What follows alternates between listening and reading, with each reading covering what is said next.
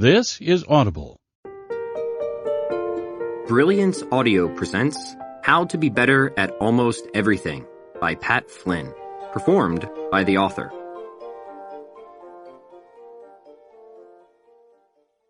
This book is dedicated to my grandfather John Jones and my grandmother Jacqueline Jones, aka DDOP and DDOM. Introduction: Why Skill Stacking is Greater Than Specialization. You don't have to be the best in the world to get ahead. You don't need to be number one to see the limelight, strike it rich, or find meaning in life. You only need to be good or great, or at least fairly competent, at a few things and then combine those things to foster that uttermost creative quality within yourself. Specialization, a goal that has been instilled into most of us from an early age, is a snare that has entrapped people for long enough. This book is about to put an end to that. I don't intend to teach you step by step some new way of starting a business. I want to teach you, one step at a time, a new way of learning and acquiring skills that you can use, if you so choose, to start a business, and thus give you a much better chance of not finding, but creating success. People can take businesses away from you, and so can a bad economy, but no one can rob you of skills, unless they rob you of life, which just wouldn't be very nice. You don't need to be born with special DNA for this book to work. You only need to be willing to learn. If you're looking for a mega inspirational story, you won't find that in much of what I'm about to tell you. But if you'd like to read about a person who came to Earth without any special inborn ability, someone who overcame a lifelong battle with neuroses and went on to acquire skills anyway, someone who turned sharply away from the conventional trajectory in life toward building a line of successful businesses, becoming a writer, a musician, a black belt, a B-level fitness celebrity, and a whole lot of other seemingly unrelated but pretty cool things that all merge dynamically into one another, then you'll probably want to read this. This book is about generalism. Our goal is to become better than most people at most things, even if we aren't the best at any one skill. Why do we want to do this? Well, the first thing I would say is that, at the very least, being a generalist makes you a lot less boring to be around. To be great at many things is, frankly, a quality that very few people have. Most people are somewhat okay at one or two things, and then either completely incompetent or downright terrible at everything else. They typically can't even do simple things like keeping a houseplant alive. Not that I would know myself how difficult that is, since the only plant I ever owned was stolen by my college roommate, who thought it was marijuana of some kind. Only the joke was on him because that's not what it was. It was just a totally regular plant that my mom got me. And I knew my roommate was the person who stole it because one day it just magically appeared on his side of the room. Would you look at that, I thought. I wonder what's going on here. So I said, "Yo, dude, did you steal my plant or what?" And he told me to relax. I was like, "Whatever, man, that plant isn't what you think." And then I got over it, because that's how life is. You get over things. Lesson number 1. Second, if you have any interest in running or starting a business, then being able to stack a variety of skills is 1,000 times more powerful than trying to be the best at just one. We call this skill stacking, combining skills in a unique and useful way, which gives you more breadth and versatility than someone who specializes in one thing. This is something I plan to teach a lot about, so please make yourself comfortable. Finally, because happiness, as the philosophers will tell us, philosophers like Aristotle and Thomas Aquinas anyway, I'm not talking about the hedonists here, involves engaging in and enjoying a genuinely good activity. It seems our fulfillment is not found in what we accumulate, but rather in what we endeavor to do. In other words, skills are good because they give us something good to engage in, and we all need that. So, to put it all together, this book is about becoming good or great at many things, and at least fairly competent at almost everything else, and then learning to combine abilities to form competitive advantages, while at the same time finding total and complete fulfillment in life. Not too heavy of an assignment, right? The secret to all of it? Skill stacking. Yay. The enemy? Specialization. Ooh.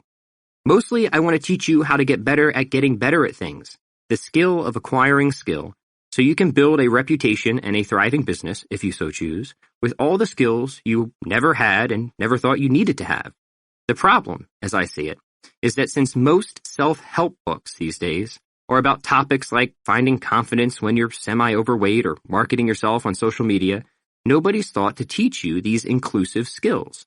And while I'm all for finding confidence when you're semi-overweight, I used to be one such person, we'll talk about that in a bit, and marketing yourself on social media, Those types of skills have little to do with being happy and successful on the most fundamental level. Happiness is a skill. Business is a skill. I'm going to teach you how to get the skills you need and then how to combine those skills to find your competitive streak and creative spirit. Am I a super creative person? Well, I should like to think that I'm at least somewhat creative. I draw things, I record music, and I write. I even entered a video game tournament once. I didn't do half bad. I won the first round, anyway.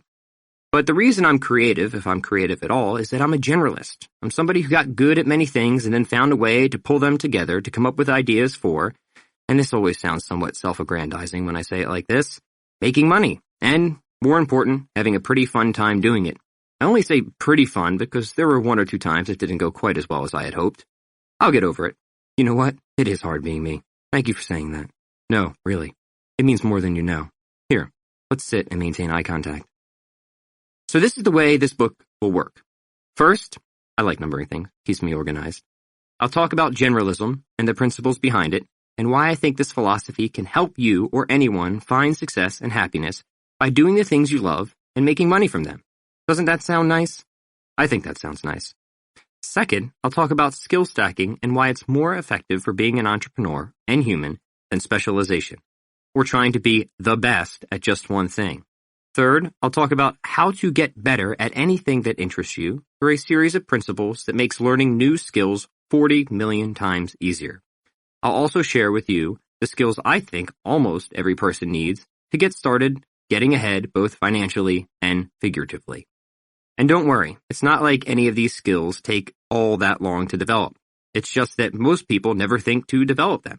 Finally, we'll talk about how to actually build a skill stack and put all your newfound talents to work in attaining the good life. Ah, yes, the good life. Because it wouldn't be a self-help book without talking about that. Along the way, we'll discuss some well-known people who use this philosophy of generalism, case studies, you could say, of those who became good or great at many things to find success and meaning and fulfillment. You'll also find more of these additional opportunities to see generalism in action in the appendix. People like George Washington Carver, whom I did a book report on in the 3rd grade, just so you know a little about my credentials. For example, George Washington Carver was more than just an innovator with the peanut and the sweet potato. He was also known for his advocacy of a proper understanding of the relationship between faith and science. In addition, he was a strong original proponent of environmentalism, while at the same time offering advice to business leaders and establishing outreach programs. The man did a lot because he was capable of a lot, and he had a huge heart. He was even a competent painter. I'll also mention several contemporary figures along the way, which is my way of saying people who aren't quite so, well, dead. As I said, my goal isn't to teach you step by step some new way of starting a business because that, I think, would be boring. My goal is to teach you principle by principle how to become better at almost everything and then help you figure out what skills you may need to do all the things you want in life. I get that this book may be saying some peculiar things and that you probably think I'm somewhat peculiar as well. But trust me when I say I'm onto something and that specialization is not the way to go in life. So many people are still so preoccupied with trying to become the best at just one thing. But the greatest opportunities present themselves to those who are preoccupied, not with excelling at one skill, but with being just good enough at the right combination of abilities. Perhaps the greatest feature of generalism is that you don't need to have any sort of genetic head start. You don't need a perfectly groomed set of eyebrows or a strong pair of arms or a fast set of legs. You can just be whoever you are and that's enough. This philosophy is all very Mr. Rogers. And since you're not trying to be the best in the world at one particular thing, you don't have to be the best in the world at anything. You can just be you and I can just be me, and that's more than adequate because anybody can get better at almost everything. I'm not saying the world doesn't need specialists like Usain Bolt or Michael Phelps or whoever designs microchips for NASA. But I am saying I was never going to be that good, and not to sound insulting, I doubt you were either, and that's fine because most people shouldn't be specialists to begin with. That's why we have generalism. It's not that specialization is unimportant. It's just that so many people think that it's way more important than it is, or that specializing is the only way to get ahead in life, when they'd be better off focusing on breadth as much as depth of skill. Generalism allows people the freedom to become moderately skilled at a number of different things and then to put these skills on top of each other to sneak ahead because the competition, God bless them, never thought the game could be played in such a way. So, that's what we're going to do. If you're reading this book, you may already know a little bit about me. Or maybe you don't. But that's where I'm going to start because, believe it or not, I know a lot about me. And you'll see, a lot of it is going to apply to you. Chapter 1. When Great is the Enemy of Good. It's not like the idea of generalism just occurred to me. It's something I had to figure out after going on a long time in the opposite direction. Like many of us, when I was a kid, I thought I should grow up to be the best at something. And for me, that something was the guitar. I wanted to be the fastest and most virtuosic guitarist around, so I could become famous, get tattoos, and do drugs and all that. Obviously, this isn't how things turned out. Here's why.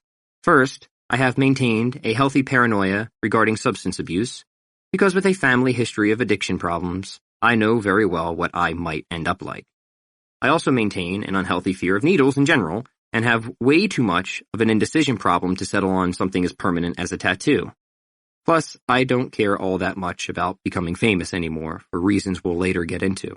Those, lofty goals aside, I realized about 5 years into playing guitar that specialization wasn't getting me to the places I wanted to go. By the time I was in high school, I was, in my opinion, the best guitarist around. But only a few people enjoyed hearing me play since I only played stuff that other guitarists wanted to listen to, like sweep-picking guitar solos. For non-musicians, an example of sweep-picking can be heard quite prominently throughout the work of virtuoso guitarists from the 1980s, like Yngwie Malmsteen. Check out Arpeggios from Hell. Because, and this is something every specialist eventually realizes, there comes a point in every skill when you become so good you suddenly lose people on a common level and begin appealing only to other specialists. And that's when you know you've gone too far. Most people in my high school didn't want to hear virtuosic guitar solos. They just wanted to be asked to prom by some singer-songwriter kid with a Dave Matthews haircut. So it would have been better if I hadn't spent so much time perfecting sweep picking and instead had gotten just a little better at singing. This was a clear case of where a skill stack, singing and playing the guitar, was more attractive than specialization, being a solo guitarist.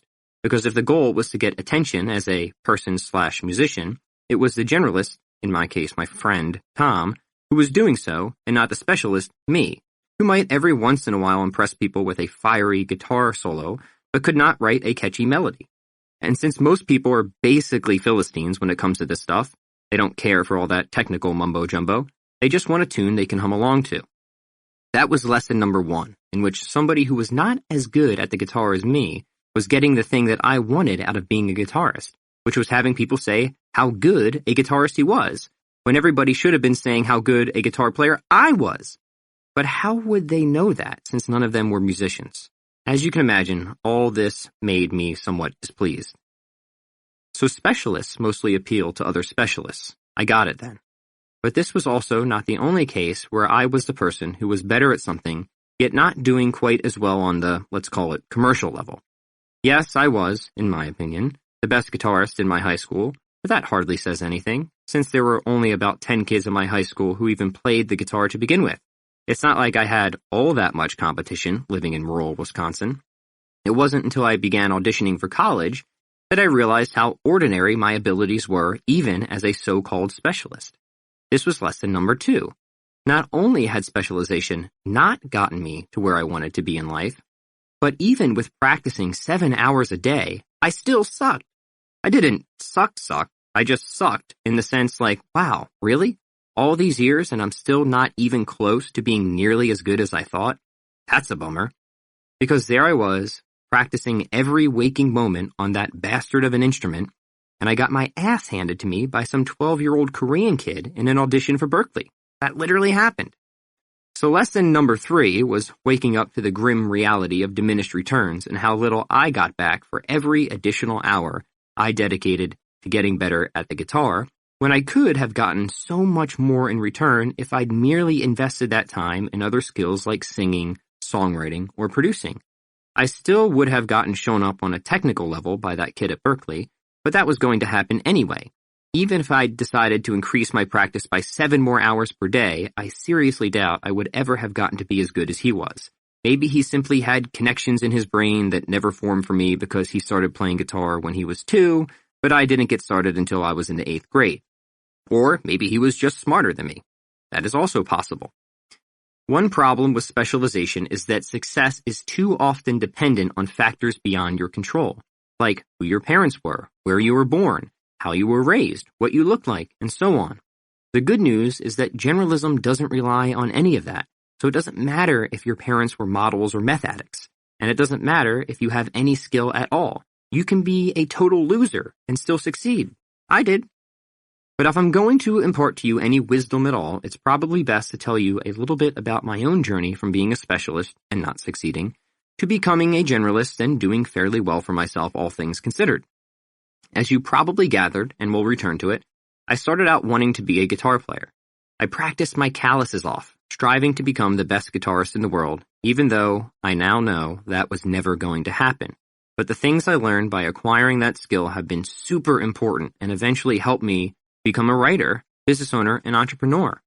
Now, since we're already such good friends, I'll let you in on this. Sometime around the 9th grade, my buddies asked me to participate in a wet t-shirt contest to see who had the bigger man boobs, me or my friend Sean. I'm sorry to have to report this, but it was about the only competition I won in high school, though the upside was that it inspired me to start getting in shape. So, after being humiliated in front of everyone whose opinion I cared about, I began reading a bunch of books on dieting and exercise, and eventually I signed up for Taekwondo, where I got into strength training and kettlebells. What are kettlebells? They're a form of weights that sort of look like cannonballs with a handle on them. Don't worry about that now. We'll come back to it. In the meantime, I experienced a lot of panic attacks and went through a period of agoraphobia where I felt like I couldn't leave my house without a chaperone and a lucky charm of some kind. I'm not going to sugarcoat this. Life pretty much sucked at this point, and that's probably where I bottomed out. High school was tough for a lot of kids, right? Through Taekwondo, I learned about meditation and started to get a hold of myself. In 2006 or 2007, while I was still in high school, I decided to start a YouTube channel and a blog to talk about getting in shape and lifting weights and meditation and pretty much everything else I was interested in. I wanted to help others because I was starting to feel a lot of the benefits from consistently working out, and my life was changing in some positive ways.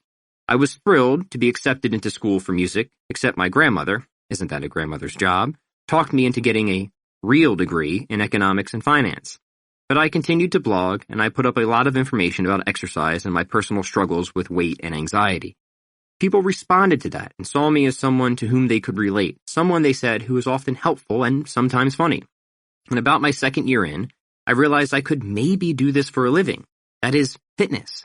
At first I was doubtful because I thought back to how I never made it as a guitarist, even though I practiced more than anyone, or so I thought. And I looked at my fitness levels and admitted I was nowhere near the most in-shape person in the world. I realized I was never going to be the strongest or the biggest or the best at anything, but I knew I could become fit in a very general way, lean and strong and muscular and flexible. I could balance on my hands and do muscle-ups and lift heavy things, and that impressed people. They saw that I was good at many things, and they wanted to know how I did it. Also, because I wasn't specializing, I didn't get hurt as much as everyone else. The friends who were bodybuilding or powerlifting and driving themselves to the breaking point in their training would get injured and lose interest. So there I was, also writing my blog and making videos for YouTube, meditating a lot and practicing Taekwondo. It was really centering me. People also began complimenting me on my writing, so I took that as an invitation to study writing more deeply and to learn how to become a good communicator and craft prose in a way that is casual and accessible. People were following my blog, they said, not only to learn about generalism and fitness, but to enjoy my storytelling and all the outrageous things I had to say. So that was neat. This was an epiphany of sorts, though a very gradual one, whereby I began to see the value in a skill stack, in which the combination of my fitness abilities and my writing skills, even though I was far from being the best at either, seemed to be intriguing when put together. It was like a sandwich. Even if all the ingredients aren't amazing themselves, they still taste pretty good when mushed together. Eventually, I realized that I never needed to specialize. I never needed to be the best piece of pastrami. I just needed to be good enough pastrami and then have some bread and sauerkraut and creamy enough dressing. I also had no direct competition because most of the people I was up against in the fitness industry weren't writers, and most writers weren't in the fitness industry. Come my senior year of college, I fell into my first big book deal because one of my followers was looking for someone to write a book about fitness. I got the deal and even did a pretty darn good job with that book, or so the publisher said, so it led to a series. And along the way, I learned a lot about marketing and business and sales. I learned about psychology and philosophy as well, and I studied all of it with a furious interest so I could start to make a living based on everything I was doing. Up until that point, I had done a fine job at getting attention, but almost nothing to make money from it. I began to spend a lot of time with business mentors, and I went to conferences to have my mind exploded by people who made more money than I even knew existed. And all that added to my skill stack, by the way. So back to my grandmother's advice, or not, as the case may be. While this was happening, I was still in school studying economics and finance. I said to my advisor, "Hey, listen, so I've got these books I have to write, and I'm running a business, and I was just wondering if instead of taking that last free elective, I could have a couple of life credits, let's call them." Well, long story, just a little less long, he had no idea what I was talking about, and I eventually dropped out.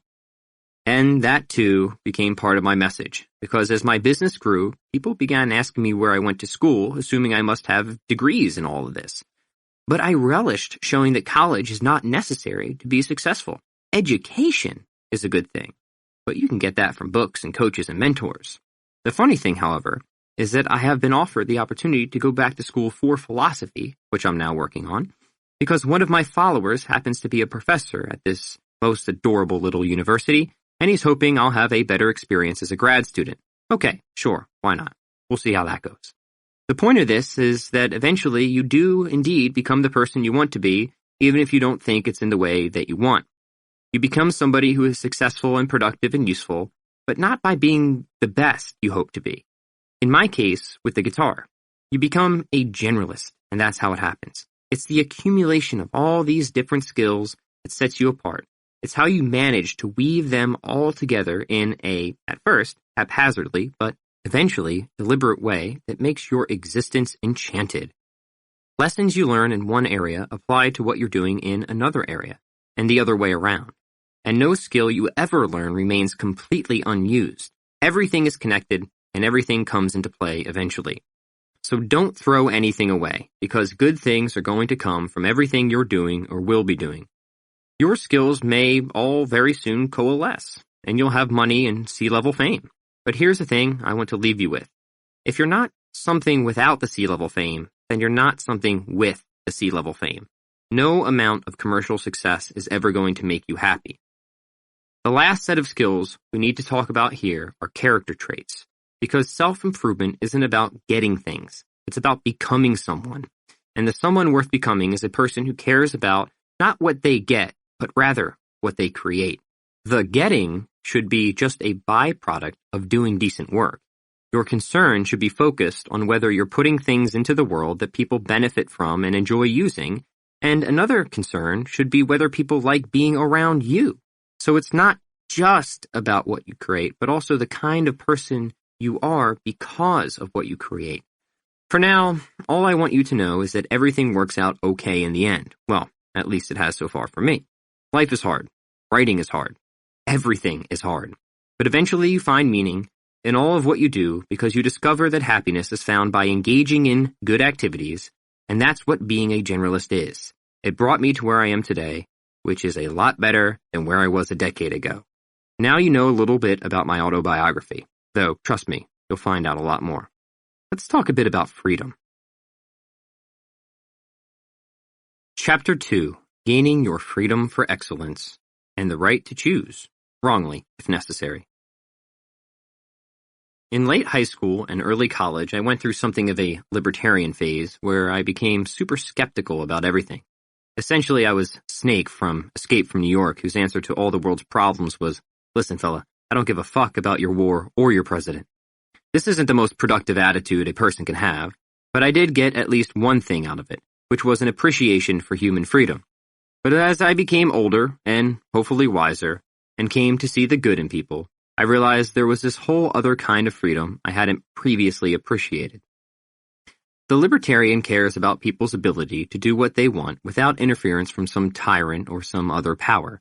That's called freedom of indifference, or autonomous self-direction, if you like. But the other kind of freedom, the freedom that's particular to generalism, is the freedom of self-expression. And that's just the ability to do things because you've gained the ability to do them. The libertarian is right to say that freedom of indifference is important because, yeah, you shouldn't enslave people. That's not a good thing. Slavery, bad. Everyone agree? But at the same time, the libertarian is incorrect to think that freedom of indifference is all people need for a happy life, because there's really no assurance that just because people are free, they'll make the most of themselves. Obviously, we can see this because we live in a country with large amounts of freedom, and yet large numbers of people feel their lives haven't amounted to much of anything. Thus, it seems that freedom of indifference is necessary, but is not in itself a sufficient means for happiness. Obviously, we need the ability to make decisions for ourselves in order to make the right decisions for ourselves. But just because we have the ability to make our own decisions doesn't mean we will make the right decisions. We might make the wrong decisions for ourselves, so that's not good. I don't want to make a philosophical treatise of this, but ultimately, here's what I'm trying to say. There's this second kind of freedom outside freedom of indifference that is more essentially tied to happiness, and that freedom is called freedom for excellence. The secret to finding freedom for excellence comes from living life in a way that does not center around simply doing whatever you want. If I were to put it more bluntly, I would say freedom for excellence is more about fighting tyrants from within, and freedom of indifference is more about fighting tyrants from without. For example, I'm only free to express myself as a musician after I develop my abilities on a musical instrument, but I can't develop those abilities unless I'm determined to follow a set of rules and practice habits. It's only by limiting my freedom in one sense that I can enhance it in another. It's only by giving up the freedom to not practice the guitar, or practice the guitar however I please, that I can practice the guitar in a way that's effective, which eventually grants me the freedom to express myself through the instrument. This is freedom of indifference. You don't tell me what to do, I won't tell you what to do, and we'll all just get along. Again, there's something to this. It's the stuff all good constitutions are made of. But then there's this other kind of freedom that says, hey, look man, it's great you don't want to be anybody's personal minion, I'm with you there, but do you really think just doing whatever you want is going to lead to a happy existence? Actually, dude, this is what I would tell that person. It's often better to take options away so long as you're removing those options yourself. Because here's freedom for excellence. This is the freedom that comes from restriction. Freedom for excellence isn't about being able to move in this or that direction like the notion of autonomous self-direction. It's about having the power to pursue whatever skills you think are worth having and developing the discipline to say no to all the things that are distracting you from your life's purpose.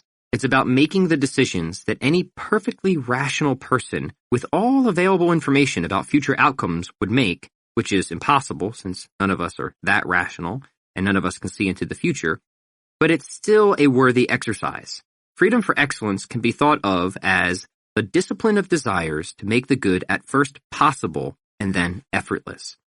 And to me, that sounds a lot like somebody who wants to get better at things. The point of having freedom is not so you can squander it, but so you can make the most of it and yourself. So you're going to have to learn to make some hard decisions. You're going to have to learn to put off what's easy for what's important. You're going to have to live as if you are not free, as if you are a slave to good habits and effective behavior. Ultimately, you're going to have to learn to impose restrictions and practice habits so you don't abuse the freedom God gave you. I'm not saying you can't choose to live the way you want. I'm only saying that with freedom comes the ability to choose wrongly. And with that comes consequences you might not be comfortable living with for the rest of your life. If you continue to gorge on junk food, you're going to wind up 50 pounds overweight, and maybe someday 200 pounds overweight, and you won't be able to get around on your own 2 feet. How much freedom will you have then? So you should know that freedom is not found in unhealthiness. Only oppression is. But turn that around a minute, because imagine you start working out and lifting weights and getting in shape. Imagine you work up the ability to do push-ups and pull-ups and handstands. And instead of teasing you, people admire what you can do, because that's a certain kind of freedom too. It's just not the kind of freedom people think of, but it is the kind of freedom that people want, even if they don't always consider it. People want the ability to do things and the freedom to express themselves. But how are you going to express yourself through abilities you don't have? For example, you're free to play the guitar when you learn your scales and modes and chords, just like you're free to speak French when you've studied the pronunciation and grammar of the language. You're free to do pull-ups only after you become more fit and gain strength, all of which comes from discipline. This is freedom for excellence. Freedom of indifference is the freedom to choose otherwise. Maybe you grew up getting pretty much everything you wanted and were allowed whatever you wanted, and you took that freedom for granted. And if you take freedom of indifference for granted, why on earth would you give any thought to freedom for excellence? Isn't that how it always seems to go?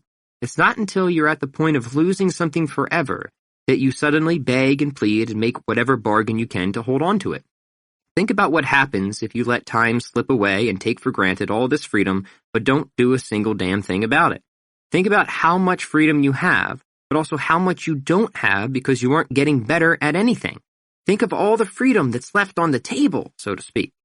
All of us have a certain amount of freedom given to us, freedom of indifference, which is mostly luck of the draw. But so much more freedom is available to us, freedom for excellence, which is earned if we're willing to apply just a bit of consistency and effort.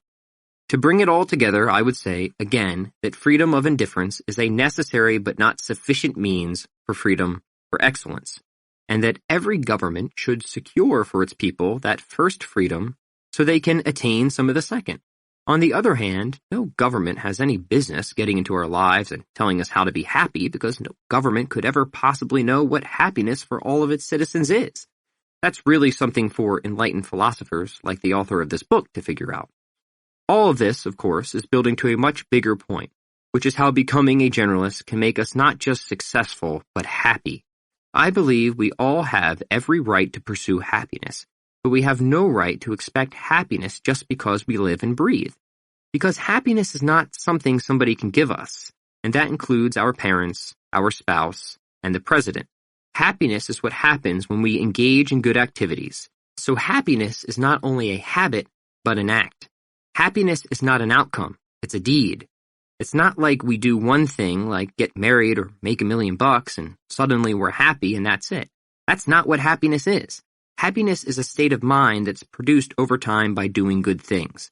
Aristotle said the point of humans is to know things, make things, and do things. He said that because humans are rational animals, their goal in life is to seek the good. And the good, according to Aristotle, is anything that is spiritually, physically, or mentally productive.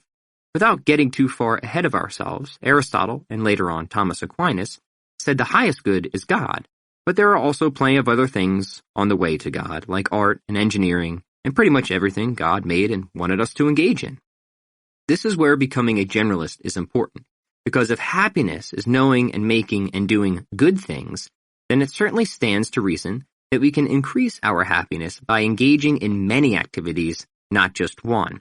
And here it's important to note that our engagement in genuinely good activities is not just about the accomplishment of the activity itself, but also about the kind of character we develop because of the things we're involved in and the reasons why. In other words, by doing good things and, importantly, doing them for the right reasons, we become genuinely good people. The reason I'm spending so much time laying out the philosophy of happiness is that before we get into any deeper principles of generalism, we need something to orient us so that we actually get better at the things that are worth getting better at for reasons that align with finding happiness. You mustn't fall into the trap of pursuing things only because you're a megalomaniac. All of us are at risk of becoming megalomaniacs if we're not careful. If you do so, no matter how many things you get better at, you'll always be sour and resentful and never feel fulfilled.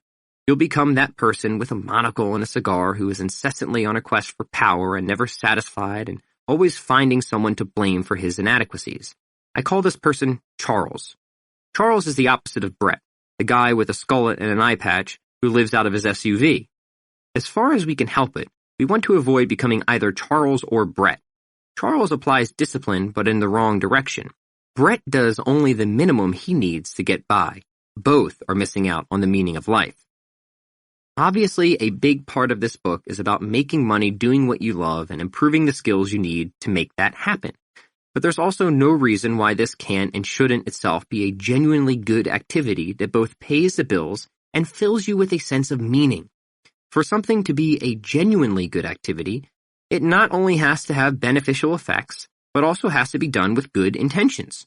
So you have to do things that help people, or at least not hurt them, And you also have to do these things because you want people to enjoy what you create. Even though the goal is to make a nice little profit along the way, it's the orientation that will determine whether the objective is fulfilling. The point is that none of these things need to be mutually exclusive. But unfortunately, many people sacrifice one thing, happiness, for another, money, when all they need to do to have both is stop being a Charles. You can make great money with the right intentions doing what you love, but you can also make great money with the wrong intentions doing what you hate. So here's why generalism is important. Generalists are people who want to get better at almost everything because almost everything is of interest to them or useful in some way. Specialists, on the other hand, can't help but match their identity to an outcome, because when people are striving to be the best in the world, they've really put themselves in a tough situation. They've built unhappiness into the system, whereas generalists are not overly concerned with an outcome and enjoy engaging in and getting better at some genuinely good activity. Of course, generalists are still going to dominate the competition because that's more a happy byproduct of being unique and good at many things. Generalists, however, never tie happiness to how many people they are doing better than, because generalists aren't trying to be better than anyone. They're only trying to be better at things. See the difference? By its very nature, specialization is set up to produce unhappiness, either because you're striving to be the best and not succeeding at it, or because even on the 0.0001% chance that you do become the best, it's next to impossible to stay there. Eventually, you're going to lose, and somebody is going to take your place and say you were never the best to begin with. They were. I don't know about you, but I've been in a few situations where both of these things have happened, and never did I feel particularly keen about it. When I specialized in guitar, I was always comparing myself to others and feeling awful and inadequate, and then as soon as I felt I was doing something special, somebody would swoop in and be like, "Nah, dude, you suck. Here, let me show you how that should actually be played." But as a generalist, I don't have that problem anymore. I've gotten away from wanting to be better than other people, and now I just focus on being good myself. Chapter 3. Becoming an Expert Generalist. 5 Key Principles. So far, we've talked a lot about why specialization is often a snare and what to do about it. And hopefully you're starting to see some of the advantages of becoming a generalist, such as being successful without hating every step along the way or having any special inheritance, genetic or otherwise. Often people pick up a self-help book looking for tactics or strategies. Just tell me what to do so I can get on my way. I've got a meeting to attend. But to me, that is totally the wrong way to go about it. What people need first is a foundational understanding of a general concept before getting into any of the finer details. For example, when it comes to weight loss, one of the principles is caloric control. Often people are concerned with specific diet plans, though, and since they don't understand that any diet plan can work so long as it reduces calories, they wind up hopping from one diet plan to the next, never knowing why all of them fail. But the reason plans fail, or work initially and then stop working, is that the dieter hasn't understood the theory of thermodynamics or how metabolism works. Once you understand those theories, you can then figure out the most appropriate diet plan by determining which one is going to most effectively get your calories to where they need to be while taking metabolic adaptations into account. Fasting, not eating for a while, is one good example. It's a topic I've written a lot about. Some people think it's the greatest thing on earth, which sometimes confuses me. Indeed, fasting works for a lot of people, but it's important to know that it works because it takes large swaths of calories out of a person's diet. Sometimes fasting doesn't work, though, because it makes people so hungry that they wind up binging on foods they otherwise would have declined, and then they'll come to me and say, "Hey, so I tried your stupid fasting plan, and it caused me to gain 10 pounds, so what gives? WTF?" Which is when I'll tell them, as delicately as I can, that they should have taken the time to read the principles section before they got started with the plan. That way, they would have known to modify the fasting schedule so they wouldn't get to such a point of overwhelming hunger. This is true for generalism, because as we continue to work through this book, we're going to present a framework that shows you how you can go about developing skills. Before we do so, however, we need to understand the principles of what we're talking about, the principles of getting better at things. These principles are as follows. 1. Skill stacking is greater than specialization. 2. Short-term specialization. 3. The rule of 80%. 4. Integration over isolation. 5. Repetition and resistance. Let me give you a brief explanation of each principle, and then we'll see how they would apply toward getting better at something probably all of us are interested in: fitness. Skill stacking is greater than specialization. Simply put, it's better to be better than most people at most things than to be the best at any one thing. Skills in combination are more powerful than individual skills by themselves, even if they aren't as fully developed. This is the fundamental advantage of being a generalist, but it's not enough to acquire skills. You must also learn to combine them. For reference, I'm using the greater than sign to mean better than. Short-term specialization. Being a generalist doesn't mean you try to improve at everything at once. Good generalists are really just short-term specialists in the sense that they focus on one or two things at a time, and once those things are developed up to 80%, but never beyond, see the next principle, they then turn their attention to something else. The rule of 80%. The rule of 80% says that if 100% is the best in the world, then never go beyond 80% at anything, because that's specialization territory. 80%, believe me, is still masterful. So you can safely assume that if you're 80% good at something and still not getting ahead in life, then that something is not your problem. It's time to acquire another skill. Integration over isolation. This principle states that you should practice only the things you need to get good at as they pertain to the task at hand. This may seem obvious, but often people focus too much attention on techniques or skills that make no sense for what they want to achieve. For example, there's no point in a guitarist who wants to play AC/DC songs learning a B-flat 13 chord, since AC/DC never uses B-flat 13 chords.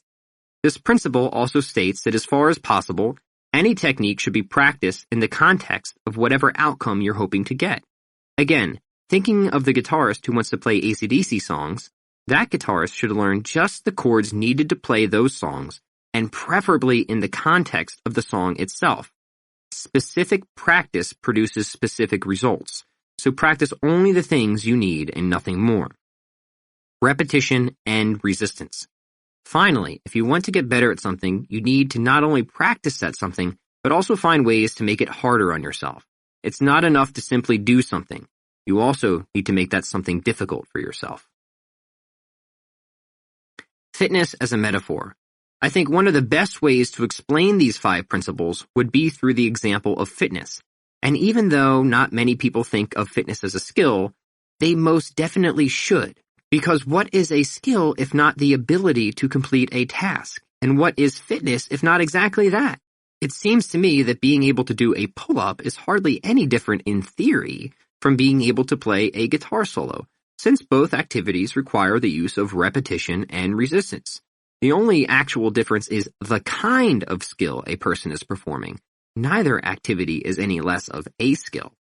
Part of the reason a lot of people never reach their fitness goals is that they don't think of fitness as a skill. They think of fitness as a habit. And while building a habit is important for building a skill, it's not enough to just get into the routine of doing something without also finding a way to progress within that routine. Putting yourself in a routine will make you marginally better at that skill. It will make you better than people who don't do that something at all, but it will hardly make you great at it. For that, you need these other principles. So how about I talk you through this from the standpoint of a gym instructor, because wouldn't that be fun? We'll imagine I'm addressing a bunch of mealy-mouthed middle schoolers who are timid about exercise, essentially my former self. I want to do this because I feel like when I was in school, I got the worst impression about fitness imaginable, since I was always forced to do it without understanding why, and then I'd get embarrassed because of how terrible I was. I'm sure some of you can relate. Now, let me grab my whistle and put my gym shorts on. Ready? All right, children, gather round. Today is your first day of gym class, so there are a few things we need to get across before we subject your tiny bodies to the rigors that await.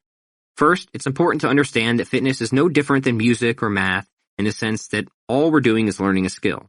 But instead of keeping time or adding integers, we're practicing physical things like push-ups and pull-ups. And while some people may be more inclined to be musicians or mathematicians, others may be more inclined to do pull-ups. That doesn't mean, however, that people who aren't inclined to do pull-ups can never be good at pull-ups. By inclined, I mean just naturally good at something. Fitness, for example, is considered a skill because you get better at what you practice. This is known as specific adaptations to imposed demands, and it applies to literally everything you can think of. You don't get better at softball without practicing hitting or pitching. You don't get better at making burritos without folding tortillas.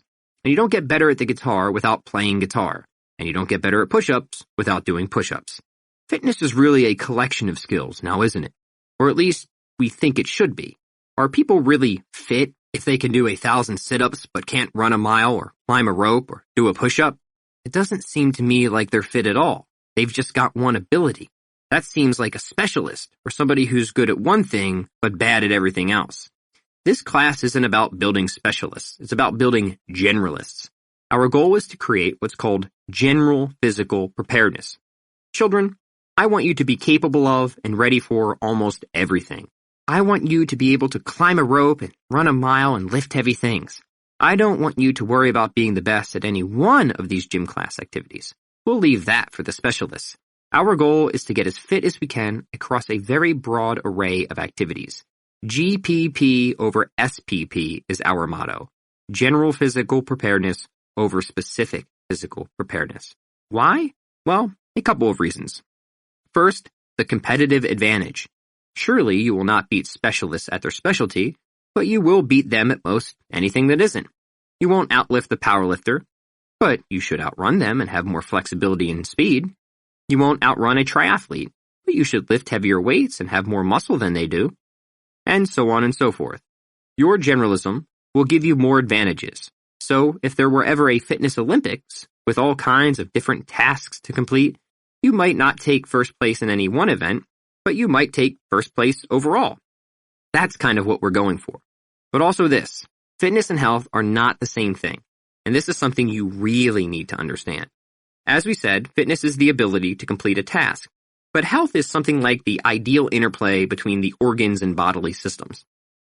The problem with specializing is that you can actually take fitness to the point where it destroys your health. You can try so hard to be the best at some physical thing that you blow out your back in the process or cause your kidneys to fail. These things do happen, and detriments to health are all too common a price to pay for wanting to be the best in the world at something involving fitness. Just think of most football players or powerlifters or gymnasts. Nobody would deny that a person must be very fit to achieve greatness in any one of those sports. But I also doubt anyone would deny that they take a heavy toll. The football player winds up concussed, and the powerlifter winds up in need of new vertebrae, and the gymnast winds up with seriously deformed elbows. This is the price of specialization. There is no escaping it. But the generalist doesn't have to suffer any such ills since they don't care about being the best at anything. The generalist, and that's you, children, doesn't have to put fitness and health at odds, and in fact does exactly the opposite. Whatever we do to increase our fitness should at least not cause harm to our health and should preferably improve it. This means that if we are getting fit in one sense, we'd like to see an increase of health in a similar sense. Fitness is a foundation of health, and health is a foundation of fitness. For example, here's a sample plan that you can use to get started on your general fitness routine. Let's begin with this. Walk 20 to 60 minutes per day, briskly. Also, use the following morning recharge mobility routine. 2 minutes of jumping rope, 5 minutes of Turkish get-ups, and 2 minutes of Hindu push-ups. Just repeat those exercises for anywhere between 10 to 15 minutes. Now, let's take this day by day. On day 1, I want you to perform a pushing exercise and a hinging exercise. Once I work through the weekly routine, I'll explain some of the exercise options. So, I want you to do 5 sets of 3 reps at your 5 rep max on day 1 of a pushing and hinging exercise. On day 2, I want you to do a squatting and pulling exercise. Do 3 sets of 8 reps at your 12 rep max. After that, perform a loaded carry for 3 sets by 1 minute. On day 3, we'll do interval running. That's where you do a 10-second sprint, followed by a 30-second jog, followed by a 1-minute brisk walk. Repeat that sequence for 15 to 20 minutes. On day 4, we're back to a pushing and hinging exercise for 3 sets of 8 reps at your 12 rep max. On day 5, we're back to a pulling and squatting exercise, 5 sets of 3 reps at your 5 rep max. After that, we'll go back to the carry, 3 sets by 1 minute. Day 6, we're going to do a pushing, a pulling, a hinging, and a squatting exercise, all for 3 sets by 5 reps at your 7 rep max. Then on day 7, we'll just do some walking and mobility to recover. Now, a few notes. You can visit my exercise at www.chroniclesofstrength.com to find tutorials for all these exercises. But here is a sample list to get you started. For pushes, you could do military press, bench press, dips, or push-ups. For pulls, you could do pull-ups, chin-ups, bent over rows.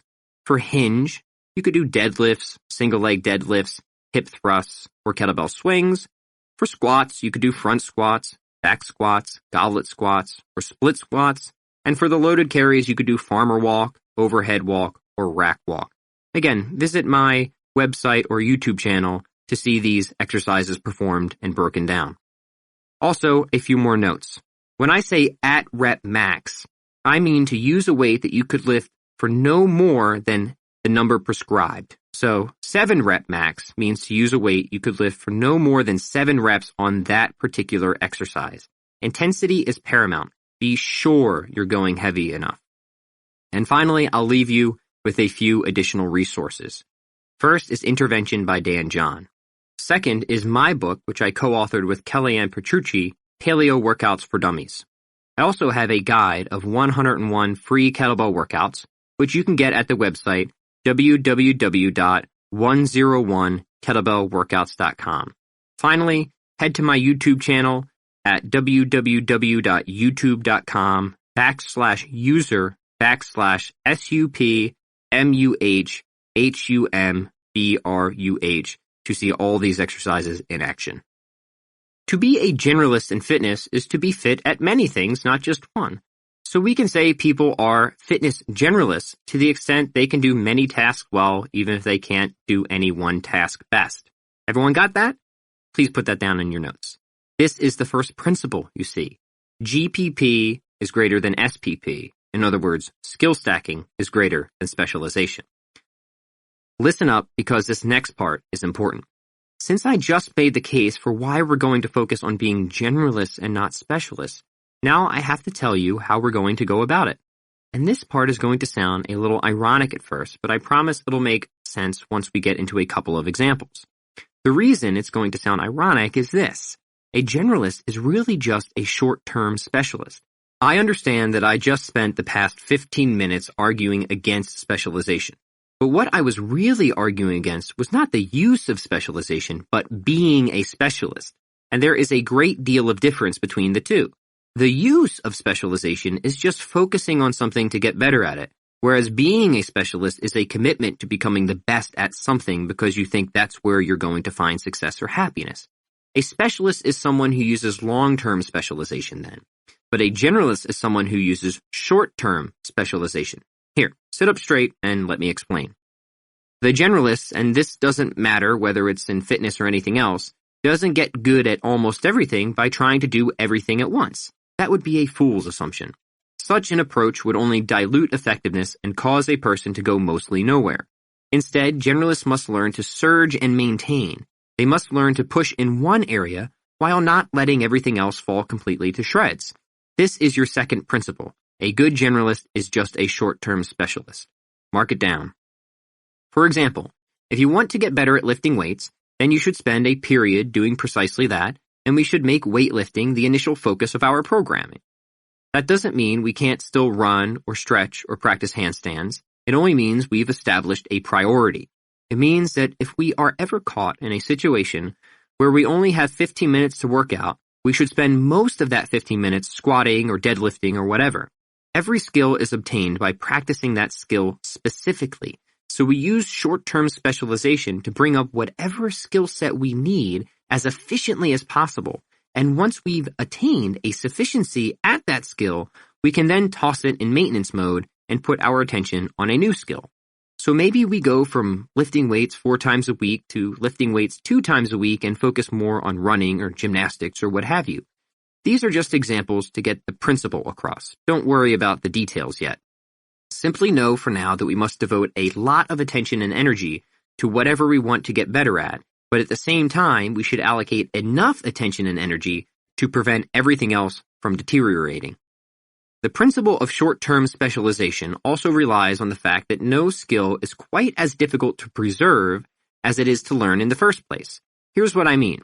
It takes a lot more effort to get your deadlift to double your body weight than it does to keep it there. It also takes a lot more effort to learn a handstand than it does to maintain a handstand. Some skills are surely more slippery than others in the sense that they fall off sooner than you'd like, but no skill takes quite so much effort to maintain as it does to gain. Think, for example, of riding a bike. It takes a while to learn, but hardly any effort to remain fairly decent at it. This is why we put more attention and energy into building a skill than into holding on to it. That's how this whole thing works. But at the same time, we can't expect a skill to maintain itself. We still need to allot some amount of practice time to it, even if that amount of time isn't as much as it was before.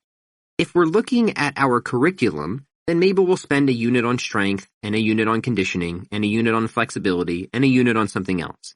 And while each of those units will have a clear specialization, we'll still keep up with everything we've practiced so far. We'll still lift in the conditioning unit, and we'll still stretch in the strength unit, even if that isn't where we spend most of our time. Our greatest focus will be on whatever the theme of the unit is. Does that make sense? And have you put it in your notes? Because this is a very important principle. You cannot be a good generalist without knowing what short-term specialization is and how to rotate periods of emphasis on each particular skill set.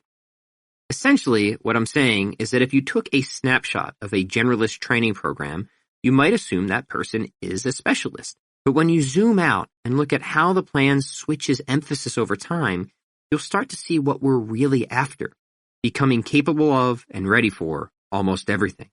This brings us to our next principle, the rule of 80%, which states that if 100% is best in the world at something, then you should never go beyond 80% good at anything. This might sound even more peculiar than the last principle, but again, it will make a lot of sense if you can just sit still and let me explain it to you. I appreciate your patience. I really do. You're such good children and handsome. Imagine our goal is to become better than most people at most things, which, as generalists, it is.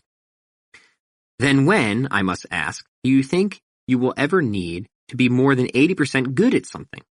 The answer is never. You will never need to be more than 80% good at one skill unless your goal is to become a specialist, which would obviously defeat the entire purpose of this conversation. So that's reason number one.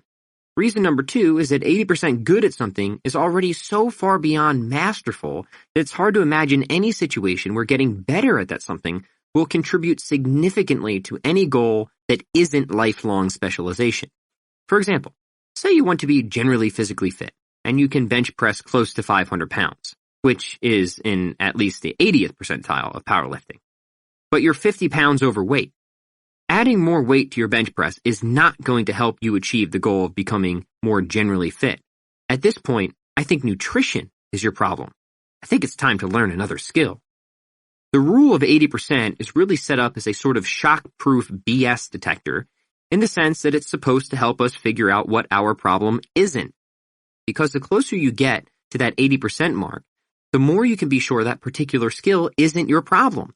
Another example is if you can run 50 miles but can't lift your own body weight up to a pull-up bar.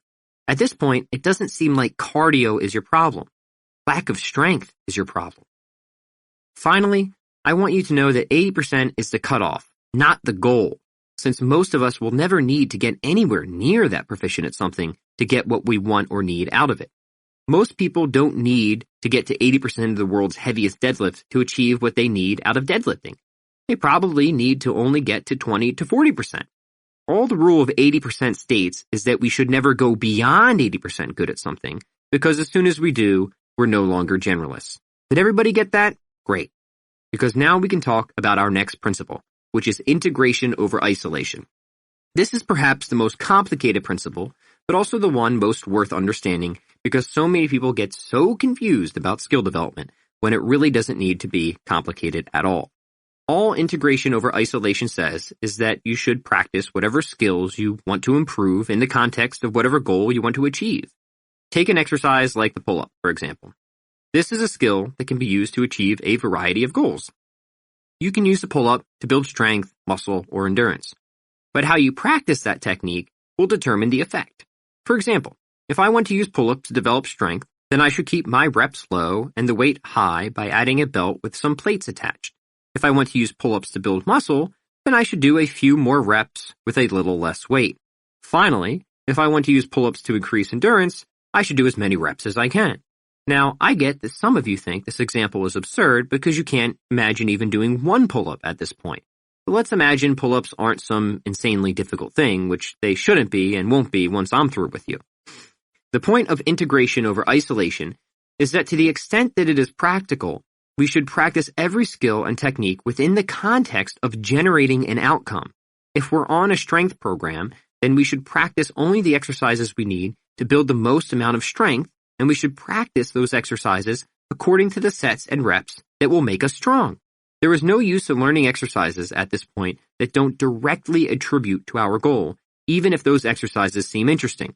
For example, in this case, there's no reason we should be spending time learning how to breaststroke. The breaststroke is a fine exercise and useful for endurance, because swimming is useful for endurance, but we shouldn't spend most of our time during a strength phase in a swimming pool, geriatric workouts excluded. This would be like learning to draw cartoons when you want to create realistic oil paintings of landscapes. Integration over isolation forces us to start with the end in mind and devise a plan based on what we want to achieve. Mostly it helps us focus specifically on the skills we need to practice to produce a particular outcome. For example, if we want to get better at running, then we should put together a plan that teaches stride mechanics and features protocols to increase aerobic capacity. And preferably, we should be able to practice stride mechanics within the context of those aerobic protocols. In other words, we practice the technique of running within the running program itself. What I'm talking about is being as efficient as possible and focusing our attention and effort as specifically as possible on exactly the things we need to improve and not wasting any time on extraneous or irrelevant activity. What is extraneous or irrelevant activity? Simply anything that isn't directly related to the goal. Bench press is extraneous or irrelevant if the goal is to become a better runner, but it's not extraneous or irrelevant if the goal is to build a bigger chest or upper body strength. This principle requires context, and just about any skill or technique can be validated by it so long as you're clear on what you want to achieve and what's needed to achieve it.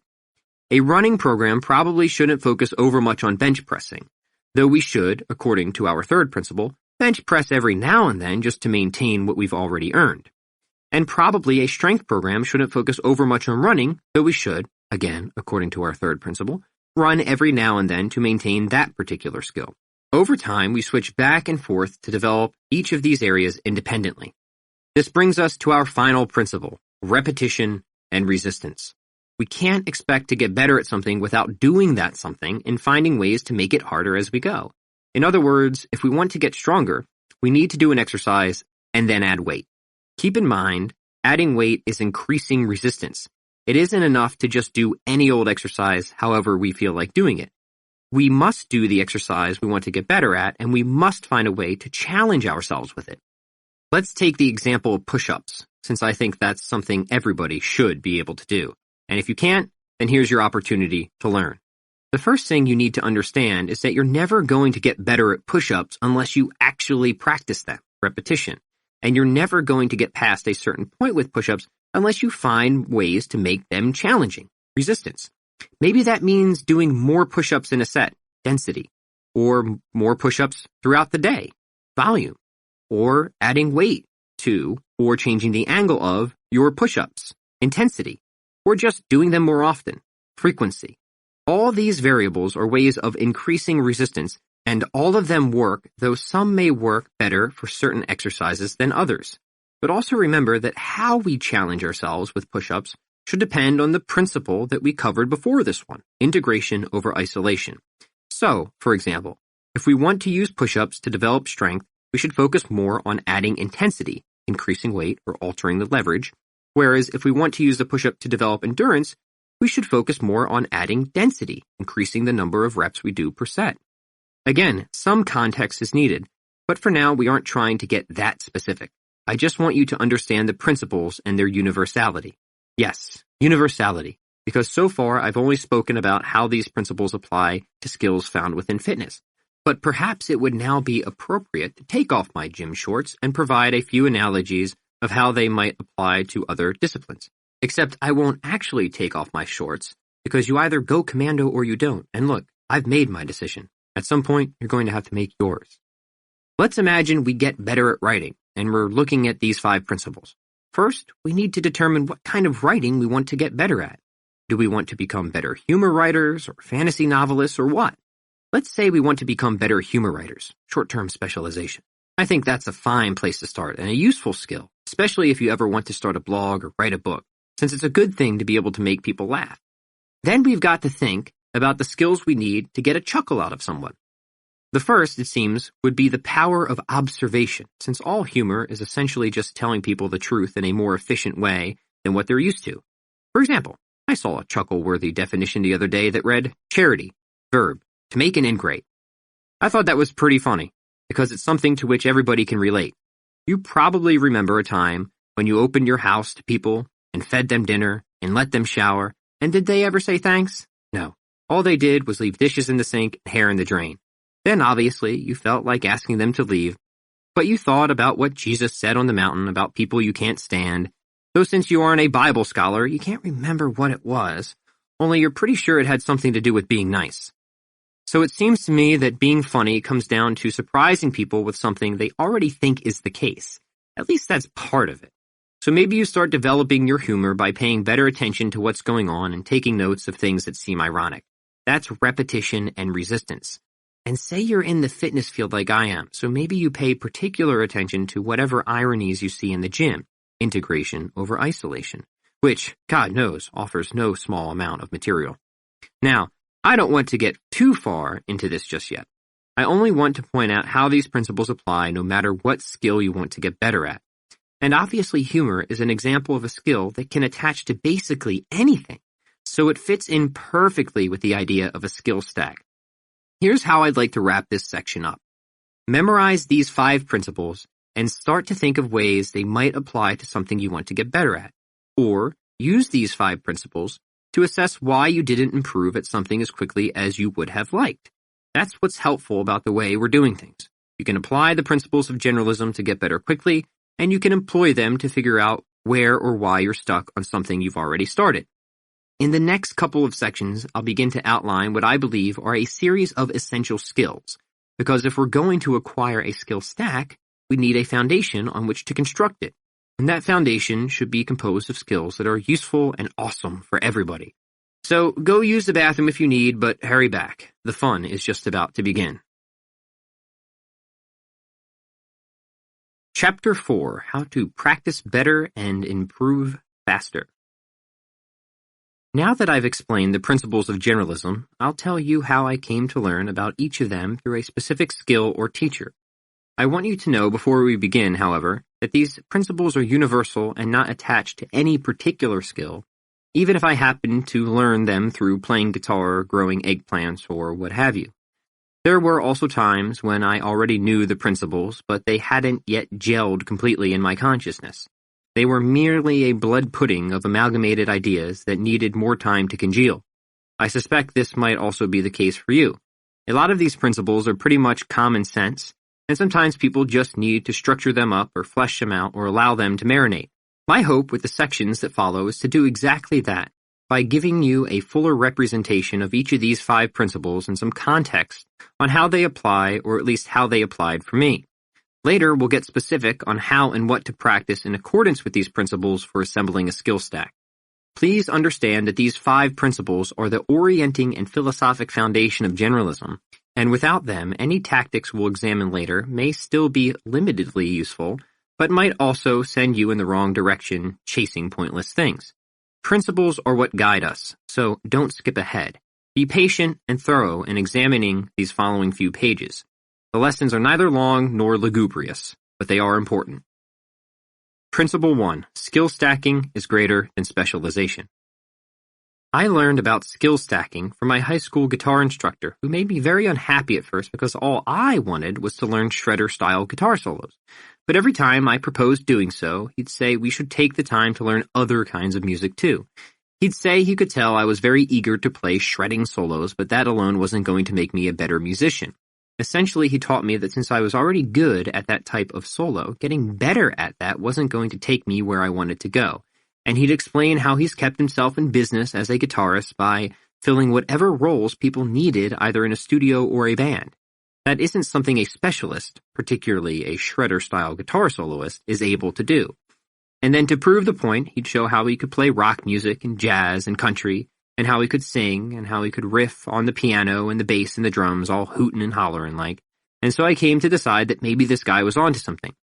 But that was hardly the half of it, because then he'd show me how adept he was at producing and marketing as well, since he had 13 albums out, and not one of them was a total flop by any conventional standards of self-publication, meaning they sold more than 13 copies. So you'd think at this point I'd have been receptive to what he had to say, but don't worry, I definitely wasn't. I was still stuck on being a specialist, the greatest shredder-style guitar soloist in a time when nobody listened to that technique. But he kept trying to get me to understand and take his advice to heart. He'd explained that it was because he was not the best at any one thing, that he always had a paying gig, and had always been able to make money on his own and support his family. He also explained how getting good at many different things gave him many different streams of income, including playing in a band, playing in recording sessions, selling his own music, and, of course, giving guitar lessons to friendly people like me. This is how he was making $500,000 or so a year as a guitarist without being famous or the best in the world, without even having a college degree. When he told me that, I was like, wow, this guy makes more money than my dad. And I kid you not, he actually said, I bet that's more money than your dad makes. It struck me. You know, that's kind of a weird thing to say, but technically I think you're correct. Now, here was a guy who made good money, and he was doing something I admired. He was playing the guitar, and he was awesome at it. Sure, he wasn't famous like Angus Young of AC/DC, but he was really good, and he was beholden to no one. He made his own music and his own schedule. He was doing what he loved and thriving while doing it. The secret to all of it? Skill stacking. Not only did he play a number of diverse styles and instruments, but he took the time to learn all the necessary business-related skills such as producing and marketing and sales. He was the first to admit he wasn't the best at any of it, but he didn't need to be. Just as any true generalist knows, right friends, you only have to be just good enough at the various necessary skills and then stack them together in a unique and useful way. My guitar instructor did exactly that, and that's why people chose him when they needed someone on their recordings, since most bands don't need a musician who's the best at just one thing. They need somebody who can play rock one day and jazz the next, and maybe even sell some paraphernalia. What I learned from my guitar instructor is that skill stacking applies at the bottom level and the top, within a specific skill and to the whole lasagna of life itself. For instance, he could also get the word out about his skills and what he could offer, and he could cut albums that didn't sound half bad, that were quite catchy in fact. I never appreciated that until I became older, but looking back, now I can see this was all very deliberate and effective and good. He was a stark contrast to a lot of my previous guitar teachers. Yes, some were more skilled guitar soloists or had better dexterity, but they were not as musically versatile. Few knew much about marketing or producing or sales, so maybe that's why some of them were still living in a studio above the music shop with their girlfriends subsidizing the rent. They didn't have the skills to stack, so they were hoping they could become a good enough specialist to be signed by a record label. I think that last point is among the most significant differences between generalists and specialists. Specialists try to be the best at something so they can get enough attention from somebody to scoop them up and offer them a contract of some kind. They end up being dependent on somebody else. Generalists, however, acquire whatever skills they need so they can be successful entirely on their own. That, my little rabbit, is the secret to sweet, sweet freedom. I learned this principle as a young guitarist, but it didn't fully apply until I was a business owner. That's when it finally became obvious. When it comes to business, I'm not the best at any one facet of it. I'm not the best at writing or sales, and I'm not the best at training employees, but I'm good to great at all of it, which is why I've been able to make money doing what I like, really doing what I love. It's only because I've been able to stack skills that I've gotten ahead of those who are clearly more capable than I am at a particular specialty. So what if someone can do more pull-ups than I can? Because I can still do a lot of pull-ups. But you want to know something? I can also launch a successful ad campaign, which that person probably has no idea about. And maybe someone can launch a better advertising campaign than I can. But I'm guessing I'm in better physical shape. See how that works? As a generalist, you always win, so long as you know what to compete in. Here's the short of it. Skill stacking lays a foundation for success that gives you a chance at a thriving, meaningful, productive, and independent existence.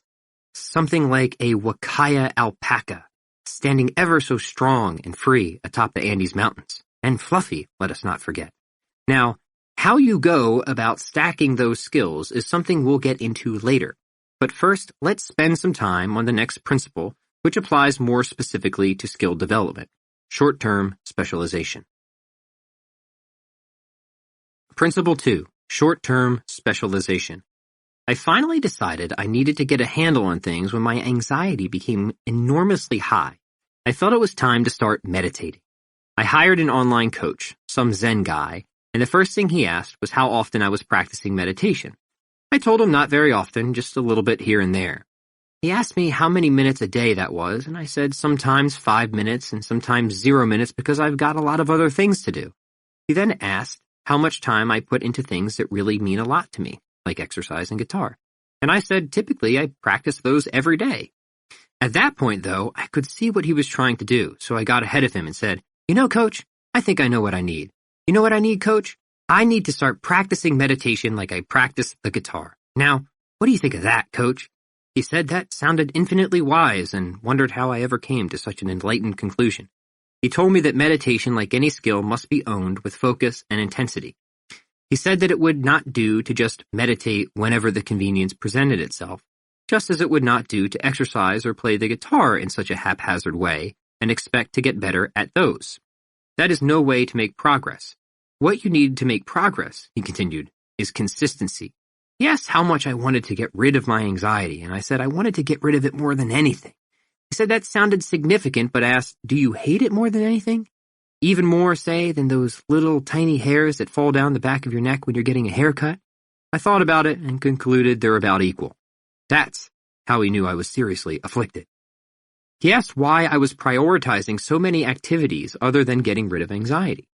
If anxiety was my biggest concern, he wondered, why was I so focused on things that had no relevance to that?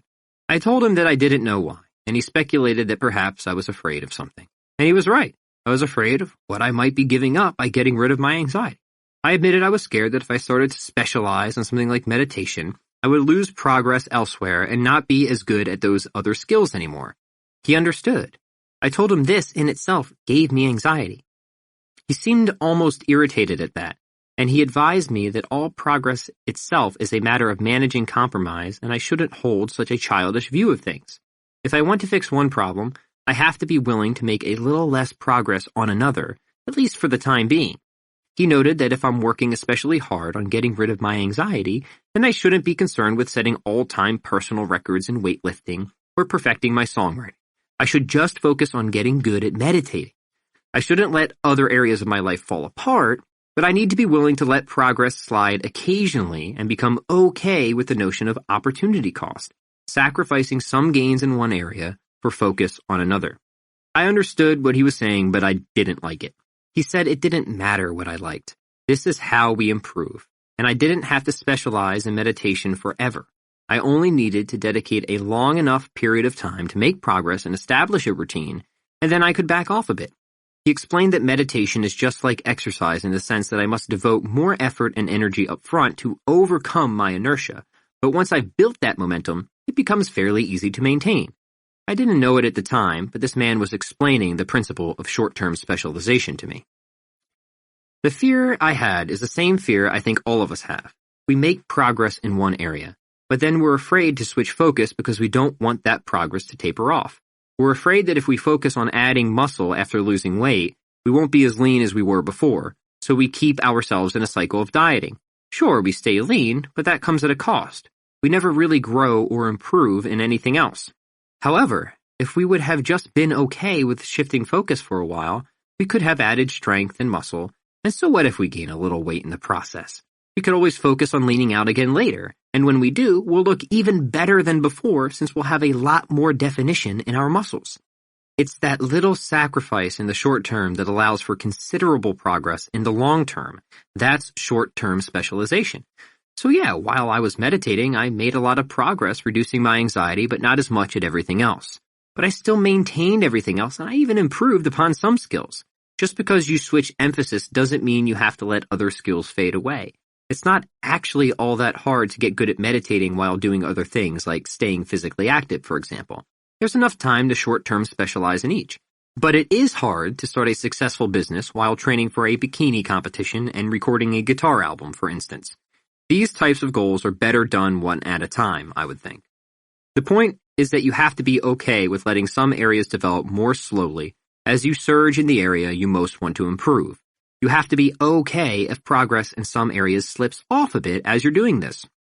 This all sounds fine in theory, but in practice it comes with a lot of hang-ups, because once we get good at something, we can hardly stand to see it recede, even if only an inch. You're going to have to get over that, like I did. At some point, these sacrifices have to be made, so they might as well be made intentionally. And remember, you're not letting progress slide forever. When you come back to something later, you'll probably make more progress than ever, since you've given yourself the time to improve in other areas that might very well support the previous thing. For example, say you got strong at deadlifting, but then you decide to lose some weight, so you go on a diet. Well, chances are, while you're leaning out, your deadlift isn't going to be as strong as it was, even though you should still train the deadlift. Just accept that your deadlift will fall off a little because the sacrifice you're making with that skill is more than offset by the progress you're making in body composition.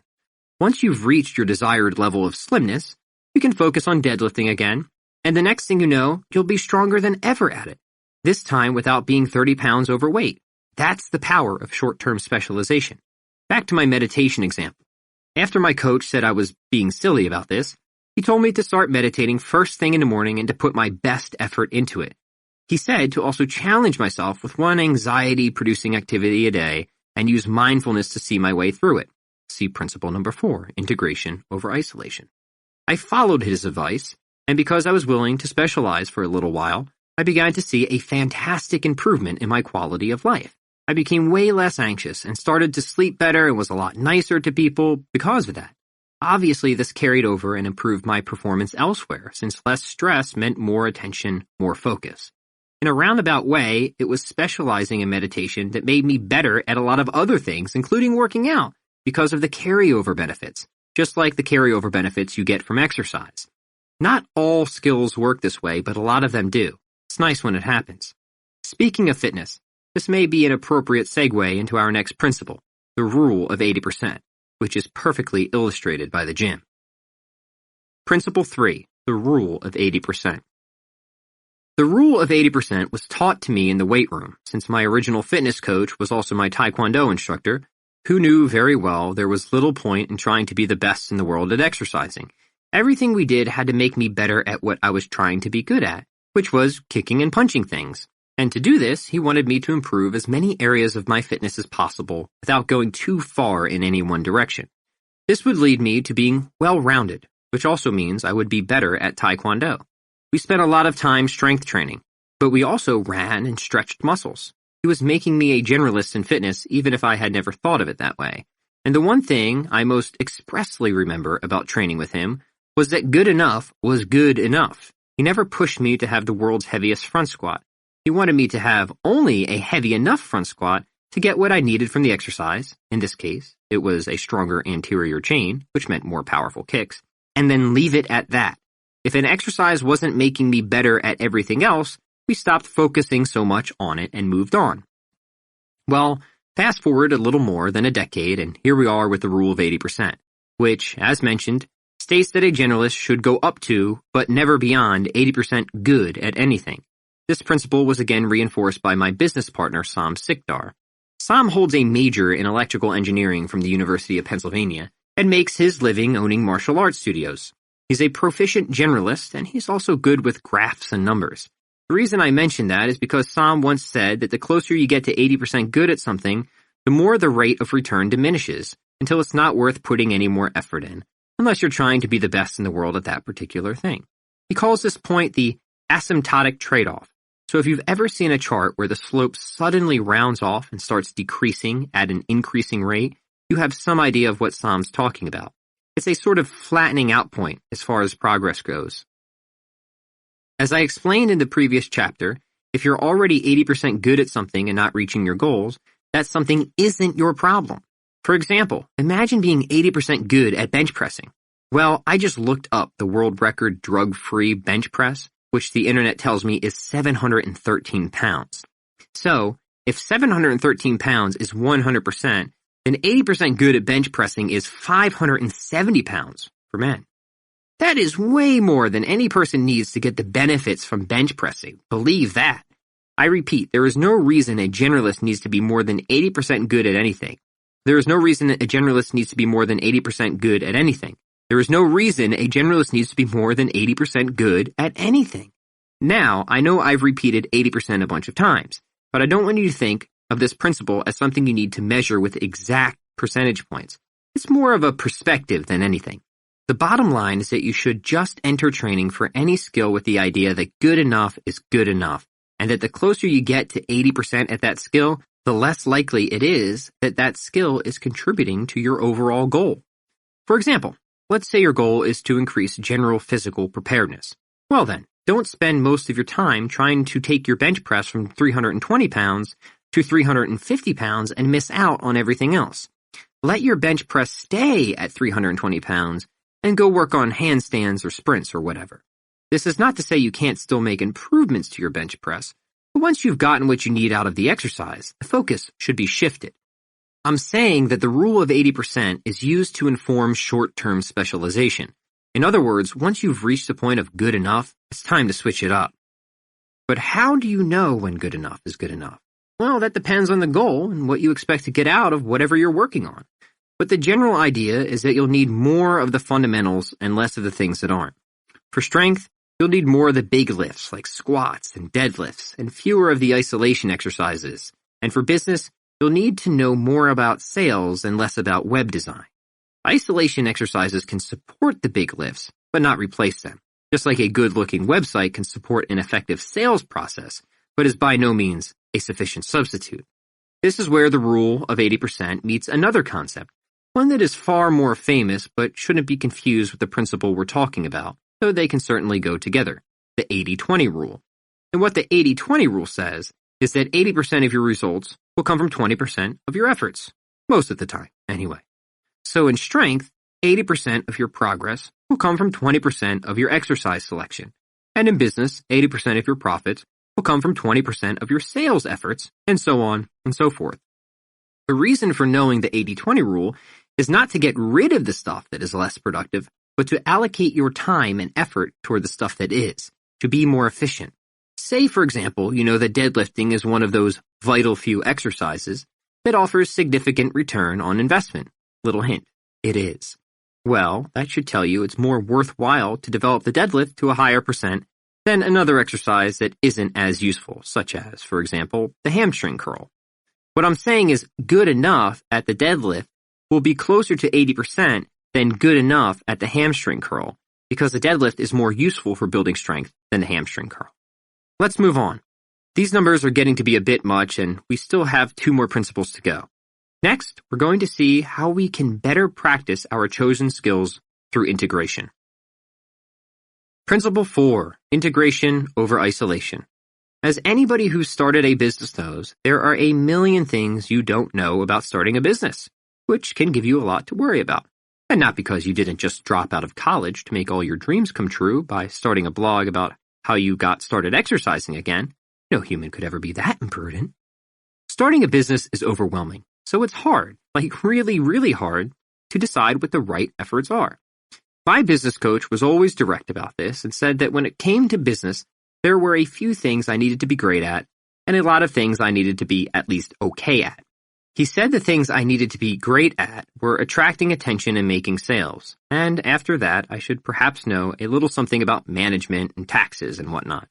But he made it clear that if the goal was to make money, there were a lot of things I could focus on, but only a few things that I should focus on. He said the essential skills of any business owner come down to getting attention, making sales, and retaining customers. He said any skill that doesn't contribute to any of those can be initially ignored. This reminded me of when I was a younger Taekwondo student. Sam told me that while there are 1,001 kicks, you need to know only about 5 to 10 to be a competitor. Roundhouse, back kick, front kick, and so on.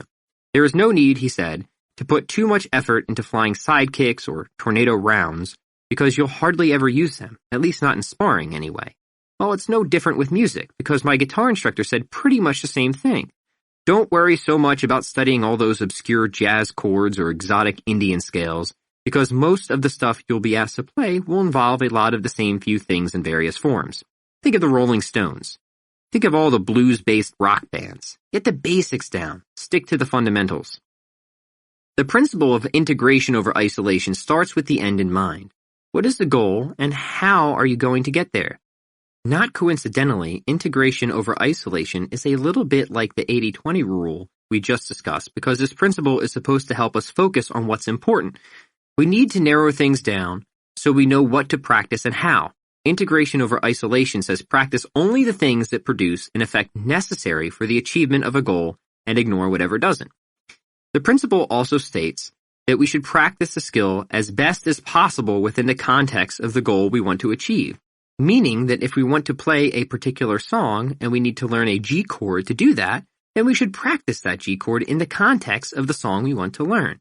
That is, in relation to the other chords in the song, at the appropriate tempo, and so on. Only, we may not be able to do that at first because the song may have a fast tempo, and we may not be familiar with any of those other chords. So we might have to pull the G chord out of context and practice it by itself a while, which would indeed be isolation.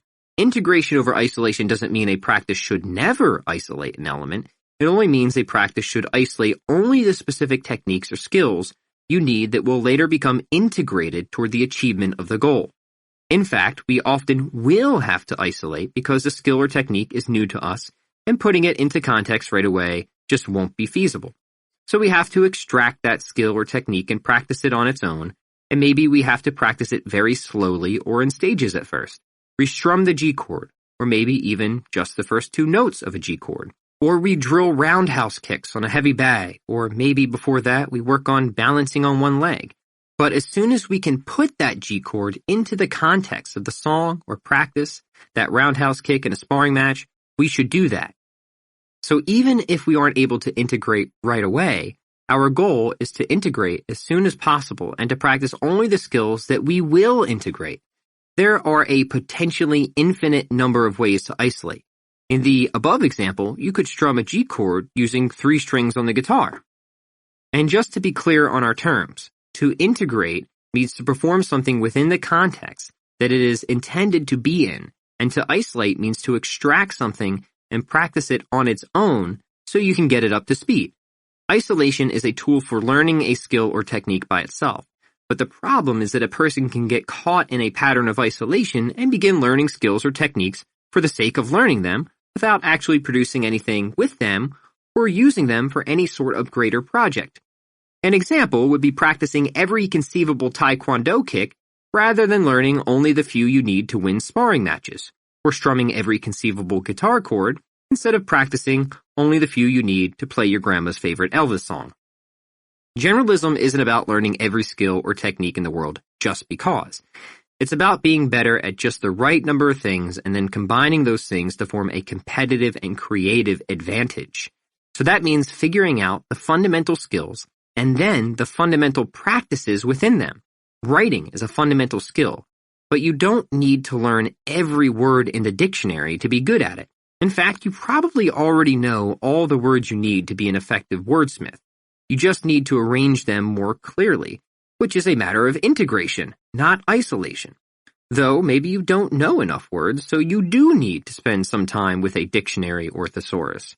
But even if that's the case, you shouldn't spend any more time with that book than you need to get the job done.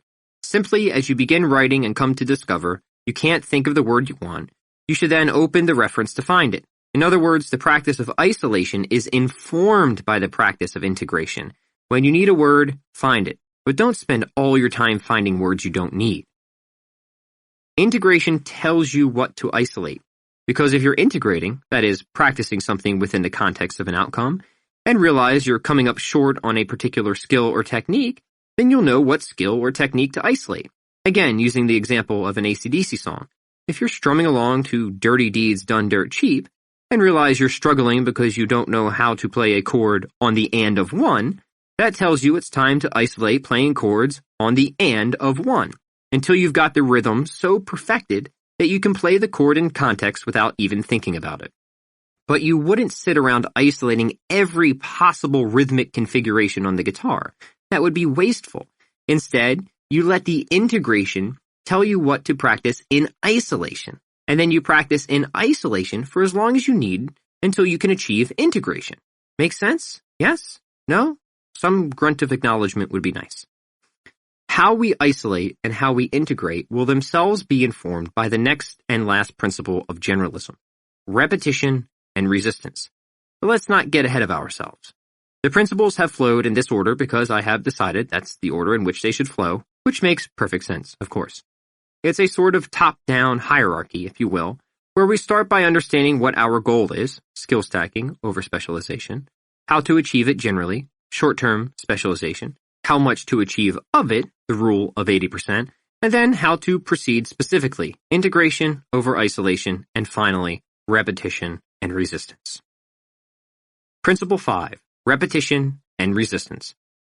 When I began working out, people couldn't believe it because of all my friends, I was always the most out of shape. I was never good at sports, and I was clumsy and hefty, so none of my so-called chums took me seriously when I started going to the weight room. In fact, nobody did. But as time went by, I began losing weight and building strength, and after not too long, all the people who initially doubted were soon asking for advice. And what I would say is this: you need to understand repetition and resistance. That's our starting point. If you want to get stronger, if you want to build skill, because remember, this principle extends far beyond the weight room, you need to practice what you want to get good at, and you need to find ways of making it harder as you go. So when it comes to working out, you need to do the exercises that are challenging, and you need to make them more challenging because eventually you'll adapt. In other words, you need to do reps and add weight. Part of the reason people don't progress, in the gym or otherwise, is that they're doing reps but not adding weight. They're in a routine, but they're not making their routine challenging. They're not using progressive resistance, in other words. They're just keeping things the same. They keep military pressing the same weight, or keep doing the same number of push-ups, or keep running the same number of miles. Well, it's similar with any other skill. Repetition will only get you so far. If you want to get stronger, then you need to add weight to what you're doing. I think a lot of people understand that to improve at a skill, you have to practice it. But I don't think a lot of people understand that to really improve, you have to find ways to practice that skill under increasingly difficult demands. It's not enough to merely write. You also have to try writing at a higher level or in different styles. It's not enough to merely pluck notes on the guitar. You also have to pluck notes at different tempos and time signatures. It's not enough to merely practice what you're already good at. You have to practice the things that strain your capabilities, the things that you're not already good at. Here's the litmus test. If you ever have a practice session in anything and you're not challenged by it, then you're not using the principle of repetition and resistance. You're not really practicing, at least not in an optimal way. So you can ignore all the terrific nonsense one is so accustomed to hearing about only perfect practice being effective, because whoever said that never did a workout with any significant weight. When you're struggling, your practice is never going to be perfect, but it is going to improve. At the same time, your goal should always be to improve the quality of your repetitions even as you are met with difficulty, to keep your knees out as you squat more weight, to keep your notes clear as you build speed. In other words, to not allow intensity to produce slop. There will, of course, be some competition between consistency on the one hand and intensity on the other. It is obviously easier to maintain the high quality of your reps if you always keep your reps the same, but that would be defeating the purpose. At the same time, however, you should never give yourself permission to slack on quality just because the assignment is difficult. If you want to make progress in the gym, you need to employ progressive overload, that is, increasing resistance. In fact, if you want to make progress at anything, you need to employ increasing resistance as well. But how you apply increasing resistance will depend on the skill and how far along you are with it. We'll talk specifics later, but for now, there are some general factors that can help you gauge what is appropriate and what isn't. To start, I would suggest memorizing the following motto: challenged but successful. Training to failure is often training to fail. That is, purposely pushing past your known limits rather than working intelligently up to them is a mistake. Thus, the secret to successful practicing, if there is one, is to push yourself up to, but not necessarily beyond, your capabilities. If quality has become degraded in an exercise because of the intensity at which you're doing it, then you are no longer getting better at the exercise. You're serving slop. And the goal of an exercise is not to serve slop. The goal is to get better at the exercise. Squats, chord sequences, writing sentences, whatever it is. Occasionally you may exceed your limits. That's called strategic overreach. And that's not always a bad thing, but it can be a bad thing if that's all you're doing. Challenged but successful. Challenged but successful. Challenged but successful. But let's not forget about repetition either, which resistance is destined to rely on. You can't add weight to something you're not doing, or something you're not already familiar with. And that's the point of repetition. You need to practice specifically whatever it is you want to get better at. Do reps at the things you want to improve. Do reps at the thing you want to improve. Do reps at the thing you want to improve. Don't expect to get better at pull-ups by running. Aside from indirect carryover, that is. For example, running may help a person lose weight, which in turn would make pull-ups easier, but running itself does not develop the strength for pull-ups. That may sound ludicrous. Who would ever think to do something so silly as that? But we make this mistake all the time. We avoid doing the things we're not good at and continue to practice our strengths, hoping that one day our areas of weakness will somehow take care of themselves. But this simply confuses solving a problem with ignoring it. The rule of repetition takes that option away. If you want to get good at something, you have to practice it. Alright, let's wrap this chapter up. I think we've laid the necessary groundwork to launch into the specifics of this fantabulous little enterprise. Generalism. The principles are there, and they're what we're going to be basing our practice upon. What comes next is more difficult, not in a theoretical sense, but in a practical sense, because the onus will soon be put entirely on you. I hope I've been exceptionally clear about this. Just reading this book won't actually make you better at things. Did anybody think that coming in? Oh God, I certainly hope not. Because if so, boy, are you going to be disappointed when you see just how much I'm about to ask you to do. The good news? The work will be efficient. We'll adhere to these principles, so our efforts will be swift and scientific. No time will be wasted, and no energy will be dispersed simply because we feel like experimenting with things. There are no experiments here, just a process. And it is to that process that we now turn. Chapter 5. Where to begin? Meta skills. In my house, up in the attic, there's a picture of me from around the 3rd grade. I don't remember having this picture taken, probably because I never wanted it taken, and I don't recall how it got into my house since it's a school portrait that probably my mom should have, hanging above the staircase next to my sister Bridget's. But somehow it found its way onto my desk, and I haven't been able to put it away because for some reason when I look at it, I can't help but feel a certain way about it. Why is that? Is it because I knew this kid would have a somewhat shaky start in life? Not exactly. This isn't about feeling bad for myself. This is about wanting to elevate myself, so if I ever could go back in time, I'd be able to assure this little version of me that everything would turn out more or less okay. Now, a lot of people, some much more successful than me, hang portraits of their heroes on the wall, so it might seem a little perverse, some might even say a little narcissistic, for me to find motivation in staring at a picture of myself. But I look at it only because it serves a purpose.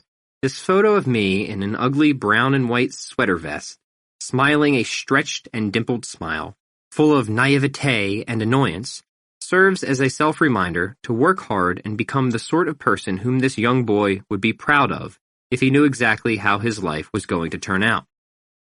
It reminds me that I don't want to be just successful, that I don't want to be just good at things, that I want to do what's important, what matters. I'm over being remembered or famous. If it happens, great. Mostly, I want to make a difference, and to do that, I need to show up every day and put in the work that would inspire my younger self and cause me to look forward to, at the very least not be worried about, the person I was about to become. More than anything, I'd want to be able to assure my younger self that my life would have meaning, that I would do something, and that this something would matter. In the previous pages, I've made the argument that meaning is found in freedom, and not the kind of freedom most Americans would think of. Freedom comes in knowing and making and doing good things, and all of that is more Aristotelian than it is uniquely American. Americans are, how's the best way to put this? Headstrong? Rebelliously independent? We don't like to be told what to do. I get that, believe me. I don't like to be told what to do either, especially by some guy in a book, let alone one I've never met. But these types of freedom, freedom of indifference and freedom for excellence, are not mutually exclusive. They're just different types. And one, as we've argued, is merely requisite for another. I said you need skills to express yourself, to do and know and make good things. And to the extent you have more skills rather than fewer skills, well, all the better, wouldn't you say? When this is stated simply, I think most would agree, even we rebellious Americans. We also start to go against the conventional perspective of achievement when we talk about generalism, or the idea that it is actually better to eschew hardcore, lifelong specialization and to just get okay, maybe even good to great, at a lot of things and then find ways to combine them. It's good to have skills and know things. So far, I've presented a series of principles for developing skills, though all of that has been very general. Now, I'd like to get specific, and here's how I think we should go about it. When I first began talking about generalism on my blog, a lot of people asked how I would approach public education, since so much of what I was saying seemed contrary to what we're taught in school, particularly college. We're instructed to specialize. We're told that if we want to get ahead, we need to narrow our interests, not widen them. The whole thing is very screwing. It's why people get degrees in subjects like economics, and it's why people then get even more specialized in their degrees upon graduating, like studying international trade theory, for instance. I think this is a misstep for a lot of people, not because the world doesn't need specialists, but because it probably doesn't need another international trade theorist telling us how to run the world economy. We've had just about enough of those. Thank you very much. To answer this question of how I would approach education, I think it might be instructive and perhaps entertaining to take a lesson from Mr. Rogers and enter the neighborhood of make-believe, where I'm the principal. No, take that back. Imperial Viceroy of all the schools in the world. The world school system, let's call it. And since we're in the neighborhood of make-believe, we can simply ignore any small technical hiccup that might arise in an actual top-down, centrally planned regime. Because even if thought experiments like this one are not practical on a societal level, that doesn't mean they can't impart knowledge on a personal one. By explaining how I would educate all God's children, that is, how I would teach generalism generally, my hope is that you'll see how this would apply to you individually, that is, how you would become a generalist specifically. The idea behind my world school system would be to bring kids up through a hierarchy of skills, whereupon the foundation would be skills that are essential and helpful to anyone. These we shall call meta skills. And then the skills would become more particular and specific and probably exciting as we go. This is how we should create a skill stack. First, we build the bottom and focus on all the skills that apply to everyone, skills like focus and logic and faith. Those last two may sound contradictory to some, but you'll see why they're not. From there, we plop on our personal interests. Maybe we want to be musicians or cage fighters or whatever. Wonderful. Let's spend time developing those interest skills. Finally, as it is in most situations, there are filler or need-based skills required, the skills needed to bridge the gap between being good at something and getting paid to do it. So, these are the types of skills. Meta skills, fundamental skills that are helpful to everyone. For example, persuasion. Interest skills, skills you are interested in and love doing. For example, playing the ukulele. Need-based skills, skills needed to make a living around your interest. For example, marketing and promotion. Looking at the above skill stack, if a person were good at the ukulele, but also knew a thing about persuasion and how to advertise, they would have almost everything they need to garner a paycheck by playing their adorable little instrument, even if they're not the best in the world at it. That would be the objective of my world school system, to teach all the kids the skills every human should possess develop the skills each individual is particularly interested in, and layer on any other skills needed for each person to make a living by doing what they love. That's a skill stack. Your first day at school. A letter from the Imperial Viceroy. Welcome to your first day as part of the world school system. I'm glad you made it. As if you had any other choice. You're here now, that's all that matters. And we're all together. Isn't that nice? I think that is just so nice. Since we have so many formative years ahead of us, I thought we should take a few moments to get to know one another and to understand the reason why we're here. Because the job, of course, of the world school system is to guide our youth, that's you, toward competency, productivity, fulfillment, and being a useful, not too annoying citizen. The goal is to get the stars to align, so to speak, to ensure that all our students find that just right mix of success and happiness and peace. So here I am looking at you, and I can see on all your smiling faces the look of carbonated optimism. That is optimism, right? Or do you need to use the bathroom? Okay, you go to the bathroom, but everybody else stay where you are and keep looking optimistic. Because I think optimism is just wonderful. I think we can all have trust and some providential hand at play, even if we must not think everything's going to be done for us. I think we must view the world in a certain, very particular way, and I think a quid pro quo perspective might help. In other words, the universe gives to those who go out and get. There are no metaphysical handouts, so to speak, only hand-ups. You may not always get what you want, but you'll almost certainly get what you deserve and a few things you don't. So yes, providence is there, but you have to respond to it. You have to take the time to develop yourself and accept challenges and build character. There's a scene in the 1967 version of the movie Jungle Book, which is far too old for most of you to remember, where a boy, Mowgli, has escaped into the wild and joined an army of elephants lined up single file. The elephant in charge, Colonel Hadi, is pacing up and down lecturing his troops. At one point, he examines the trunk of a rookie elephant and associates it with a dusty firearm. "Soldier," he says, "remember in battle, that trunk can save your life." Then, after a short ramble about earning his commission in the Maharaja's 5th Pachyderm Brigade, he exclaims, "It was then that I received the Victorian Cross, for bravery above and beyond the call of duty. Aha! Those were the days. Discipline! Discipline was the thing. Builds character and all that sort of thing, you know." In that short scene, Colonel Hadi has given us one of the great secrets to life. It's about discipline. Because discipline builds character, and all that sort of thing, you know. Discipline, in other words, equals freedom. The freedom to express yourself. The freedom to do good things and make good things. And to know what good things are. Discipline is one of the first meta skills we're going to learn, because discipline, one could say, is the most fundamental, the most essential, of all the skills a human can have. Since without discipline, what do you have? What you have are improperly ordered values and priorities. What you have is a lack of ethic to deny what's gratifying in lieu of what's important. And that, my little elephant, is a problem. You are a slave to your animal instincts. We'll work up to that shortly, and don't worry, this isn't boot camp.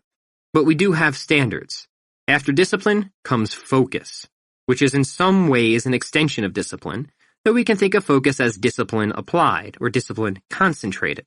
Focus will prevent us from getting distracted. We'll examine that in a few moments. Next is logic, because if we can learn logic, we can learn how to learn. It's the skill that takes care of so many other skills above the fundamental level.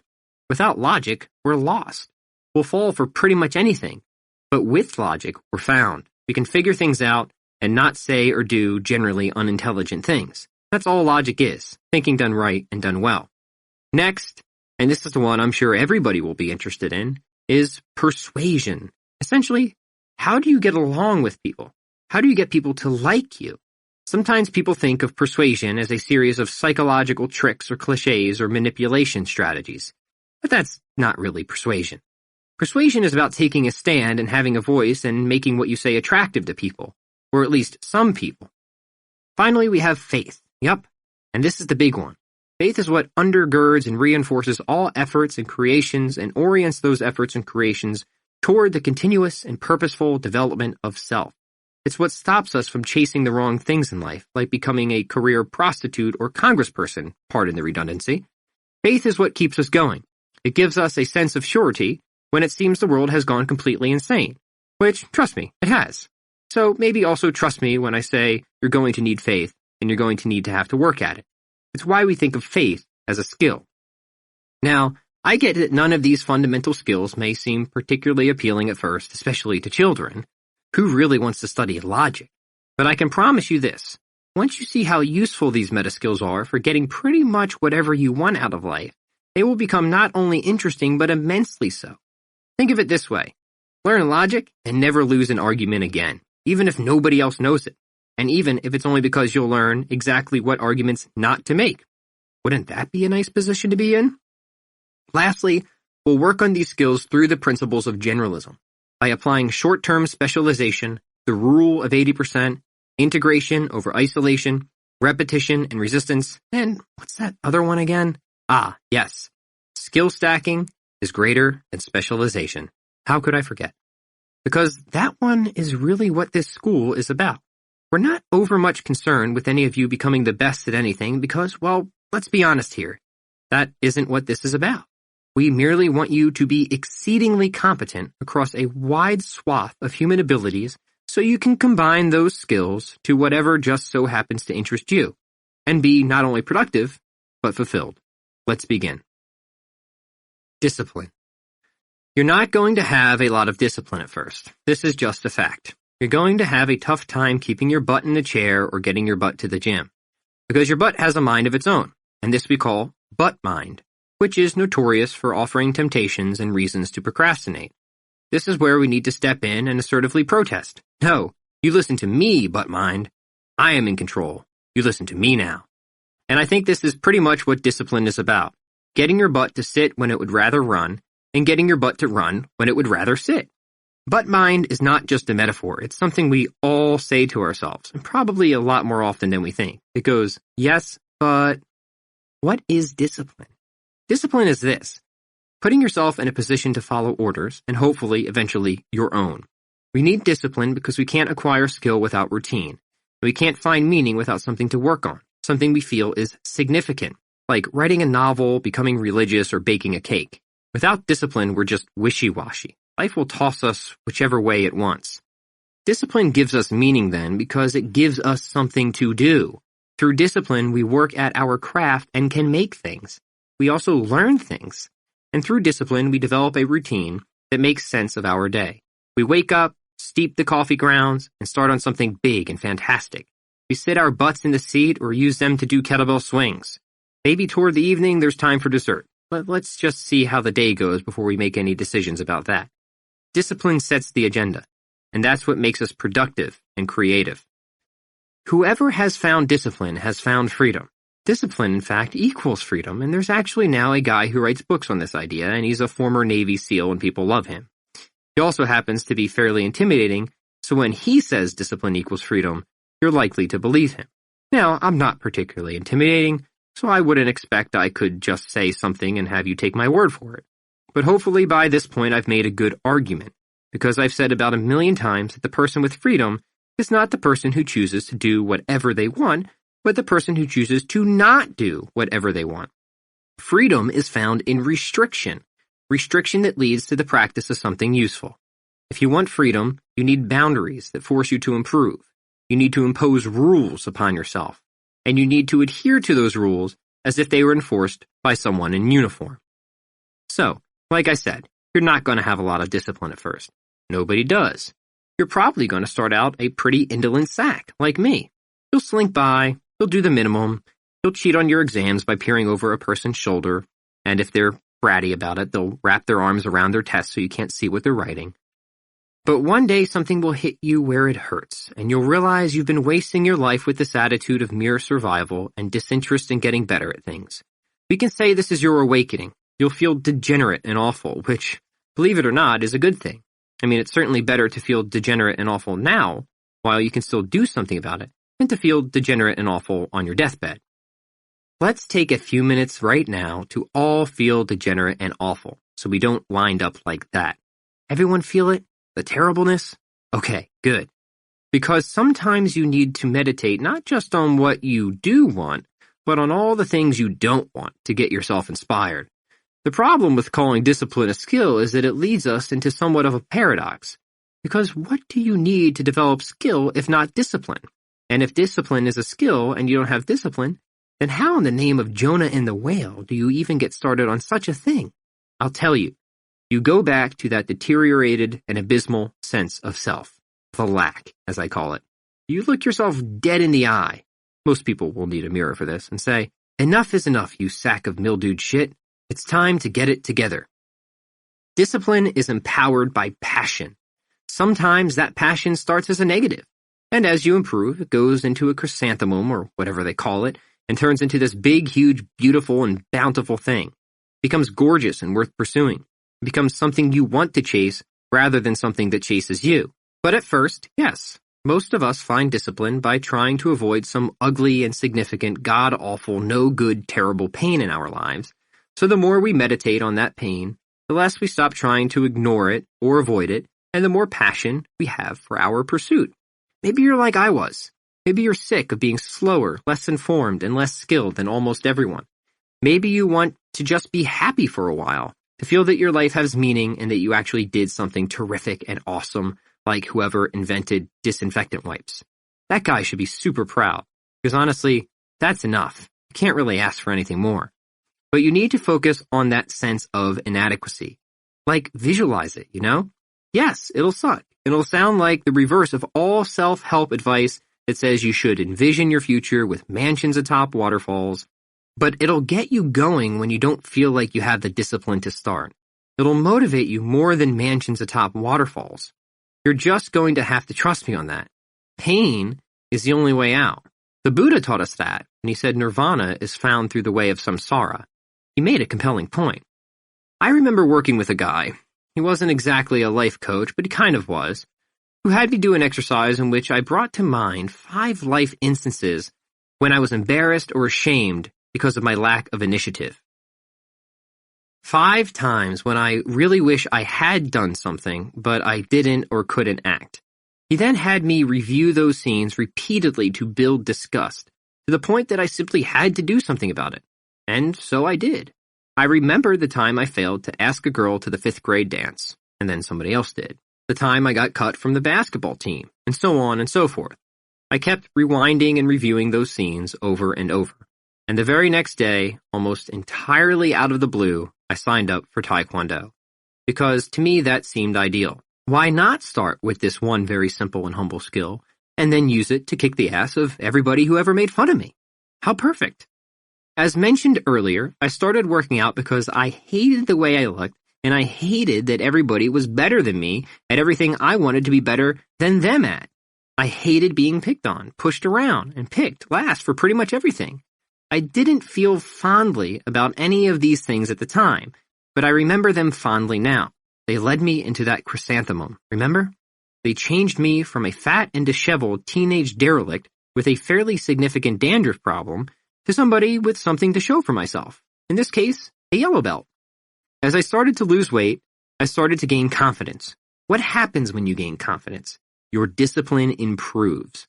When you gain confidence, you gain discipline. A different discipline. A discipline that comes from being excited about what you can do, not what you're trying to run away from. The whole thing eventually flips over on itself, like a pancake. And now one side is beautifully firm and brown because you've been cooking it.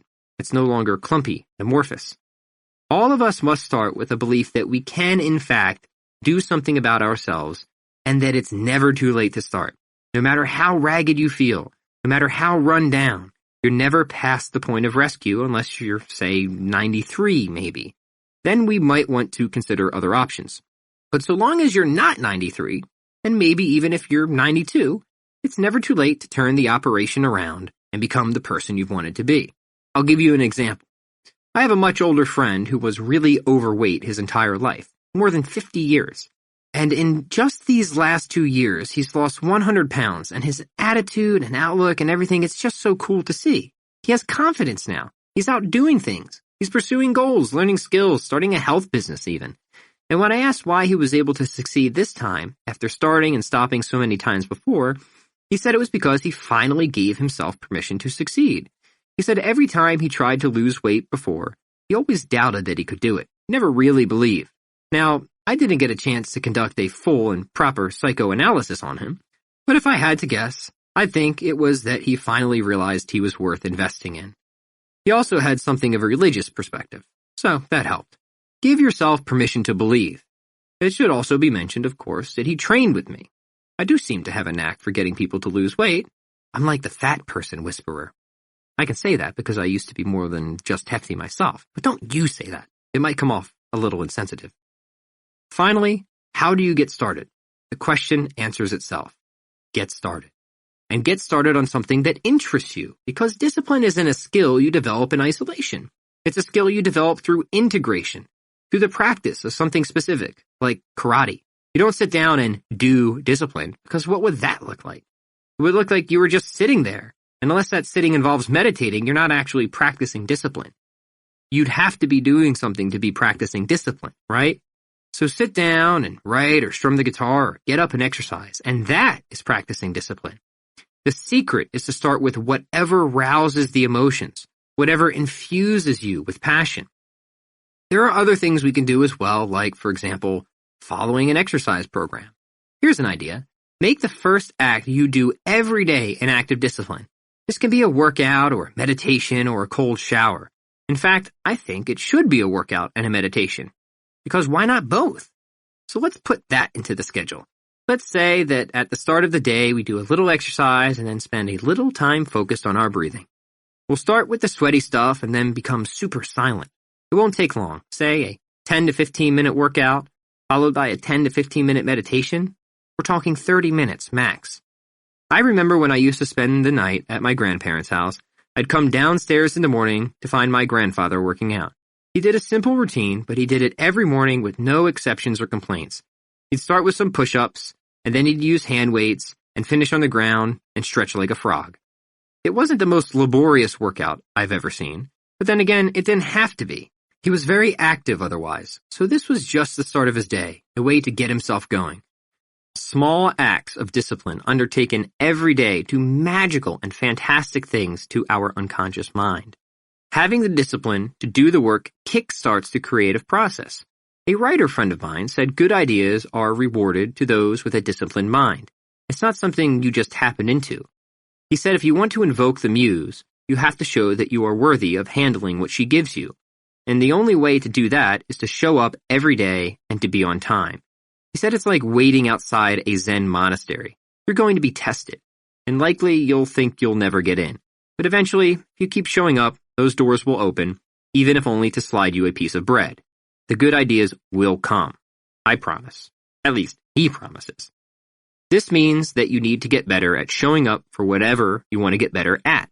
That's discipline. And we practice by starting something and finishing what we start.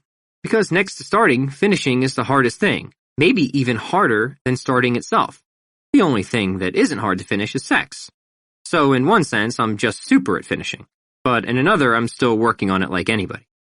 Because you get started, and you get so far along, and then you quit. Because, well, life is hard. That's why we need discipline. It's about the only thing that can get us through. Exercise can help. We can torture ourselves physically to acquire grit. That always works. Certainly it does in the military. We can do exercises that are just plain excruciating and see if we can go 10 seconds longer or 10 pounds heavier than we think every time or every other time or what have you. Front squats, hollow holds, pretty much any of these will do the trick. Whatever hurts, whatever you hate doing, go with that. As we move into the other sections, that is, the other meta skills, you will find particular ways of practicing discipline. Note that your initial discipline must come by pursuing what's important. All the other meta skills can follow, and they will follow as you become interested in them. And you should become interested in them because they're fun skills to have and, super useful. Here's one quick and very important part of developing discipline. Track and monitor everything. Write down what you eat, what workouts you're doing, all your income and expenses. If you're playing guitar, record your practice sessions. If you're practicing a martial art, then get yourself on videotape.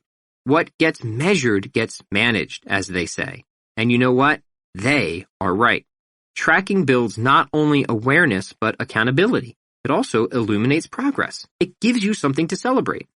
So one last word about discipline before we move on.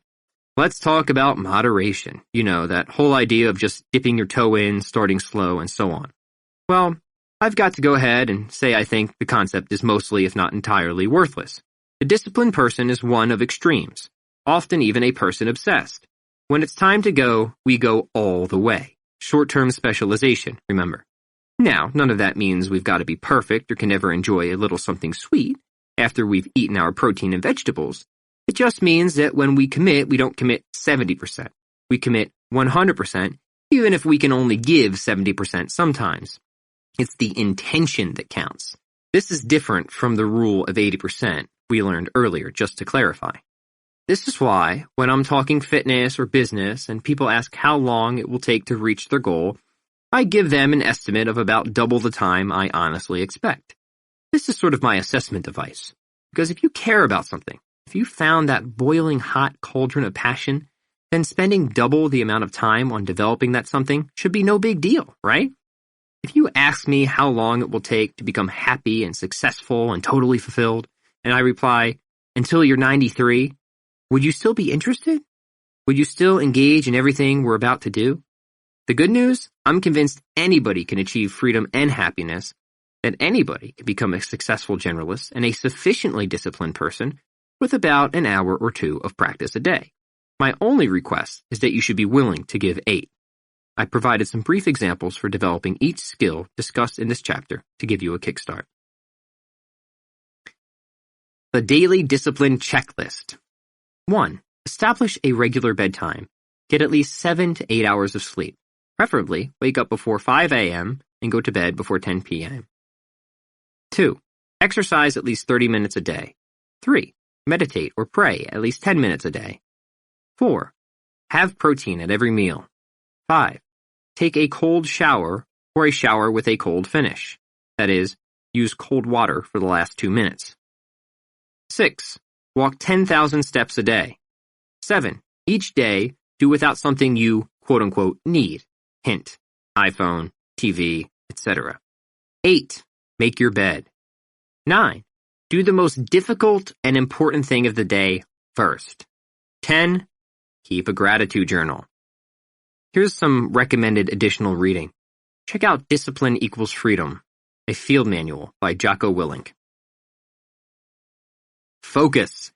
If there's anything I've noticed about life, it's that most of us probably think too much, and that most of the thinking we do isn't super abundantly helpful. In fact, it would seem that most of our thoughts are jealous, clingy, eerily narcissistic, or otherwise focus on things that aren't that important, like what we would say if we ever got the chance to beat Richard Nixon, whether we missed the boat on getting orthodontia, or whatever. Thinking is a skill, and one we'll soon get into. But not thinking is also a skill, and that's called focus. Others might refer to this as meditation, but meditation is more of a technique used to develop the skill. Focus can be used to make ourselves smart and to stop from going insane. It's a powerful skill, and one that is left curiously undeveloped in most people. With focus, we can concentrate on what matters and not give in to our concupiscible appetites as much. We can say no to sin. Father Arul would be proud. Father Arul is a priest friend of mine. Short guy, mostly bald, Indian. Maybe you know him? Because with focus, we can sit our butts in the seat and not get up for anything. Focus is the skill that lets us do the work once we've got the discipline to show. Here's the biggest difference between winners and losers in life. The winners know how to keep their butts situated when it's time to write, or get their butts in the gym when it's time to train. The losers procrastinate.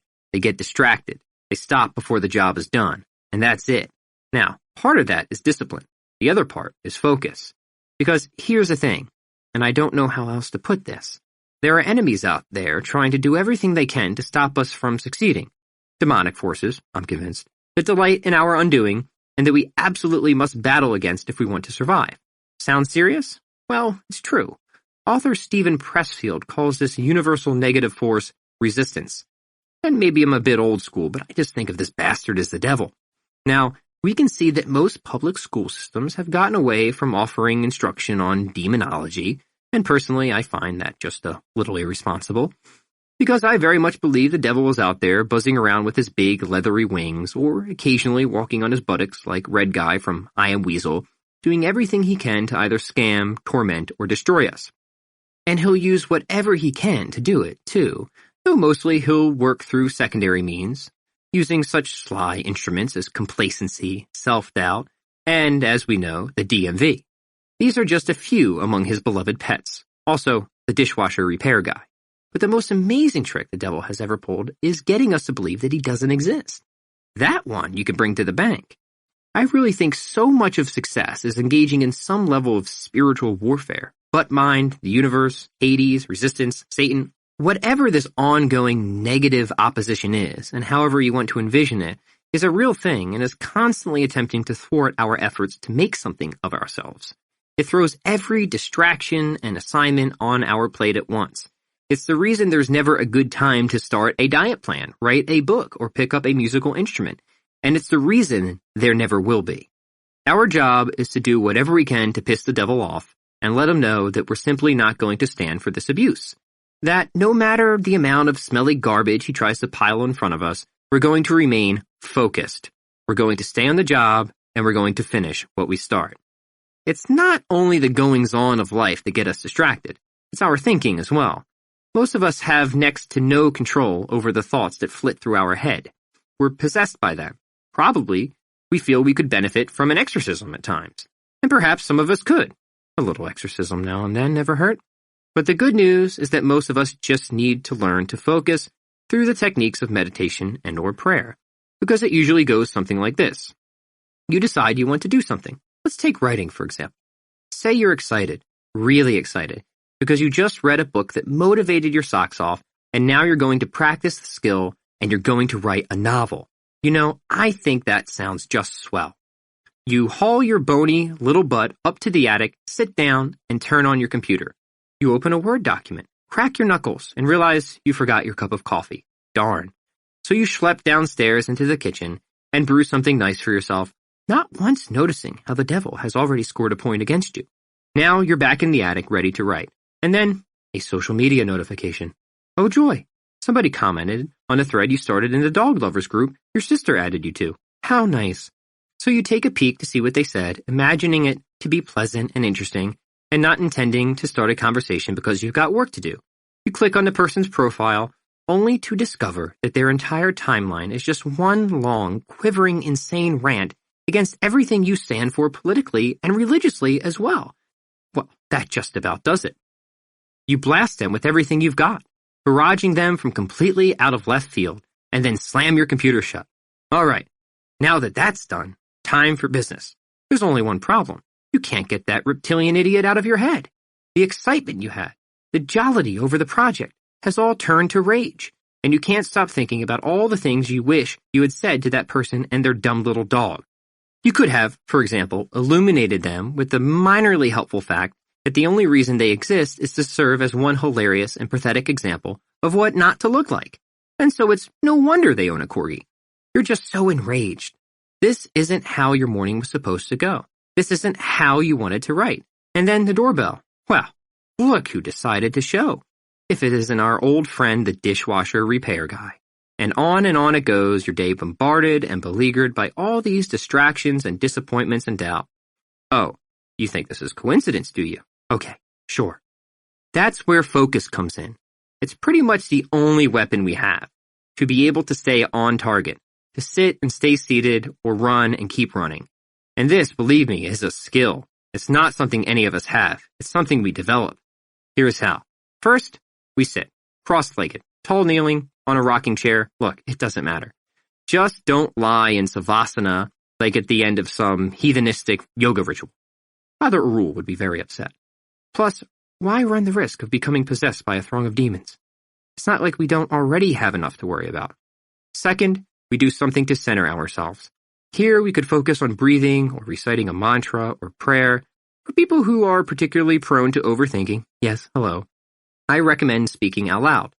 It gives you something a little more solid to hold on to. The whole mindful breathing thing is a bit much starting out. It's too easy to get distracted. But if it works for you, great. Or you could start with some sort of guided meditation. That can be helpful. Here's a plan for practicing focus and meditation. Upon waking, engage in 10 minutes of mindfulness meditation and or prayer. Then, during the day, practice trigger meditations. For example, doorway mantras or prayers. Every time you walk through a doorway, recite a mantra or say a prayer, returning to the present moment. 2-minute car meditations are also a good idea. Every time you're about to leave the car, or at least twice per day, take 2 minutes to practice mindfulness meditation. And also before bed, engage in a mindfulness prayer-based tea ritual an hour or so before bed. It'll help with a lot, and especially sleep. A recommended resource for this would be How to Pray, Reflections and Essays by C.S. Lewis. It's pretty simple. We sit for at least 5 to 10 minutes first thing in the morning and let whatever thoughts happen to come. We don't try to push them away, but we don't try to hold on to them either. Instead, we simply note them. We build awareness and welcome them lovingly, but also don't pay too much attention to them. Oh, hello, anxiety. Come right in. Cup of tea, perhaps? It's this warm, empathetic invitation that gives us headspace. We're after clarity and independence of mind. We're after a state where we're no longer so entangled with our emotions that they dictate our every behavior and where we can dispassionately observe them almost as if we're standing on the sidewalk watching the cars go by.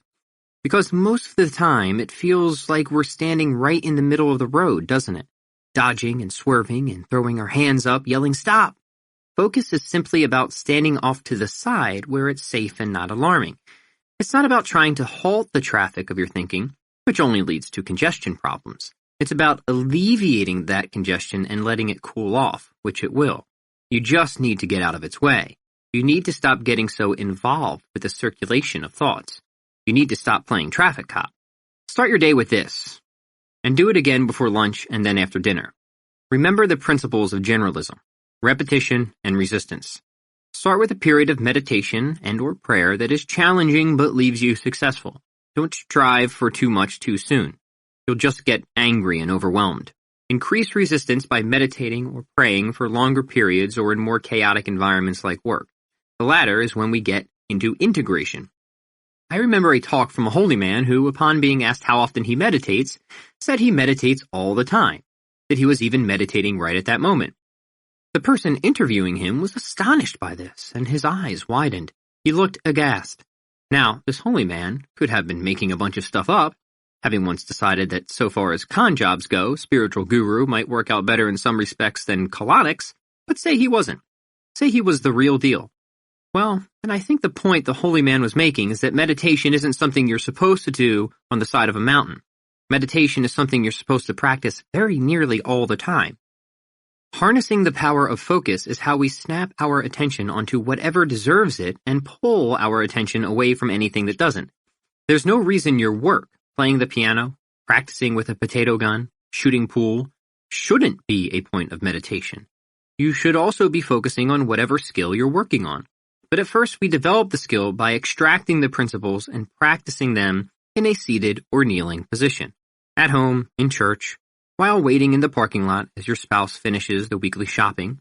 And as soon as we're able, we apply this focus to every single activity we can. This is how we break free of the prison of our own minds. This is how we overcome anxiety and self-sabotage and avoid turning into someone we really don't want to be. It all starts in our mind.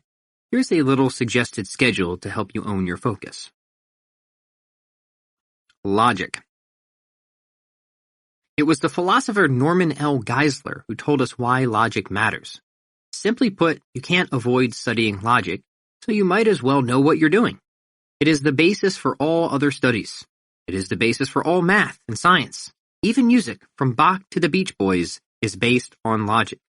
Without it, there could be no rational discussion of anything. Writing would be impossible. How can you put a sentence together without a logical order? Okay, sold. Now, where do we start?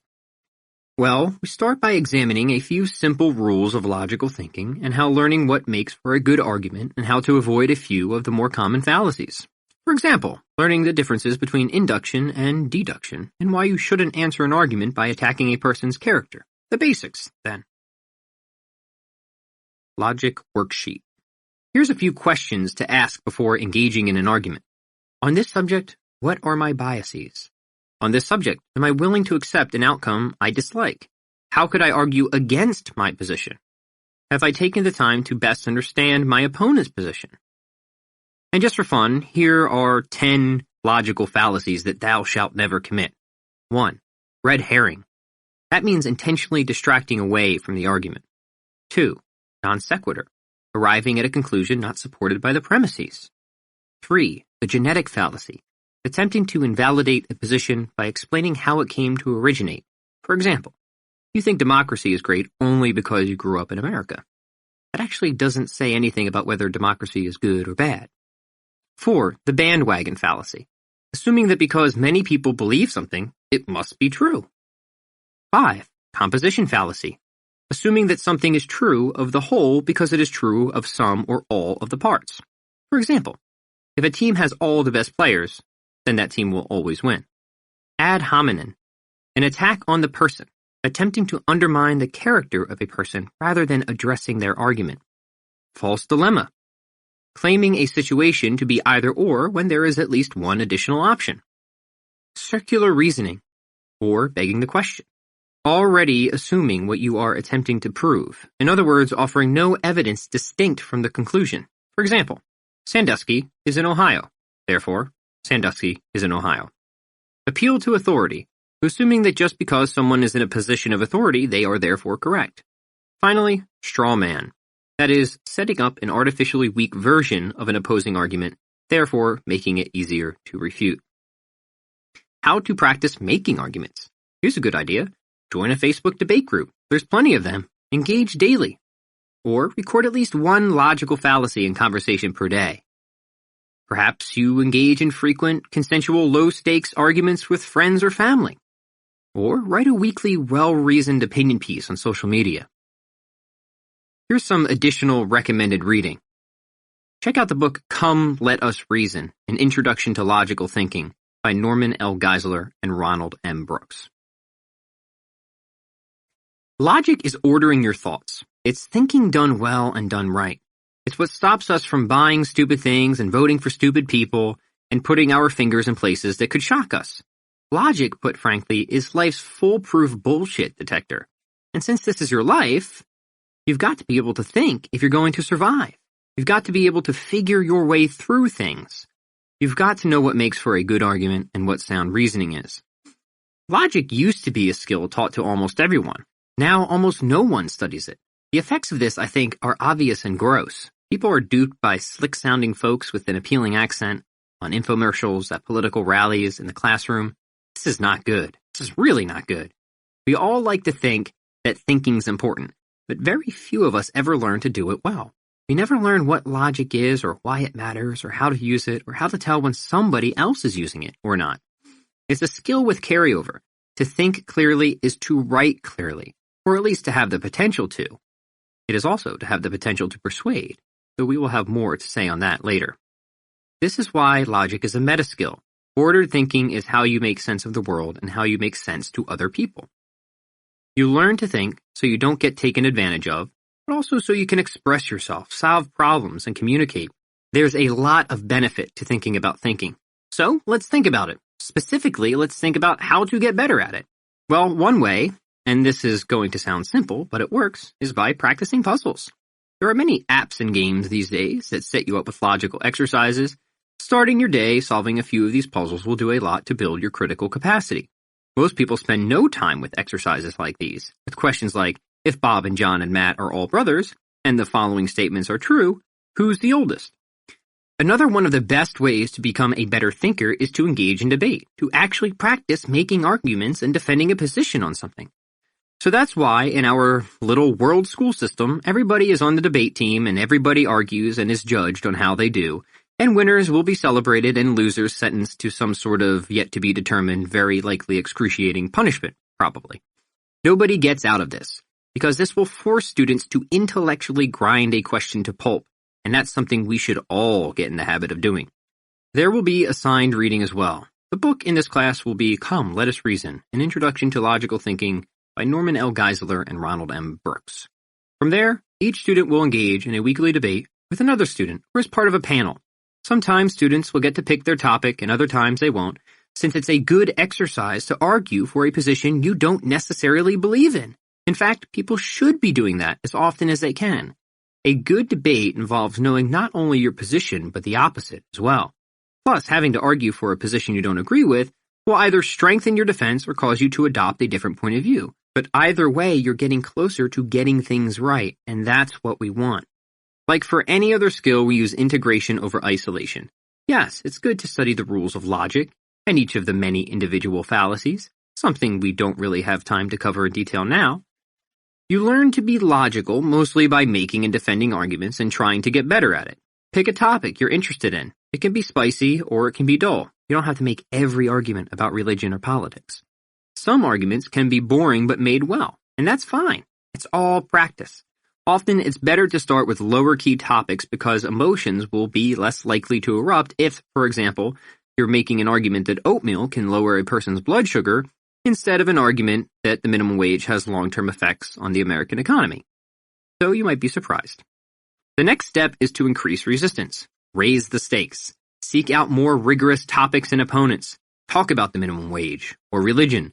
Force yourself to establish a series of premises and defend them. Doing this can be exhausting, but it makes you better. Sometimes you'll lose. That's fine so long as you always take something away from it, either an opportunity to strengthen your argument or change your position because you were wrong. Here's the thing. The person who practices logic understands that almost all truth is discovered through the gradual removal of error. You figure out what's right by being corrected and adjusting your position on things. Nobody is born with an answer to everything, not even Father Rule. We have to figure out most of this as we go along and be flexible and willing to change. Logic, let me tell you, is just as useful for calling yourself out as it is for calling out others. We all get emotional. We all form attachments to things. But we mustn't let what we want to be true determine our beliefs about what is actually true. If logic does anything, it gets you to think before you open your mouth, and what a valuable skill that is. It gets you to assess your arguments before you present them, and what a valuable skill that is. For instance, right away, a sense of logic should stop a person from ever falling for poor dietary advice, even if they don't have a degree in nutritional science. Of course, a degree in nutritional science can help, but we all can't have a degree in everything we're interested in, and there are a lot of things in life we're going to need to figure out without having the time to be formally educated in them.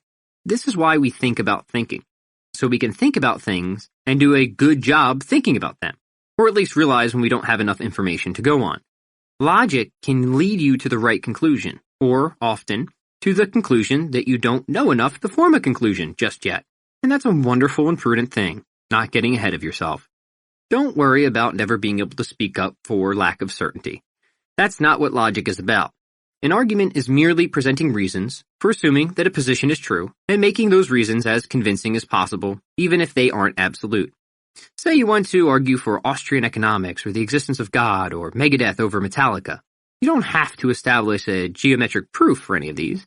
You only need to offer reasons that make your position more plausibly true than not, and some will accept those reasons and others will attempt to refute them, but hopefully everybody will learn something and get along. I just want to emphasize the use of the word argument before we wrap this discussion up. When most of us think about arguing, we picture how badly our extended family members behave around the holidays, shouting at each other over their various religious and political and economic beliefs, never once presenting anything in the realm of lucidity. That's not what I mean when I use that word. I mean something that is well presented and well debated. Something, logical. Not something people do when they're drunk. Not something emotional. I've lost a lot of arguments, and I think I'm getting better at it. The better I've gotten at losing arguments, the more I've tended to win them. The point of arguing shouldn't be to win, however. That may be the point of being on a debate team. That's not the point of arguing, which should be to figure out a position, to discover truth. The best way to win an argument is to not be wrong. And the best way to be right is to know when you're not right. Logic can help you do that. Persuasion. So far, we've talked about discipline and focus, or patience and logic, or reason. Now we need to talk about persuasion, because it's hard to get what you want in life without being able to convince people to give it to you. That sounded odd. Let me put it this way. It's better to get along with people than not. It's better to have people like you than not. And if persuasion is anything, it's being liked by people, even if it's only some of them. So here's how to get people to like you and why this doesn't involve being liked by everybody. All worthwhile attention starts by telling the truth. If you want to be persuasive, you need to have confidence in what you're saying, since people can always tell when others aren't so sure of themselves. Persuasion isn't about getting everybody to like you. Persuasion is about getting enough people to like you. Because here's the problem people fall into. They think being persuasive means to pander. But pandering isn't being persuasive. Pandering is having no backbone, no real true center of belief. It's not having enough conviction to say what is true. It's saying only what you think people will like, whether you believe in it or not. Nobody wants to be friends with somebody like that, or if they do, it's only because they want to get something out of them, like free coffee at work. People are attracted to those who have something to say and who apparently believe in that something. And if you have something to say, people are going to either agree with you or disagree with you. A good example, love him or hate him, is Donald Trump. Very few people like Donald Trump. They want to either marry him or send him to the gulag. I'm not saying you have to be like Donald Trump to be persuasive, but I'm saying there's something you can learn from Donald Trump who is persuasive. I'd like to note something about one of Donald Trump's persuasion techniques. Some people say he's a liar, yet I just said being persuasive starts with telling the truth. What gives? Well, Donald Trump has learned to make statements that are often quote-unquote directionally true, but specifically or in other ways exaggerated. This is a more nuanced technique and not something we have time to get into now. But it is not necessary to use this technique to be persuasive, and I do not particularly agree with its use on an ethical level, though virtually every effective politician engages in it. Anyway, it's worth noticing. For more, see the book Persuasion, A Revolutionary Way to Influence and Persuade by Robert Cialdini. The first thing is to become very okay with the fact that not everybody is going to like you and not everybody is going to agree with what you have to say. Because as soon as you have something to say, there's always someone who will disagree with it. Even if you state the earth is round, there will be someone who disagrees with it, unfortunately. And someone who will be offended by it. You simply can't go through life worried about who you're going to upset with your beliefs. The very act of having beliefs is bound to upset somebody. The fact that you own things is upsetting to someone. And the fact I just said that is upsetting to someone else. Instead of worrying, go through life getting clear on your beliefs and the reasons you adhere to them, and then speak. Now, don't be an ignoramus, however. Don't voice an opinion without backup. This is why we use logic and reason. Because you're going to need to know how to defend yourself after you've offended someone, even if you've never intended to. Back when I got into fitness, a lot of my original audience was drawn to me because I was bold about what I believed. A lot of people were specializing. I was saying maybe try generalization for a change. This got me into no small number of arguments. But I always presented my reasons lucidly, I think, without taking personal digs. People appreciated that. They liked that I was clear-headed and that I was confident in what I had to say, even in the midst of debate. And let's be fair, I was also very fit, which illustrated my beliefs. But so were many of the people I was arguing against. Ultimately, my appeal came from standing for something. Something people themselves seemed interested in or at least curious about. I was speaking up for the generalists and all the people who weren't the best at anything but still wanted to improve. That's a lot of people. That's one little secret of mine. When you speak about something, when you voice your beliefs, if those beliefs are held by people in addition to yourself, all the better. So much of persuasion is finding people who already agree with you and getting them to follow along because you found some new cool way of doing that thing they already agree with. I'm not sure how many specialist minds I've changed. There may have been a few, but mostly I've built my audience by attracting the attention of people who were already generalists or wanted to be. Think of political talk shows. They're not necessarily persuasive to the other side. Who on the right was ever brought to the left by watching The View, and who on the left was ever brought to the right by listening to Rush Limbaugh? But they're attractive to people who already assume that position. It's only because those talk shows are so assertive and bold that people tune in and are persuaded by them. Either people pay attention and they agree, or people pay attention and they can't stand a single word of what they're hearing. This is called the Howard Stern effect. You either love him or you hate him, but almost nobody is indifferent about him. To help with your persuasion, here's a 2-step networking and persuasion plan. Step 1. Reach out and introduce yourself to at least one new person every day. Try to form those connections. Social media is really helpful for this. Step 2. Reach out and ask how you can help someone already in your network. Better yet, just do something to help them. This will build reciprocity, a very powerful persuasion technique. Ideas. Share something with your connections online. Comment meaningfully on their work, or send them something you think they'd enjoy reading. Even better, introduce them to someone they might benefit from. Here's some additional recommended reading. How to Talk to Anyone, 92 Little Tricks for Big Success in Relationships by Lil Lowndes. At this point, I'd like to add a measure of subtlety to this approach. Although I've used examples like Donald Trump and Howard Stern, I don't want you to think being polemic is the same as being persuasive. These are merely illustrations to bring out a particular element of persuasion, which is polarization. You can be persuasive without being polemic, without causing people to want to twist your bratty little nose off. But I'm not sure how persuasive you can be without being polarizing. And that's what I'm trying to get at. To be polarizing is to make people choose one way or another. It's about marking your territory and saying, here's what I believe, and I want to be as clear as I can about it. You don't need to be rude or offensive to be polarizing, but you do need to be upfront about where you stand. People don't need to hate you, but some will strongly disagree with you or see your way, your style, your product or service as simply not for them. And that's fine, because the more people you push away, the more you attract from the other side. The problem is that people are afraid of pushing away. They're afraid of not being liked by someone, and the trade-off is that they wind up being ignored by everyone. There's a saying in marketing that if you're not upsetting at least one person with every advertisement you write, then you're not really marketing. I think this is true for everything. If you're not upsetting at least one person every day by taking a stand on something, voicing your opinion, or being clear about who you are, then you're not really living. Think of the apostles. Those guys really knew how to piss people off, since many were put to death because they just wouldn't shut up about that Jesus guy. And now look, people remember them, even though they weren't all that well liked at the time. Talk about polarizing. They weren't polemic or rude.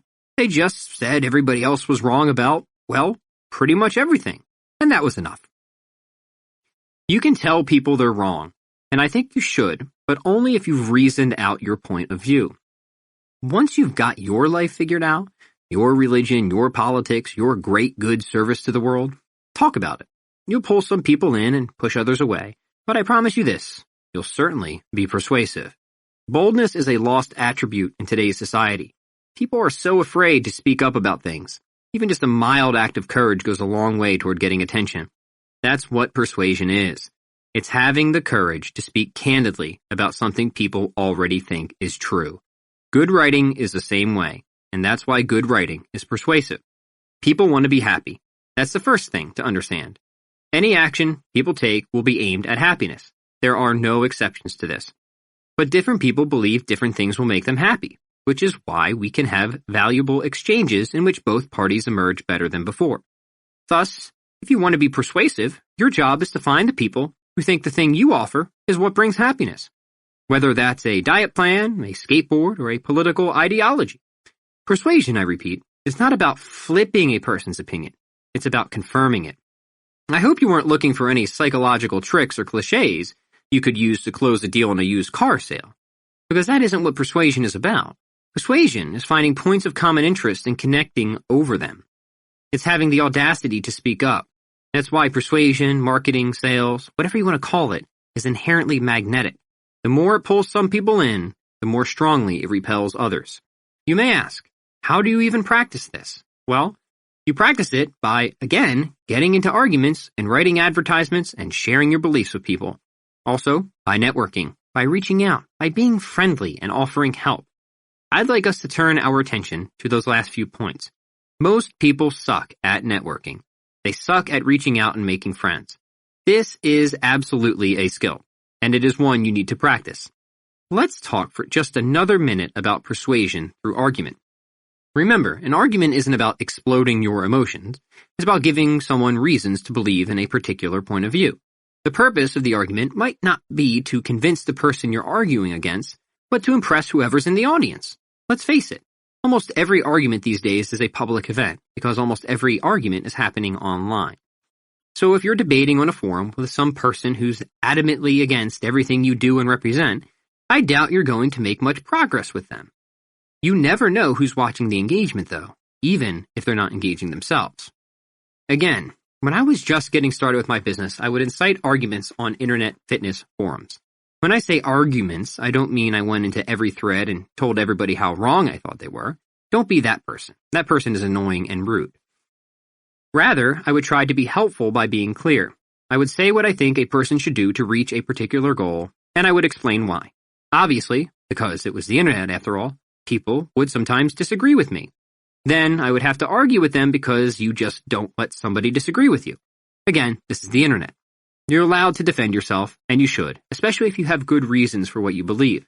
But it should be done respectfully. This is where one of your fundamental skills, logic, can form the foundation of another fundamental skill, persuasion.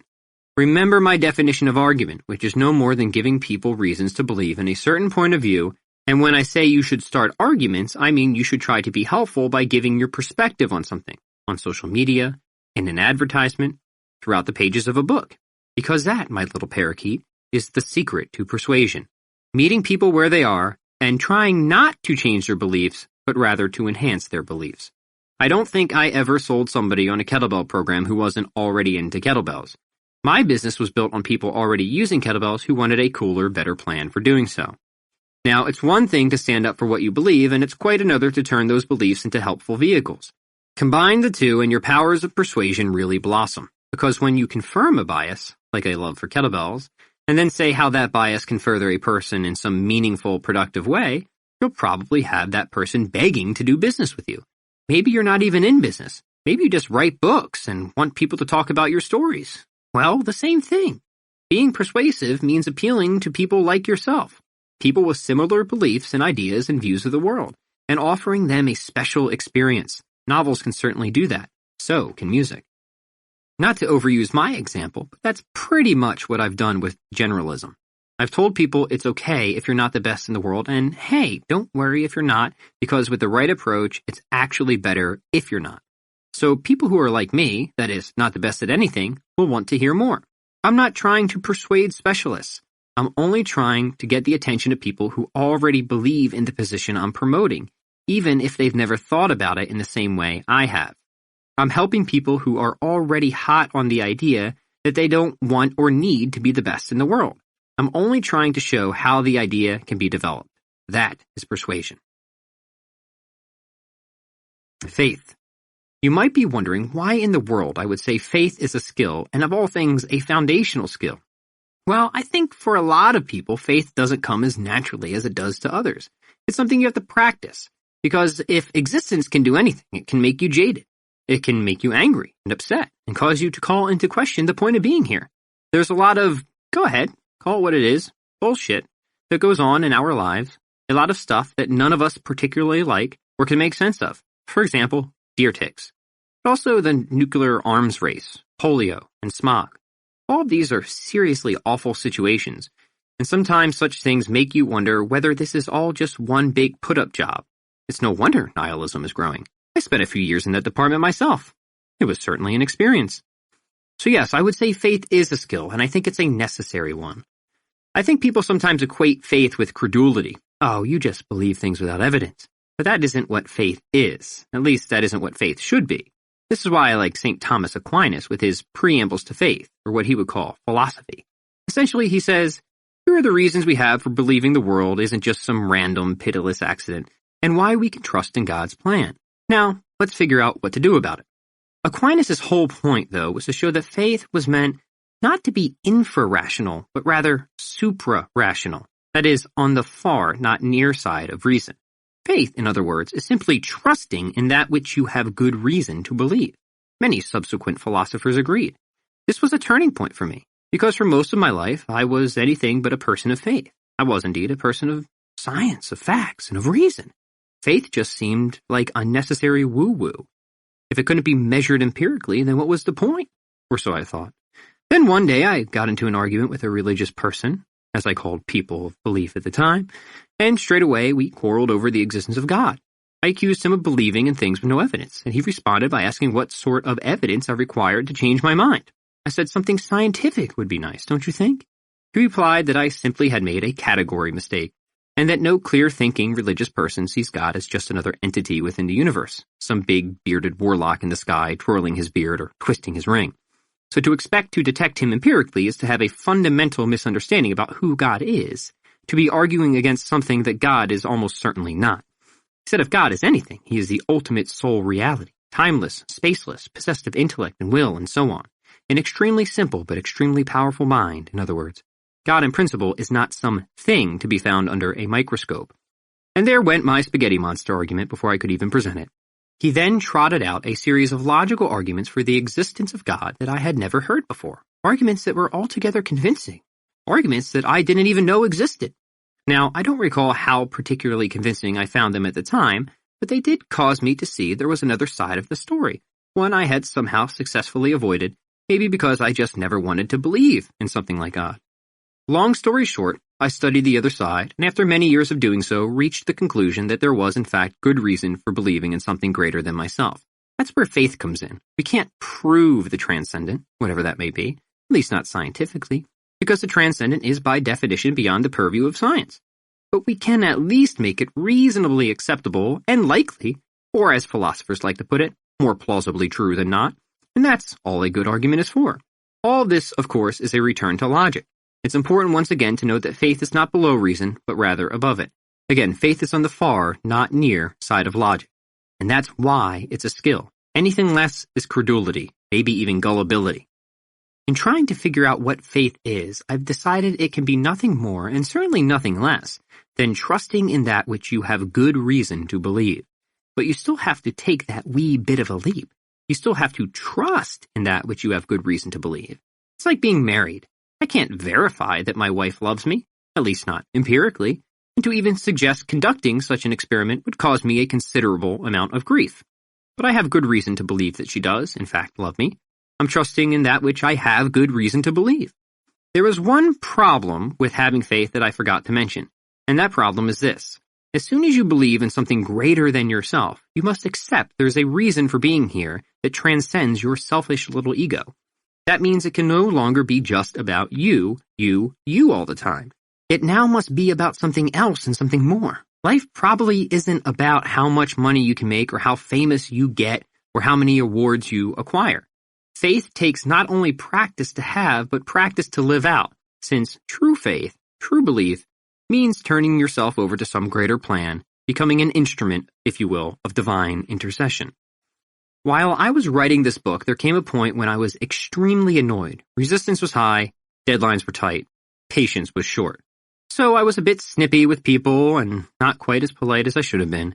I decided to take a break that day to visit a local church to see if I could pray it out, a practice I wasn't particularly sold on at the time. On my way to the church, I nonetheless asked God if he wouldn't mind sending a spiritual pick-me-up. I requested something nice, something cheerful, like the sighting of a dove, say.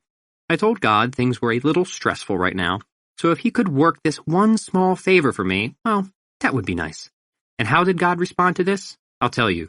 By putting a kid with cancer in the very front pew. Now, before my, I guess you could call it, conversion to faith, I struggled, as so many do, with the problem of evil. Why, I would always wonder, if there is a loving God, would he allow such horrible things to happen in the world, particularly things like childhood cancer, which I think we might all agree is at the very top of the list of things that suck and make absolutely no sense. Eventually I concluded there is at least no logical contradiction between the two. That is, so long as God may have morally sufficient reasons beyond our grasp for allowing such atrocities to occur, then such atrocities are not in conflict with God's existence. St. Thomas Aquinas taught me that. Solving a problem logically is not the same as solving a problem emotionally, however. That day, I came a great deal closer to solving that problem emotionally. As I walked into the church, we were handed a copy of a song we would be singing to Ben, This Little Light of Mine. Throughout the service, various groups of people came to offer prayers and support for this young boy and his family. The church was packed with people of all ages and types, each giving whatever they could, some flowers, other Legos, and all of us a lot of love. The priest eventually presented his homily. He told everybody in the congregation that Ben's presence was indeed a miracle, in the sense that one particular catastrophic illness had given so many people the opportunity to show just how much they love one another and offer such profound kindness to a family most of them have never met. I just so happened to agree and began to see a point in something I might otherwise have written off as utterly barbaric and gross. I began to see how suffering in some ways might very well be the necessary means for us to build character traits that would be impossible in a world free of calamity and sin. This made sense to me, a little bit. I then began to think, if heaven is real, and if we are free agents, then certain incentives ought to be provided for us to become the kinds of people others wouldn't mind spending an eternity with. Without sickness, there could be no caring for the sick, no compassion. Without wrongdoing, there can be no justice or mercy. But still, childhood cancer? Do we really need that? Maybe, in fact, we do. Maybe it's because we get so darn lost in the noise, as Flannery O'Connor once proposed, that God needs to shout. Maybe? I don't know. More personal, however, was the sense of perspective this experience had given me. Who was I to worry about missing a book deadline, God forbid, while this family and their boy were grappling with arguably the most impossible struggle of all? Immediately my ego was vanquished. My petty problems dissolved, and I began to pray. I walked out of church a delivered man and resolved to remain a delivered man for at least the next several hours. But at that moment, I became solidly convinced of one thing. God answers our prayers. He might not always give us what we ask for, but if we're receptive to subtle, or in some cases not so subtle hints, we'll find He is always willing to give us what we need, and then some. Okay, great. How does all this play into becoming better at almost everything? I'll tell you. Faith is the ultimate and perhaps only way of orienting yourself toward happiness. It's what drives your efforts and goals in a direction that actually will fulfill you and actually could make a difference in the world. Look, I'm a believer in capitalism, if that hasn't already come across. But if it's being conducted by people of good conscience, all the better. Because then we wouldn't need the stupid government to keep interfering with things, which almost always has the effect of making the problem worse than it was to begin with. What's that Harry Brown quote? The one about government being the only entity that could ever make you feel grateful for handing you a crutch after breaking your leg? I like Harry Brown. He knew things. Just imagine if all people were rooted in a sense of higher purpose. We probably wouldn't have much, if any, need for the EPA or the IRS or international trade agreements. People would stop doing things just because they were profitable and start doing things more because they were good. Obviously, I'm fantasizing. Utopia is not of this world. People would still have to do hard and dirty jobs to pay their bills, and people are by no means angels. But you can't tell me things wouldn't at least significantly improve if everybody were rooted in a sense of something greater, something beyond themselves. Now, I'm not saying without faith you can't be a good or moral person. I'm not saying that at all. I'm just saying if your worldview is one of ultimate meaninglessness, then you don't have much of a reason to be. That's what Nietzsche taught me. I like Nietzsche. He also knew things, at least some things. I think he was wrong on that most fundamental premise of reality, but darn if he wasn't consistent all the way to his conclusion. That's one big reason we need to practice. And notice I didn't say have faith. Not the I go to church on Sundays or I read a spiritual book once kind of faith, but a deep, abiding love of humanity and God. Faith is the orienting mechanism, as I said. It's what can drive you and give you a why so enormous and unshakable and profound. You're not working out just because you want a set of abs or learning guitar just so you can get with groupies. No, you're doing things for reasons so much more meaningful than that. You're building a skill stack so you can change the world, even save it, and serve some greater purpose in life. Having a why, having faith, is what will keep your butt in the chair or get your butt to the gym. You've got to offer it up. Now, take it a step further. Faith compels not only trust, but virtue. In other words, it's not just about what you believe, but also about the kind of person you become because of that belief. This again is very Aristotelian. Aristotle argued that the point of knowing and making and doing good things was, at least in part, to build positive character traits. You do good things because doing is becoming. Therefore, morality is about not only the acts you perform, but the sort of person you're shaped into because of them. Here again is where faith can either help or hurt, depending on how well you understand it. You want to do the right things, but you also want to do them for the right reasons. Because good acts without good intentions don't make a better person, do they? You've got to want to do the thing you're supposed to do, if you get what I mean. For me, that was always the hardest part. I was charitable before I had faith, I just didn't particularly want to be. Mostly my generosity was driven by my desire to buy myself a good night's sleep. Now it's driven by love, mostly. I had to work at that, and I'm still doing so. It's part of my spiritual practice. We can argue that at the end of your life, faith is the only skill that's going to matter. Ninja skills, writing skills, your ability as a salesperson, none of that is coming with you. And neither is your Beanie Baby collection, your bank account, or that Cayman GT4. What you will be remembered for is the person you were and how you affected others. This point was made painfully obvious to me when my grandfather passed. He He was a man I never considered to be the epitome of success when I was growing up. He had a lower middle-class job and lived in an upper lower-class neighborhood. He never seemed to aspire to anything, but that's only because I had the wrong view of aspiration. My grandfather aspired to everything because he aspired to love people and be a man of faith, and he accomplished both. He was the one who always held me on his shoulder as a crying baby, came to all my sporting events, however insignificant, volunteered constantly at charity events, and never missed a Sunday sermon.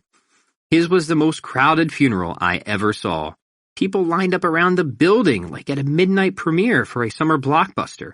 And that's when I realized he had a skill that was fundamental and essential and utterly lacking in my own life. If I had died that day, I doubt if even most of my own family would have shown up. For me, the line would have been like one at a matinee of a movie that's been out for 3 months. My grandfather taught me that faith was not just believing, but also trying really hard to make good on those beliefs, no matter how many times you fail or don't live up to your own expectations. We're all going to fail, and to some extent, we're all going to suck at having faith, especially at first.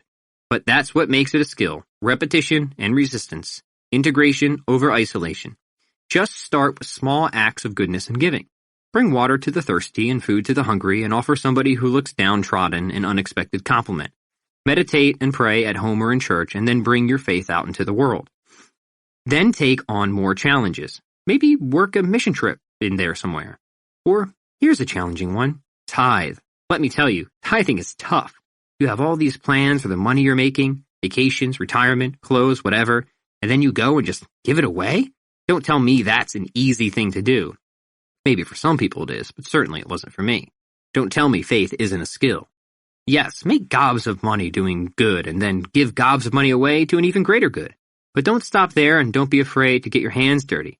Go out and do the good acts yourself. Prep the meals, visit the poor, wash the feet of some very sick person. If you tell me these things are hard, I'll tell you, I know. Honestly, I'm not trying to be pushy about religion, which reminds me, a friend of mine goes to a church whose motto is friendly but not cultish. I like that. I think it makes sense.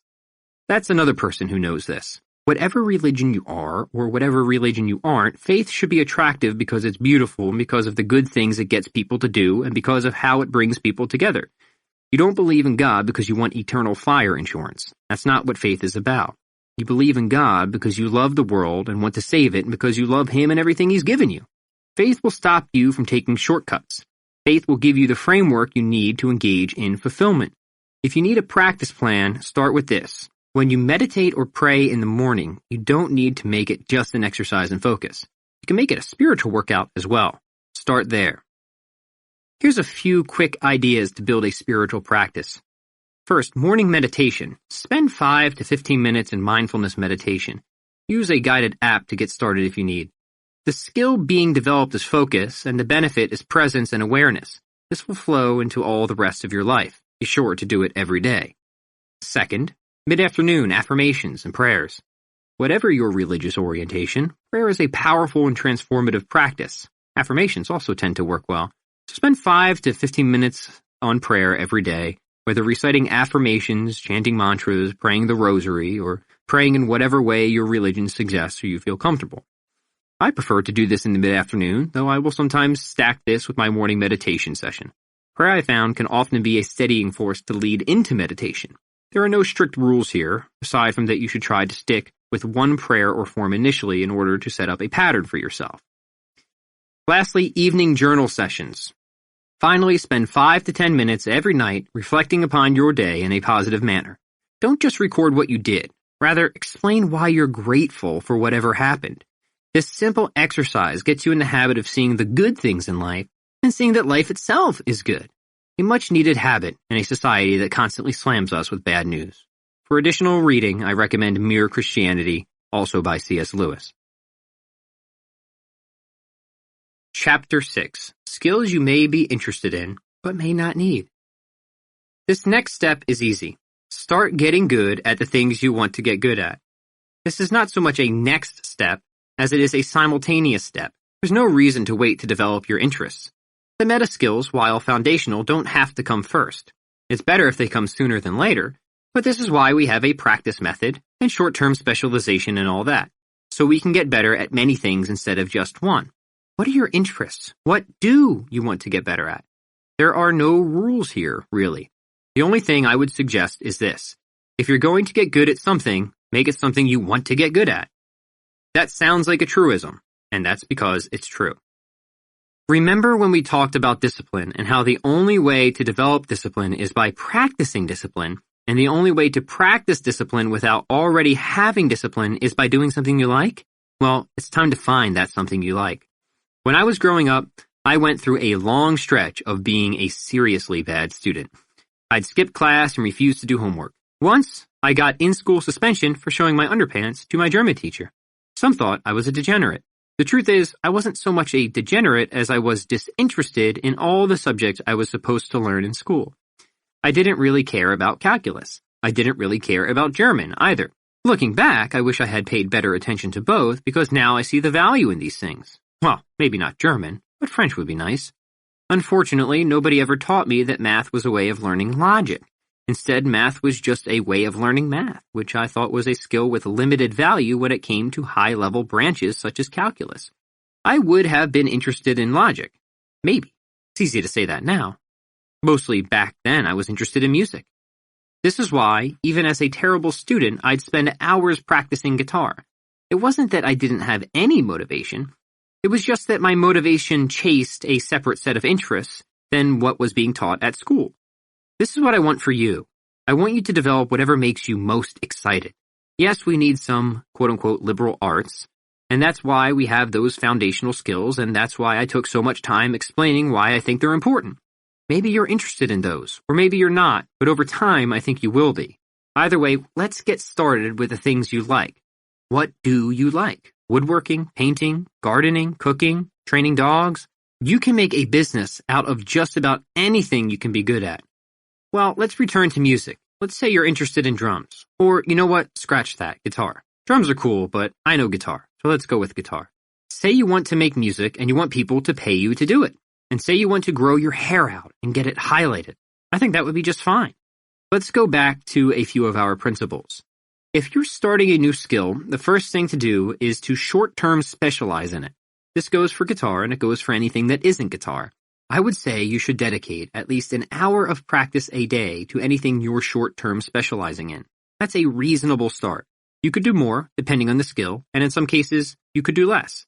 There's not an exact prescription for this.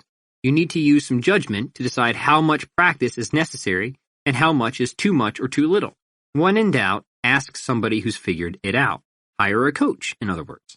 Now, let's consider integration over isolation. What kind of guitar player do you want to be? Do you want to be a rock player, a jazz player, a country guitar player, or maybe you want to be a generalist with your guitar playing? Certainly, I wouldn't argue against that. Still, you'll have to pick a place to start, so let's say you want to learn rock. Let's say that whenever you hear Metallica, it sends a yellow streak up your spine, because if something can get you going like that, it's a skill worth investing in. You probably think that it's cool and resonate with it. Imagine all the things in your life that do that. Maybe it's reading a piece of writing or watching a comedian or solving a math problem. I can't tell you what you might be interested in. I can only tell you how to get better at that thing once you've determined what it is. For me, there are now quite a number of things that fill me with giddy excitement. I'm not actually a huge sports fan, but I can see why people get into it. Debating, I love. Boy, do I get giddy when somebody gives a great argument on stage, something I only started to appreciate after I joined the debate team in middle school.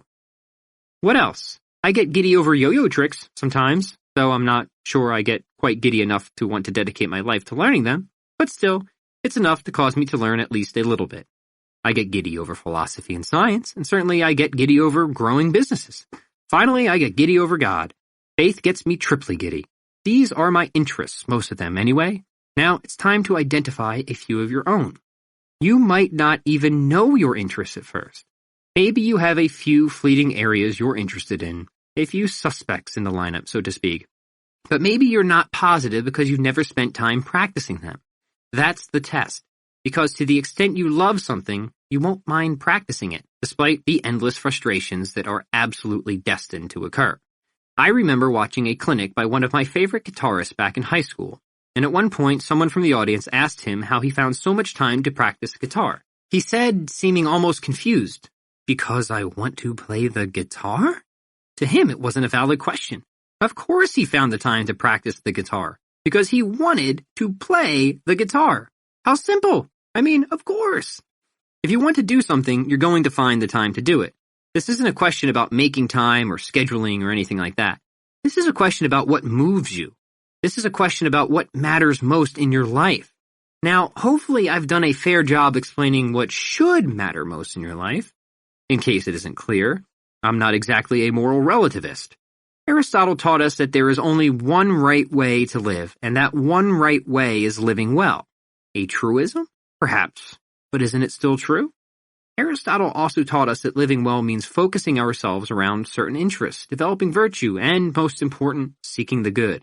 Aquinas, his successor in many ways, defined happiness even more specifically when he said it involves in engaging in and enjoying genuinely good activities, and doing so to the extent that both the effects and intentions are morally good, or at least neutral. So there are not too many restrictions here. If you follow these sages, you can align your interests to produce actual, real, authentic happiness. In other words, something isn't good just because you desire it. Rather, there are things that are really good for you, and so those are the things you should desire.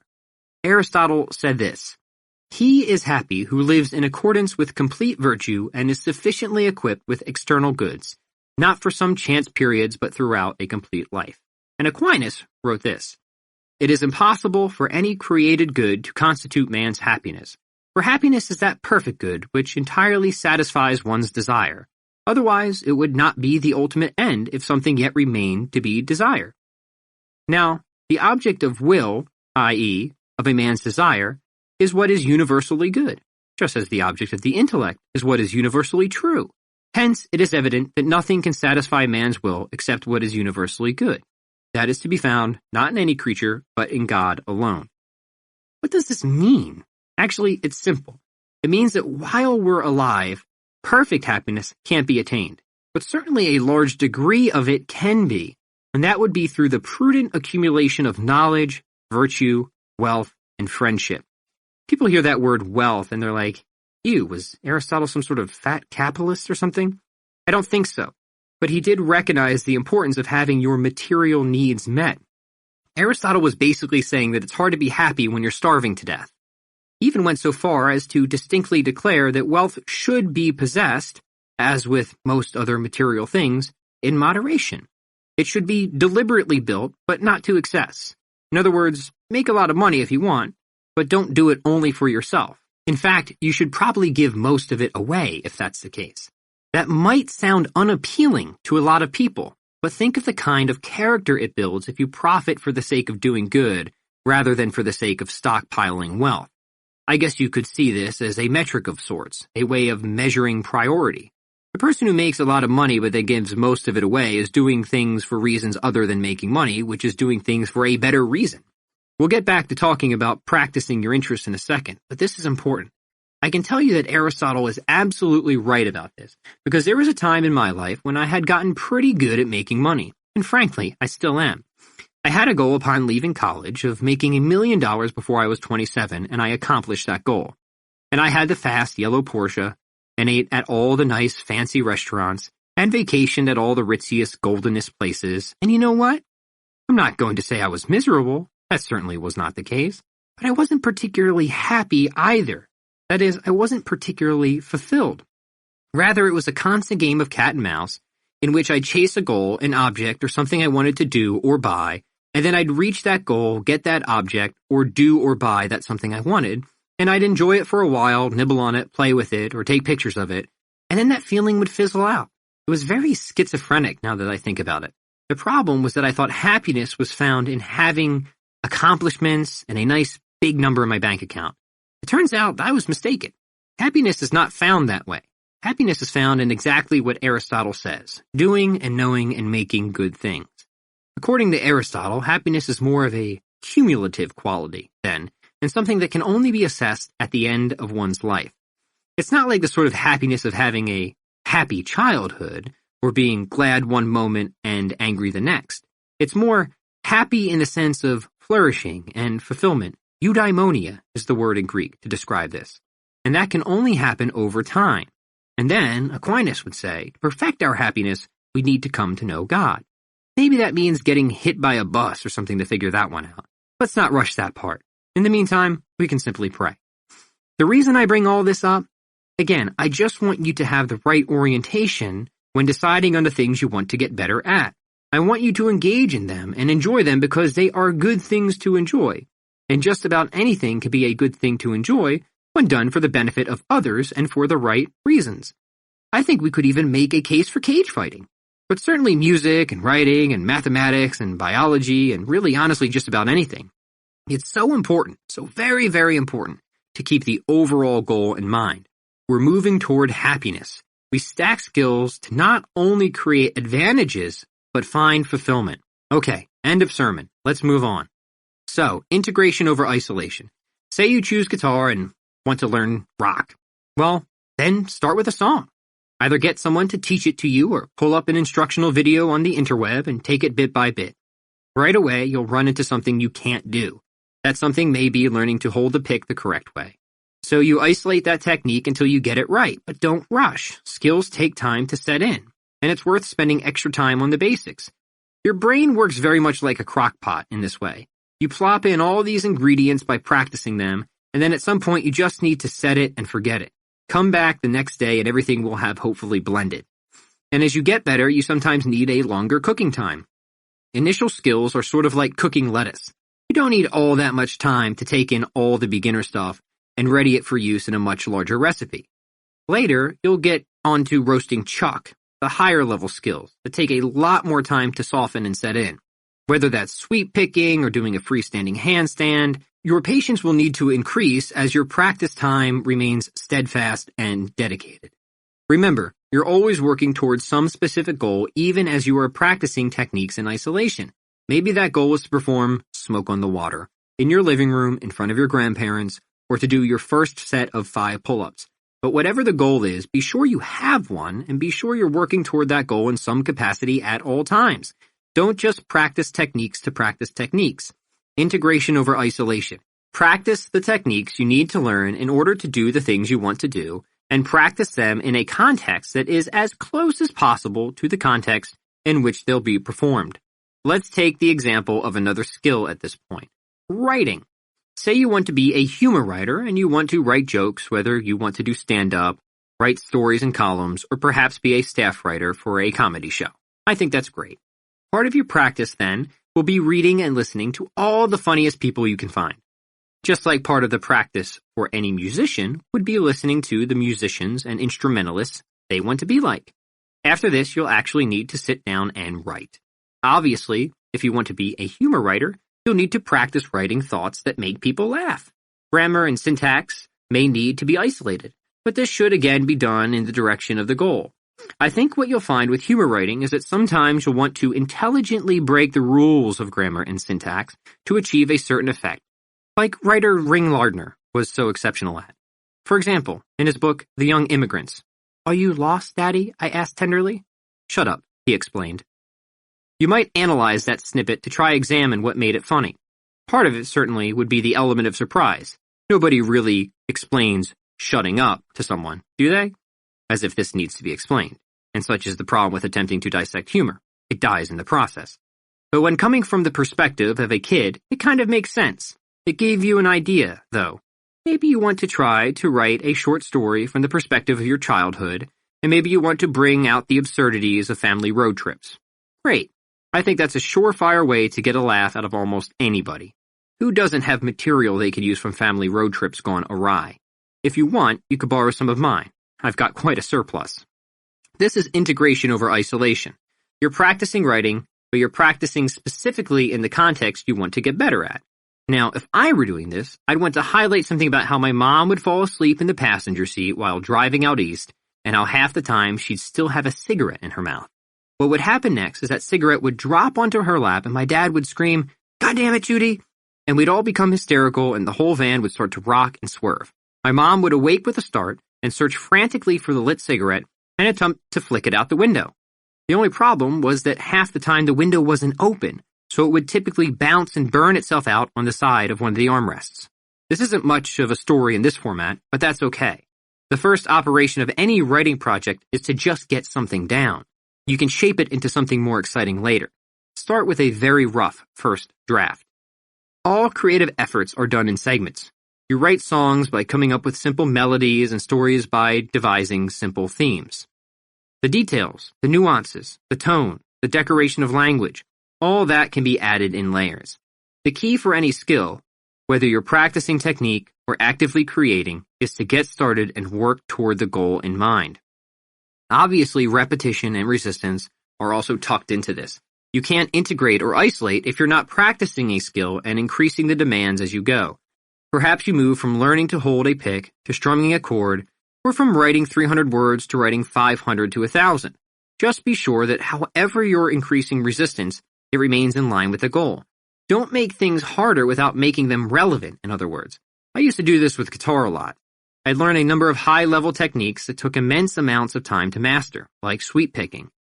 But they just weren't all that useful for the kinds of music I wanted to play, especially for the kinds of music people want to listen to.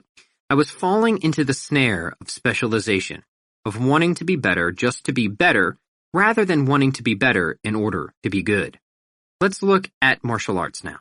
Anybody here have an interest in fighting? Great. Because maybe you had a rough childhood, or maybe you've got a lot of pent-up frustration. I'm not saying martial arts is going to cure that, but I can say it helped me find a productive physical outlet. But what would the principles of generalism look like when applied to this? Well, pretty much the same. You start with the end in mind. Is your goal to compete, or do you want to be more of a showman? When I first started Taekwondo, I wanted to compete.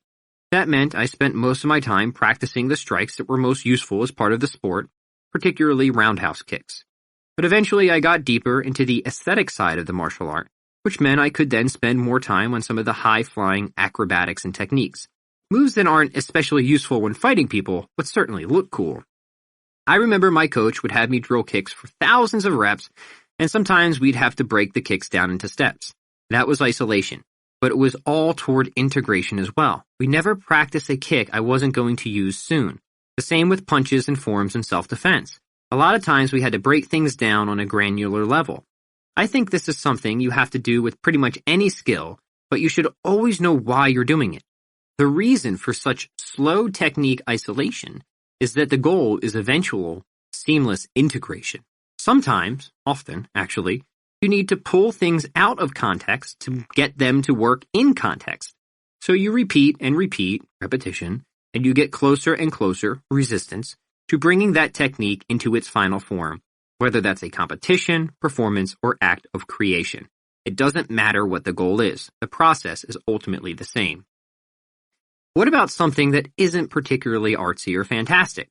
I know I've talked a lot about activities that I'm personally interested in, but there are also a lot of things that I don't get particularly excited about, but maybe you do.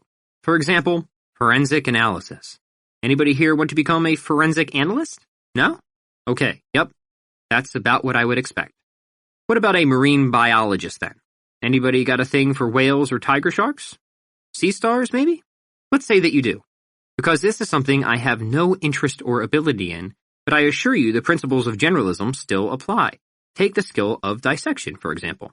I don't particularly know how relevant this is to marine biology, but I'm guessing some marine biologists dissect things, and certainly dissection is a skill. I know because in second grade, I had to cut open an octopus. Frankly, it was disgusting. But I remember we started with just a small procedure for practice and then moved on to the final operation. We were isolating so we could integrate. I forget now what we were even trying to discover, but I remember distinctly that there was progression to it. There was a goal, and that goal was broken down into small little bits for us to practice. Obviously, none of us conducted a clean operation. One kid just put the octopus on his head and pretended it was sucking his brains out. This boy quickly became a classroom hero. It would be insulting to any great dissector to insinuate that a second grader could master the skill in just one lesson. I don't know enough about dissection to say how long this skill takes to develop, but I know enough about skills in general to say it can't be acquired overnight. The point is this: it doesn't matter what you're interested in. The only thing that matters is that you figure out how to apply the principles of generalism so you practice it in the most efficient way toward the outcome you want. And you do so while keeping the bigger picture in mind. In some capacity, you remain oriented toward happiness, and flourishing and helping others. Finally, as you build your interests on top of the foundational skills we covered earlier, you'll develop a strong and sturdy base from which to launch a career or a business. There is one last remaining element, however. Even if you build those foundational meta skills to prepare and direct yourself, and even if you get really, really good at things that interest you on top of that, there often remains a chasm. That chasm is the gap between taking your good to great ability and combining it with all the other skills you have, and then bringing it forward into the world and, preferably, getting paid to do so. And it is to that particular topic that we turn now. Chapter 7. Skills you may need, but may not be interested in. Now you've gotten good at all these different things, and you want to do something with everything you've learned. You want to bring your skills into the world. Awesome, great, fantastic, superb. The good news is you might not have all that much work to do. Between making friends, being able to think straight, and being good at skills people are interested in, you'd be surprised at how things simply start to align. People might want to pay you to teach them something, or they might want you to perform or to do a service.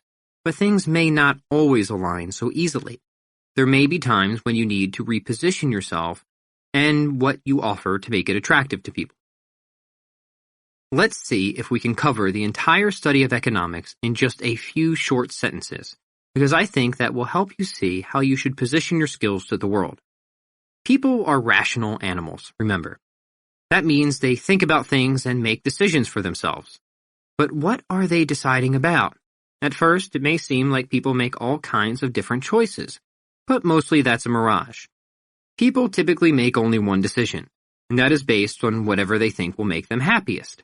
They're trying to be content, and there's pretty much no scenario we can think of where people make choices they think will lead to their unhappiness.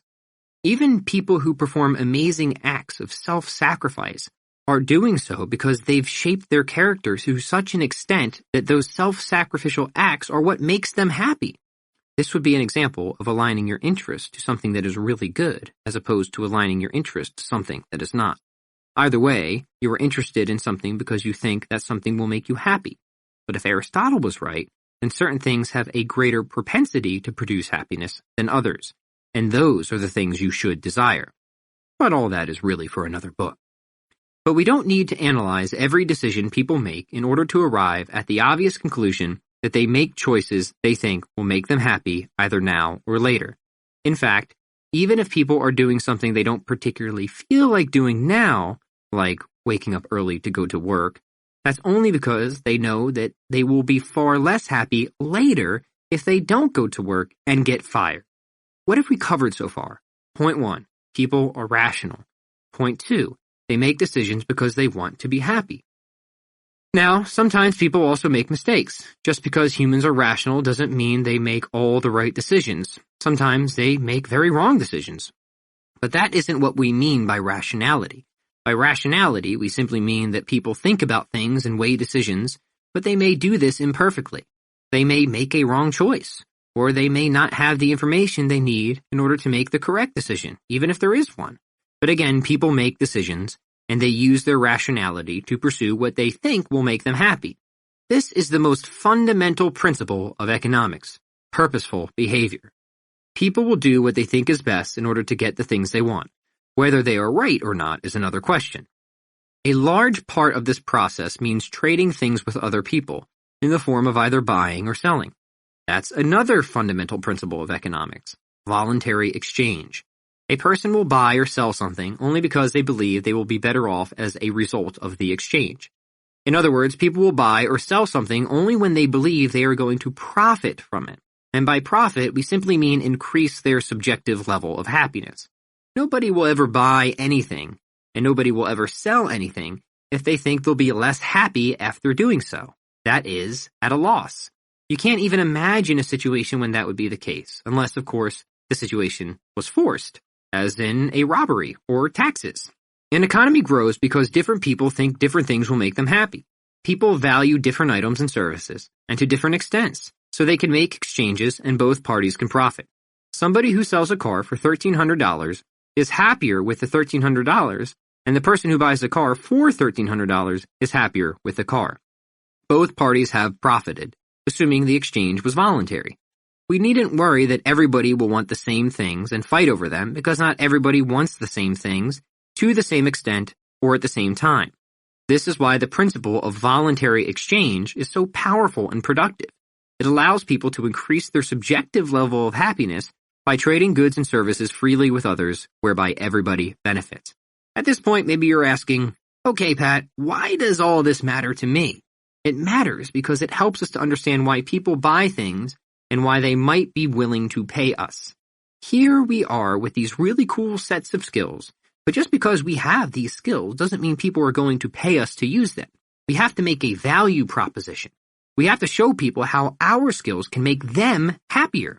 Maybe you're solving some problem they're having, or maybe you're helping them grow in some way. We don't need to know exactly what that value proposition is. And to be fair, it will vary wildly from person to person and from skill to skill. We only need to know that in order to get paid to do what we love, we must understand how what we love can make other people happy, and, furthermore, how to convey that message most effectively to them. You can't just say, hey, I know martial arts, and expect people to pay you for it. But maybe there's a parent whose kid keeps getting beat up, and they want to teach them how to defend themselves. So maybe that's your value proposition. You teach anti-bullying. Certainly people are willing to pay for that. We know this because they do.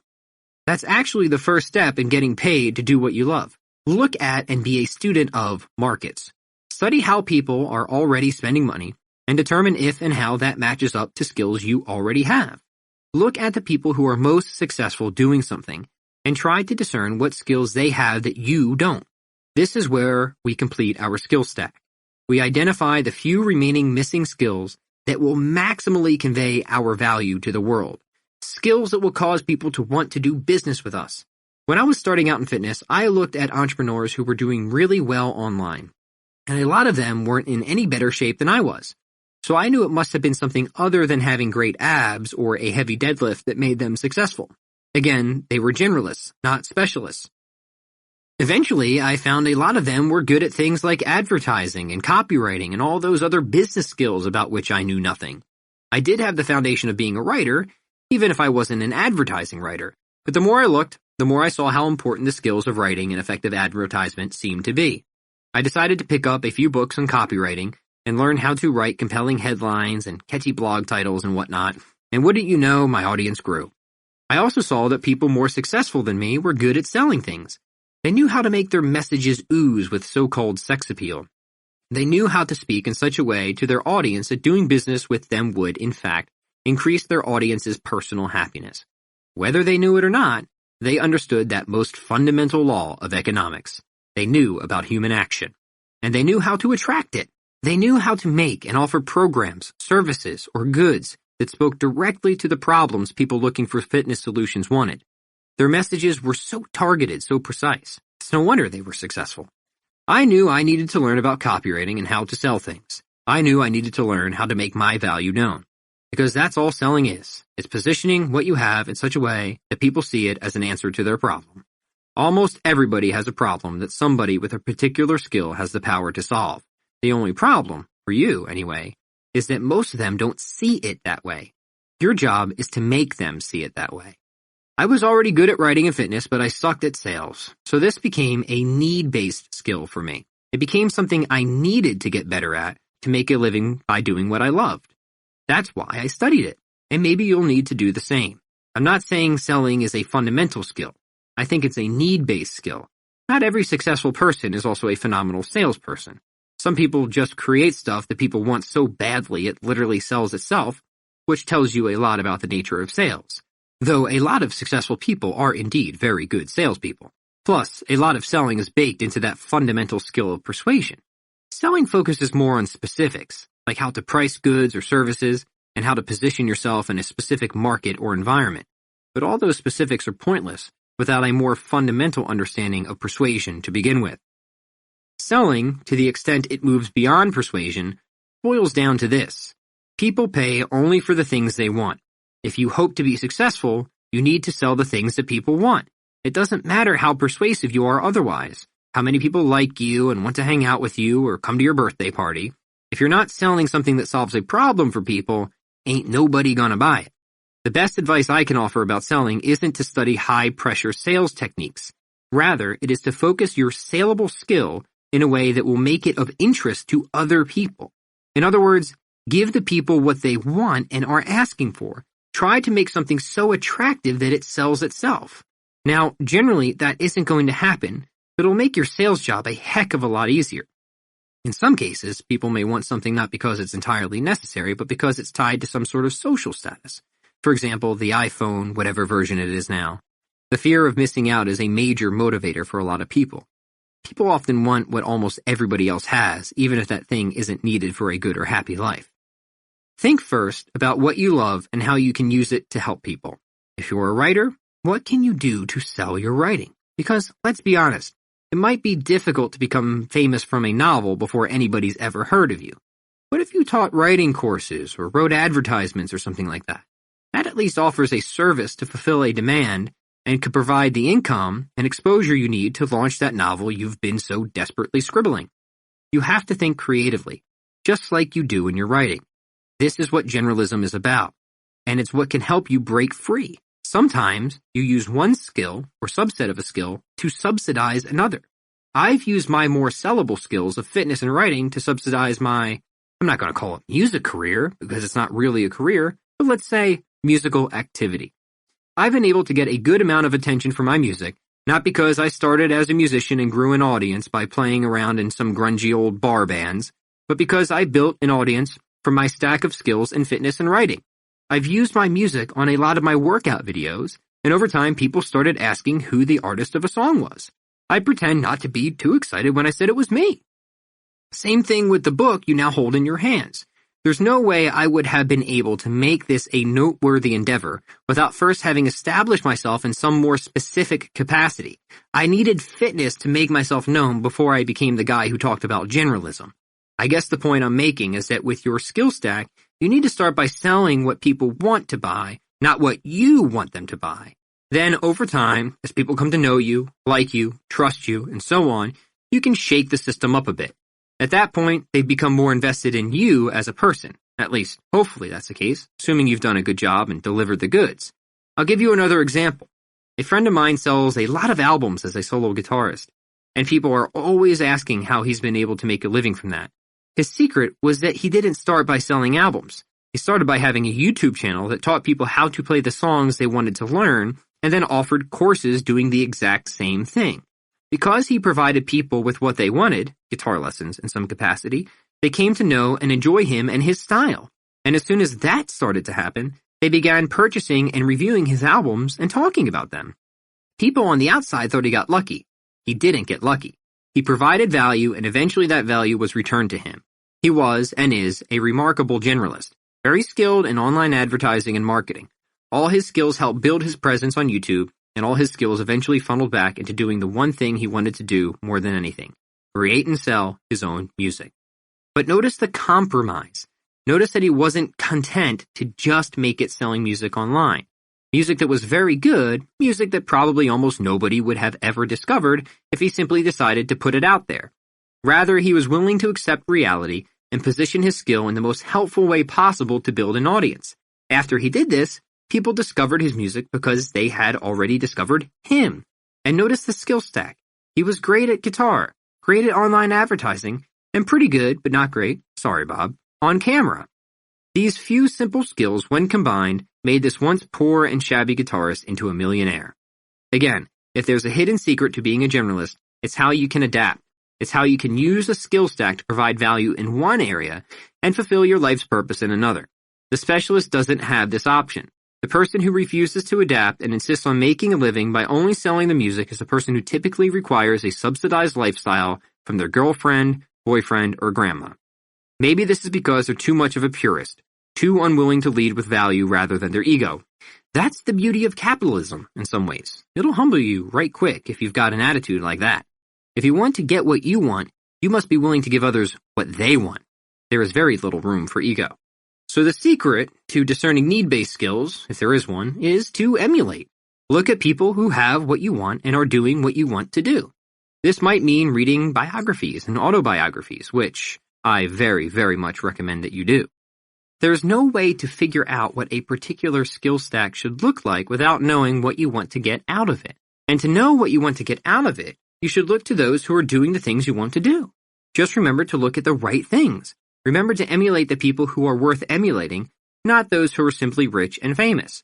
If you do want to emulate people who are rich and famous, do so for reasons other than their wealth and fame. I remember way back when I was starting out in fitness, reading articles from somebody who I always thought was so interesting, especially for a person who was in the workout profession. I always thought he made such good points and arguments. It wasn't until I met him about a year later that I learned he was a history major, and he told me how much that helped infuse his writings on fitness with such interesting little tidbits. At that point, I realized I needed to start reading history more. People like hearing about the history of things. That's just one small example of how what seems like an unrelated skill gave this person a very unique perspective on fitness. It made him stand out. You can look at more popular examples too. Angus Young is a good one since we're on such an AC/DC kick. And I think what makes him appealing is that he's not just a solid guitarist, but also such an interesting showman.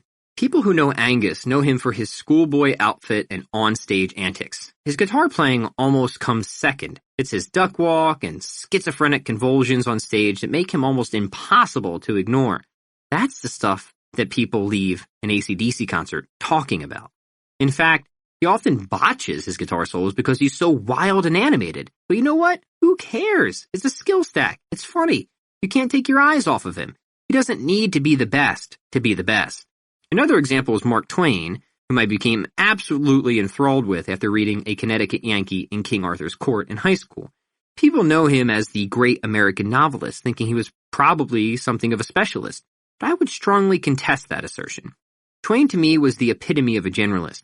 He didn't just read and write. Twain studied philosophy and history and was arguably one of America's first stand-up comedians. Someone once remarked that Twain wasn't a writer who performed. He was a performer who wrote.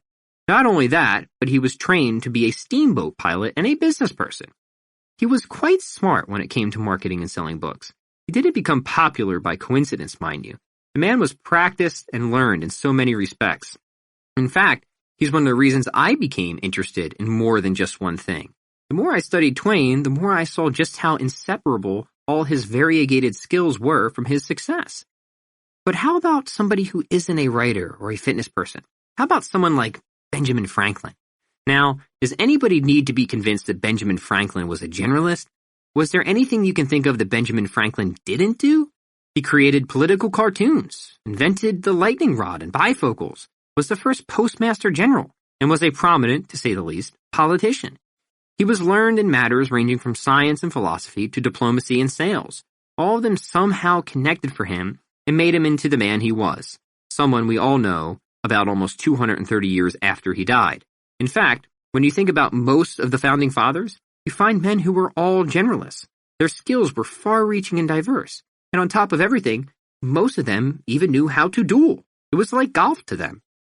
I don't want to limit the scope or restrict the kinds of people I think you should emulate. I think you should emulate whoever you want to, with certain caveats, and then use the principles of generalism to reverse engineer whatever set of need-based skills you, well, need. Now for those caveats. Just keep the focus on the fundamentals above all. Always orient your skill stack toward the ultimate outcome of success, even if the people you're emulating never quite reached that. You can learn from those who were successful in business but failures at life. Emulate what made them successful at business, discard what made them failures at life. While success and money and fame can all be good, they can also not be good, which is more typically the case. This is why we start with the end in mind, of doing things because they're good and because we want to do them, not because we want to fill our bank accounts, per se. It starts with enjoyment and wanting to help people and know things. People who teach and do good things for the sake of helping people will be rewarded with infinite chocolate and no weight gain in heaven. I'm not sure of a lot, but I'm pretty sure of this. Eternal rewards aside, it's the happiness the right type of action brings you in this life that also makes it worth pursuing. Conclusion. Remember, life is best with a sense of perspective. Your brain, does it feel good yet? Is it so full that achievement and abundance are leaking out of your ears? Do you feel much, much smarter and able to conquer the world and whatever has held you back from accomplishing what you want? You know the secrets now. and you didn't need the Knights Templar to unlock the Holy Grail. It's probably easier than you could have imagined. The key is generalism, learning a number of skills and stacking them, meta skills, interest skills, and need-based skills. So I hand you this golden chalice. Okay, it's a book, and the chalice appears to be green, not gold, but, well, whatever, as you begin your journey. Now we start with a practice plan. We treat our schedule like we would a day in school, like we're students again, this time in the world school system. There are just different subjects to learn, which means we need to set aside the time to practice them, even if we don't practice them all at the same time or for the same amount of time. If you ask me, I think this is tremendous fun. I think you will find it to be tremendous fun also, especially once you start to find enjoyment within the process. You will achieve concrete outcomes. Don't worry about whether this will happen, as they're inevitable with the process. When you practice writing, things get written. When you practice martial arts, people get judo tossed. If people fail to produce outcomes, it's because they fail to adhere to process. And they fail to adhere to process because they don't enjoy it. They do it for the wrong reasons. I can already hear some objections burbling. How am I ever going to find the time to do this? I have a job, and kids, and all these other commitments, man. But what did I say earlier? This isn't a matter of time. It's a matter of priority. I can't help you find the time. I can only help you look within yourself to see that your self-actualization, your nibbana, if you will, is so important that any excuse not to make the time is simply invalid. You will always fail to make the time as long as you continue to make that excuse. It's like the guitarist who raised his eyebrow in confusion when somebody asked how he found the time to practice as much as he did. He found the time to play the guitar because he wanted to play the guitar. It's not a tautology so much as a truism. Before we go on, this is something you need to answer for yourself. Do you want to get better at things? Are you willing to make a mess and get lost? If the answer is yes, then it doesn't matter how little or how much time you have. People get things done with full schedules and busy careers and a lot of kids. They get up early and they stay up late and use instant coffee when they need to, because they want to get better and they want to do things. Now, I can't get you to see that being better and doing things is important. I can only tell you it's important and hope that you see my point and don't have to learn these lessons by putting off life until you're 97 and regretting everything. I don't want you to regret everything. I don't want you to regret anything. I want you to finish your life knowing you did the best you could with what you had, because that's enough. But anything less isn't enough. Then you're not fulfilling your nature. You're not acting according to reason. You're not doing the things that God put you on the planet to do. This, of course, to pursue our own human flourishing, would be your ontological duty. As for the fundamentals, you should start the day with meditation and reflection and prayer. You could also exercise. Then you should do whatever you're specializing in. Devote your biggest and most productive chunk of time to that. Often this will be an interest skill, but not always. Sometimes you need to specialize in the fundamentals or need-based skills, especially at first. Not every class, in other words, needs to be the same length, especially not since you're essentially homeschooling yourself. Classes should be whatever length they need to be to maximize efficiency and effectiveness of practice. Sometimes shorter is better, sometimes longer is better, but it should always be the least you need, because if you give yourself too much time to do something, you might spend a lot of that time with your hands in your pants. Do you think Aristotle would be happy to hear about that?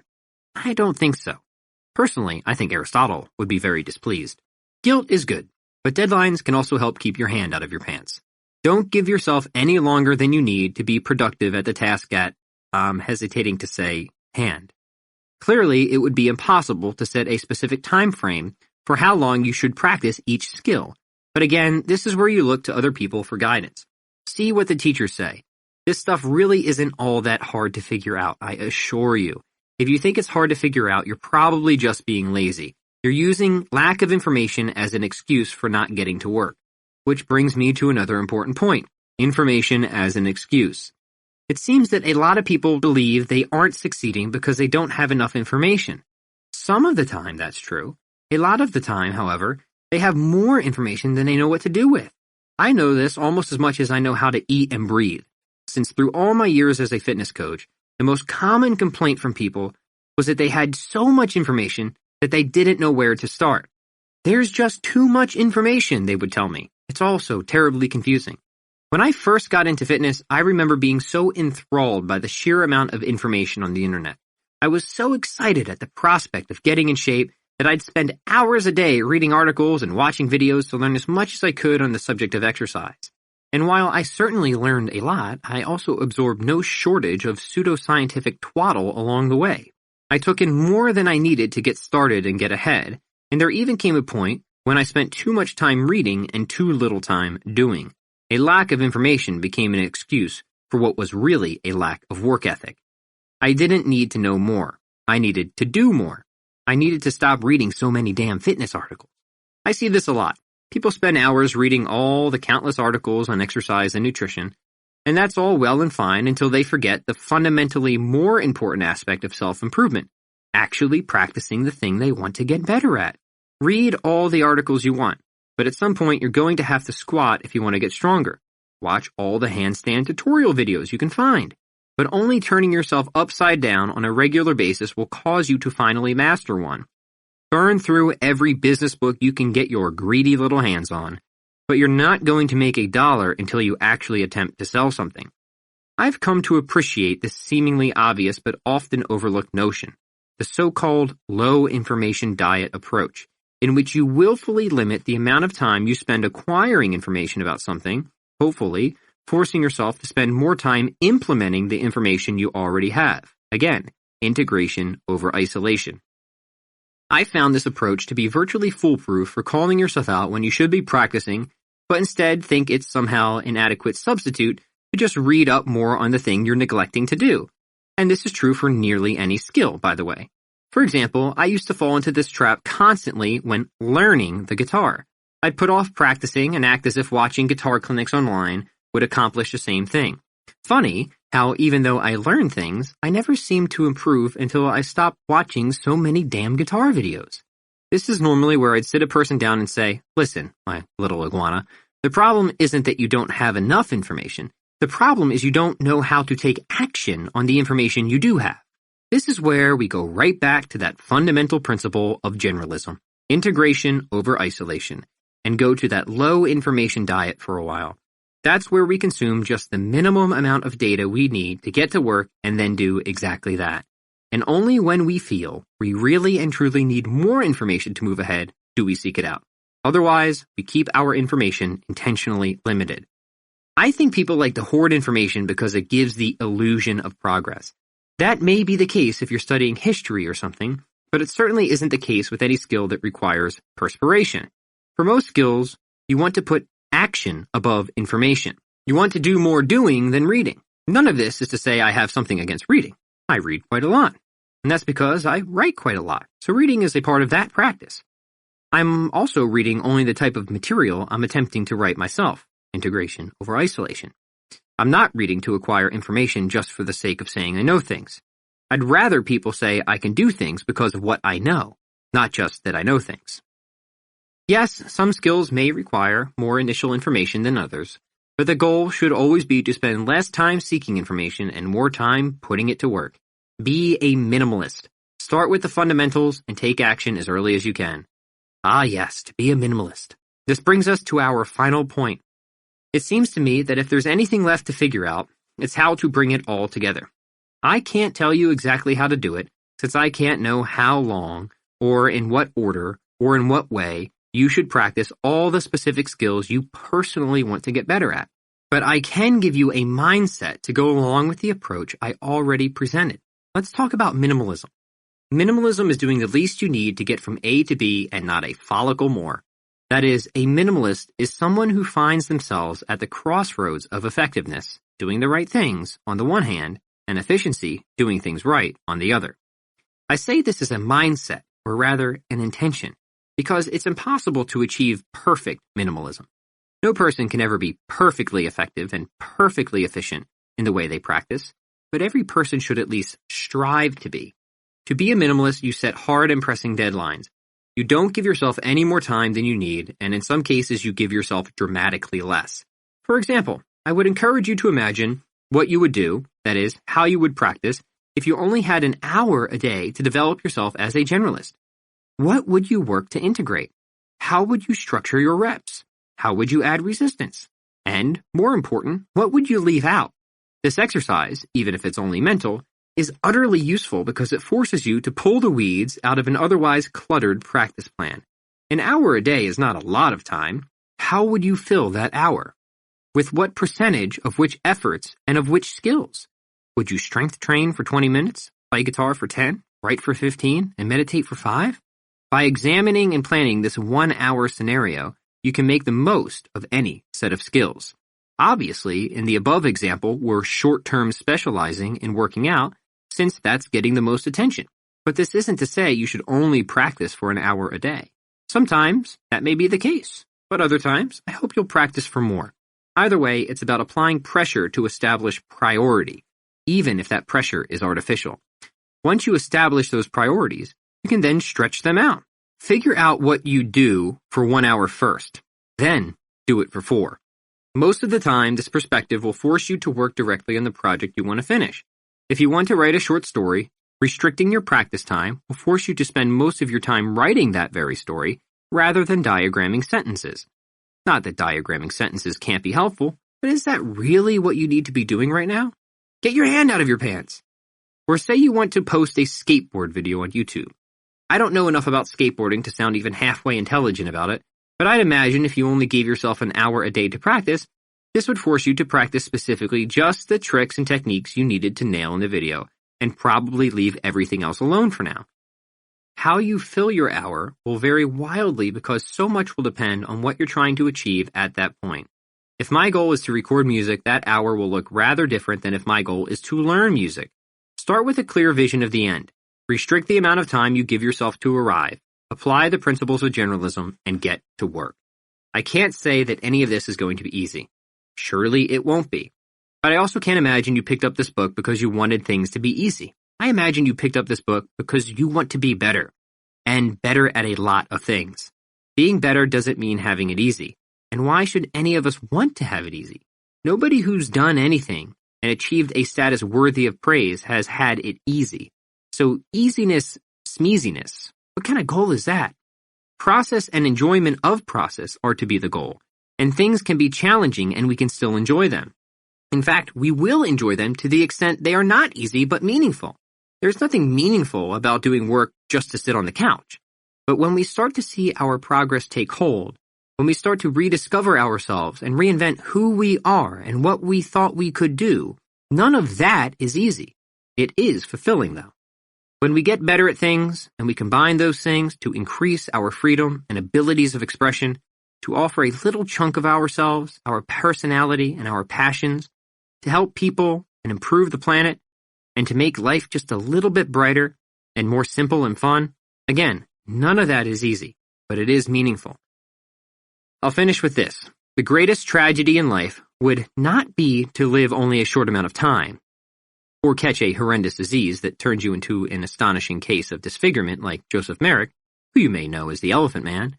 The greatest tragedy in life would be to live a very long period and catch no horrendous disease, but to miss the very meaning of life itself, which is to develop virtue, to orient yourself toward creative expression and willing the good of the other, and to know and make and do good things.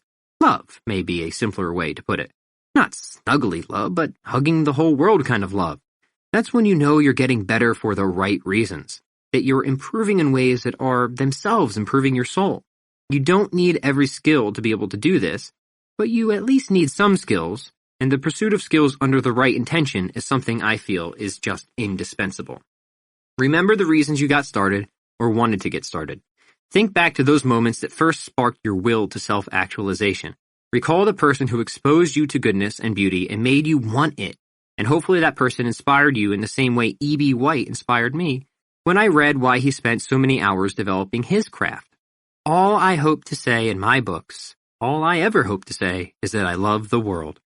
Now, as you make your way into the world, I want you to take this with you. Help each other out. Don't forget to call your mom. Hold the door and smile at strangers. Drop some non-stale bagels off at the food pantry. Learn as much as you can about whatever interests you. Be a solution maker, not a problem starter. Don't get caught up in too many arguments online. Try not to judge. Chew with your mouth closed. Show that you are grateful for what you have by, leaving a 5-star review for this book on Amazon, maybe? Believe in something greater than yourself.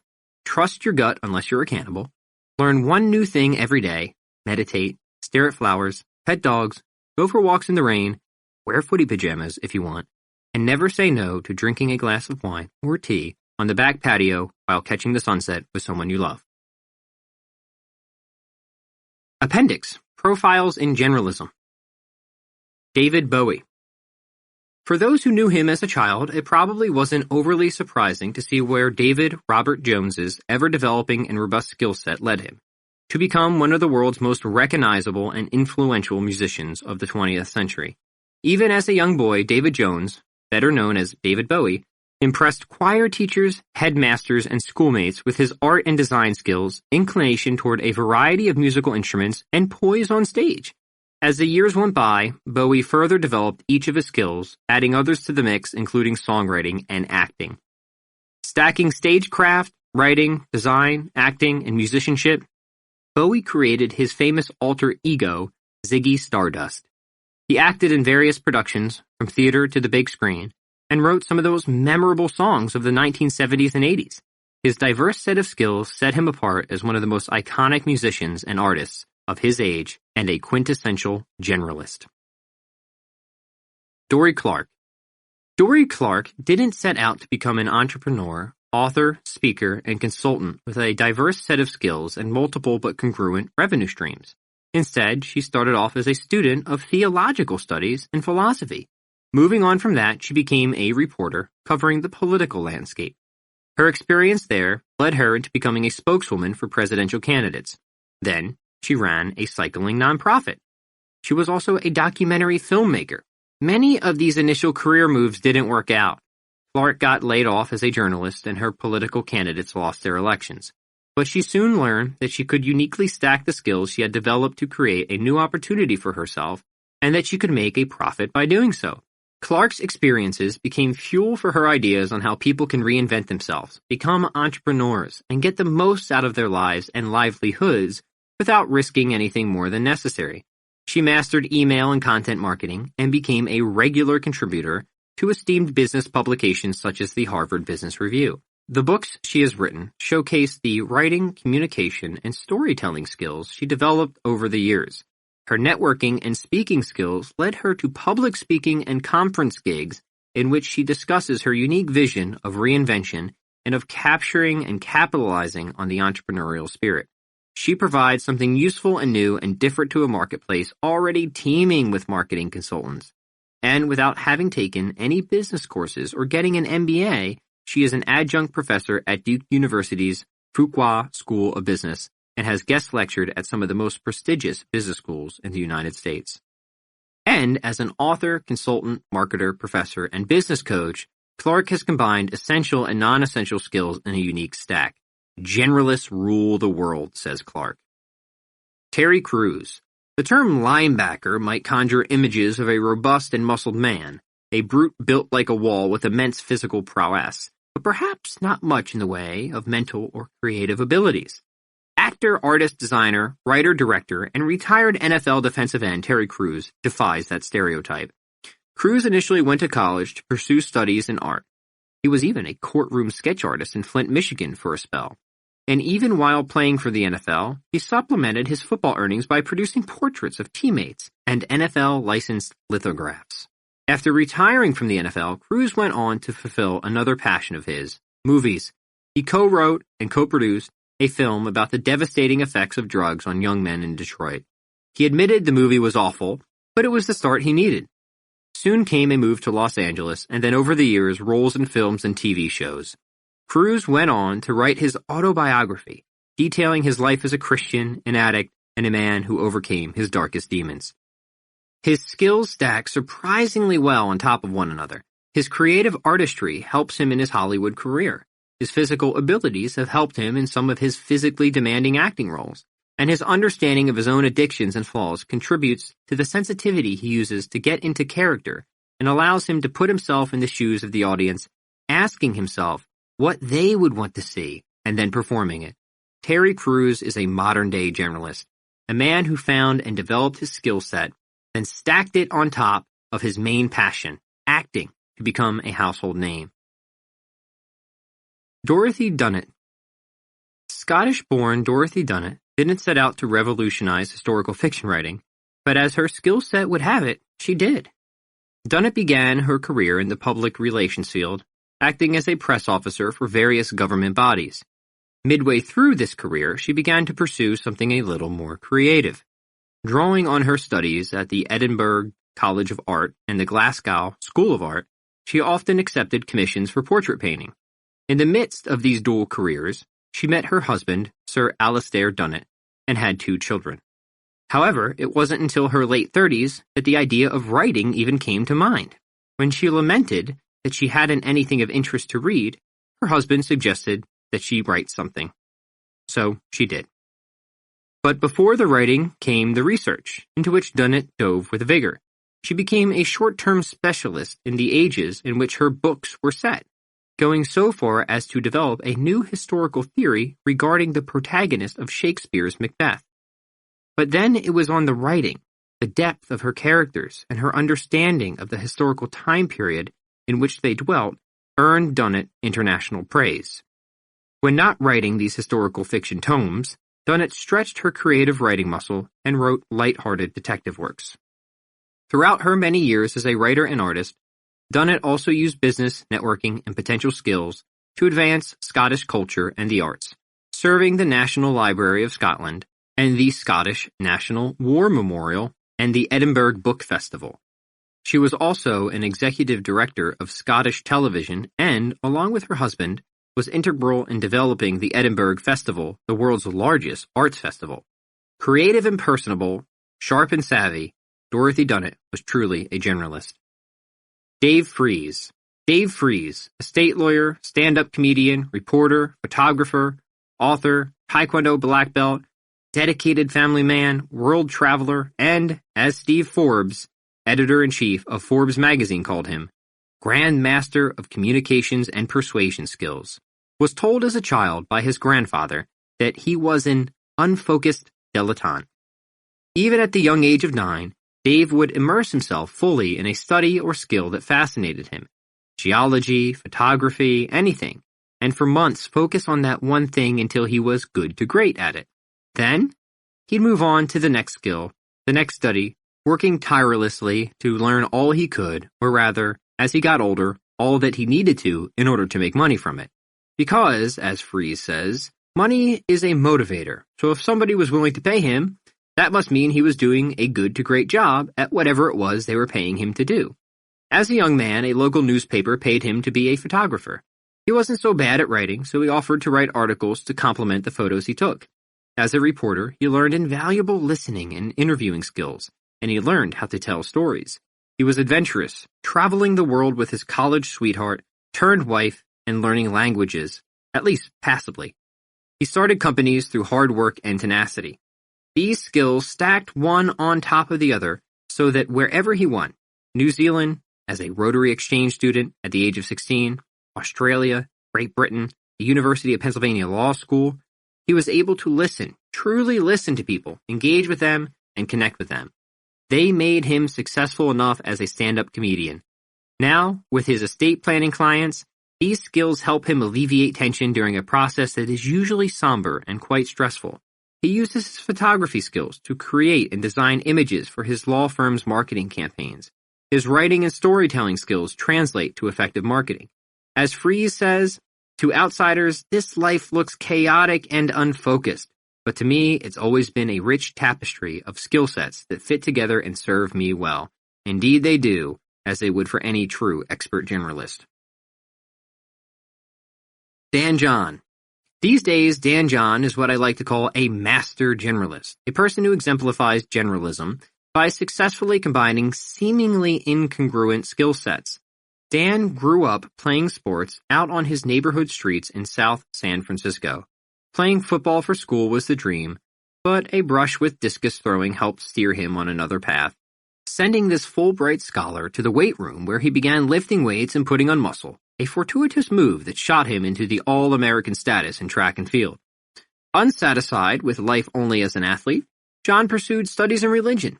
He graduated college with a master's in theology and has gone on to teach religious studies to adults both domestically and abroad. John is the American record holder for the weight pentathlon and the inventor of an exercise. Have you ever heard of the goblet squat? And a philosopher, a professor of theology, and an author as well. He's also fantastically personable, the type of father figure you'd want to have a tumbler of whiskey with or invite to speak at your wedding. John has successfully combined his skills of writing with strength training and athletics to coach and influence an entire population of professional athletes and amateur exercisers. His deep understanding of religion, along with his people skills, critical thinking abilities, and downright common sense, has helped him create his own philosophy, both inside and outside the weight room, that has shaped his and countless others' lives, including my own. Hedy Lamarr. Best known as a Hollywood bombshell of the 1930s and 40s, Hedy Lamarr wasn't merely a pretty face on the big screen. Though Lamarr got an early start to stardom in Europe in the early 1930s, it wasn't until she fled the Third Reich and came to America that her acting career blossomed. During this time, however, she devoted herself to more than just scripts and screenplays. Along with composer George Antheil, Lamarr invented frequency hopping, a way of avoiding signal jamming by jumping around radio frequencies. This invention, for which she was awarded a patent, helped form the technologies responsible for Bluetooth, GPS, and Wi-Fi. When Lamarr wasn't tinkering or acting in films, she was a dedicated charity fundraiser, film producer, and writer. She relied on her various skills to push her career forward, scratch the inventive itch, and become a surprisingly adept generalist of the 20th century. Spencer Nadolsky. Dr. Spencer Nadolsky is a revolutionary voice in healthcare, focusing on lifestyle changes rather than medications to improve his patients' health and doing so in a radical way, in a completely online clinic. He is an obesity doctor, general practitioner, author, marketer, athlete, and along with myself and Samna Sikdar, the co-founder of Strong On. Dr. Spencer is the doc who lifts. Growing up in small-town Michigan, Spencer was drawn to athletics, so naturally when he enrolled in the University of North Carolina Chapel Hill for exercise science and pre-med, he also went for sports such as heavyweight wrestling and did pretty well during his undergraduate tenure. Then it was off to medical school and residency, and meeting the love of his life, Jenna. And while learning more about nutrition and keeping up with his own fitness and health, he wound up on the path that most doctors follow, working in an office where the number of patients he could help was limited by the number of hours in the workday. But Nadolsky felt he could do more, and that his purpose in life was to help more people than a clinical setting would allow. So he began to branch out, learning effective marketing skills, email and content marketing in particular, to build an online presence across social platforms. He wrote a book called The Fat Loss Prescription, based on the success he'd helped his patients achieve as an obesity medicine doctor. He launched a line of supplements. He speaks at countless seminars and conferences each year, building his network and practicing his networking skills. Then, in 2017, he took the leap and moved his entire practice online, offering everything an in-person doctor could, but doing it completely online. This radical approach helps him do what he wants most, to help as many people as possible and to spread the gospel of a healthy lifestyle. By stacking his medical background with his athletic abilities, his creativity, marketing, writing, and networking skills, and his business acumen, Dr. Spencer Nadolsky has taken his medical practice beyond the clinic, reaching thousands of patients, social media followers, and members of Strong On, and teaching them to live the best, healthiest lives possible. And along the way, he has become an exemplary generalist. Lou Schuler. Whatever versatility Lou Schuler has, he'll admit he just stumbled into it. Schuler, a fitness journalist and author, often tells the story of how he got interested in fitness. Growing up in St. Louis, Missouri, he really wanted to be good at sports but was consistently the slowest, skinniest, weakest, and most four-eyed kid who showed up to play. That's why he started working out when he was 13. Both he and his older brother hit the weights together, and neither of them had any idea what they were doing, but they kept at it until they got a little stronger and a little less slow. Writing is another area where he thrashed around until finding his niche. He wanted to write fiction and screenplays, but even as a teenager he knew the odds were stacked against making a living as a novelist or screenwriter. And he had no desire to go to a big city and starve or freeze to death while he waited for his big break. So he decided to head to college and major in journalism. As luck would have it, he went to the University of Missouri, which has one of the best journalism programs in the country without paying out-of-state tuition. For 10 years after college, Schuler bounced back and forth between jobs at newspapers and magazines, and stints where he focused on fiction and screenwriting while waiting tables to pay the bills. By the time he got his first job at a fitness magazine in 1992, he'd been working out consistently for 22 years, and for more than a decade he'd been writing fiction and nonfiction for hours a day virtually every day. So even though he had written, at most, a half-dozen articles specific to health or fitness, he'd knocked out hundreds about everything else, along with thousands of pages of novels and screenplays. He'd even done some stand-up comedy right after college, and now, with the rest of the world getting more interested in fitness and nutrition, he found himself in the right place at the right time, with the right mix of technical skills, creative energy, and a sense of humor. He still needed to develop expertise in fitness and nutrition, and that was a struggle. Without a background in science beyond high school classes in biology and chemistry, and knowing nothing about statistics, Schuler dove into the science behind the fitness, and earning those credentials made him bilingual. He was now fluent in English and geekish. The payoff? He can interview a scientist without sounding like an idiot, and then write an entertaining article that a non-scientist can understand, weaving a story that reflects the creative problem-solving skills of a fiction writer. Somnath Sikdar.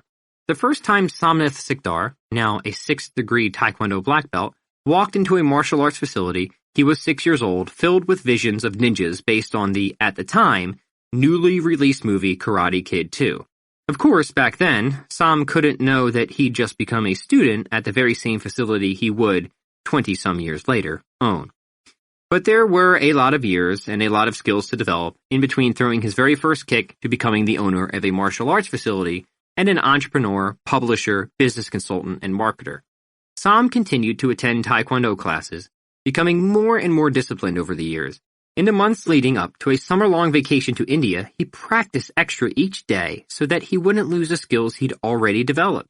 Perhaps back then he didn't realize he was developing the skill that would be most crucial to his entrepreneurial success later on in life: discipline. He earned his first degree junior black belt at the age of 9, then a second, and by the time he had gone off to college, he had already attained his third dan. With his family's encouragement, Sikdar attended the University of Pennsylvania, where he earned a bachelor's in electrical engineering and minored in systems science and economics. During his college tenure, as well as afterward, Sikdar coached competitive Taekwondo teams at the collegiate level. He even used his combative skills as an extra in a martial arts film. But Sikdar's successes go beyond martial arts. He, along with 2 other former Pee Wee Taekwondo students, bought the Dragon Gym from their former teacher, Master Chai Tai Go.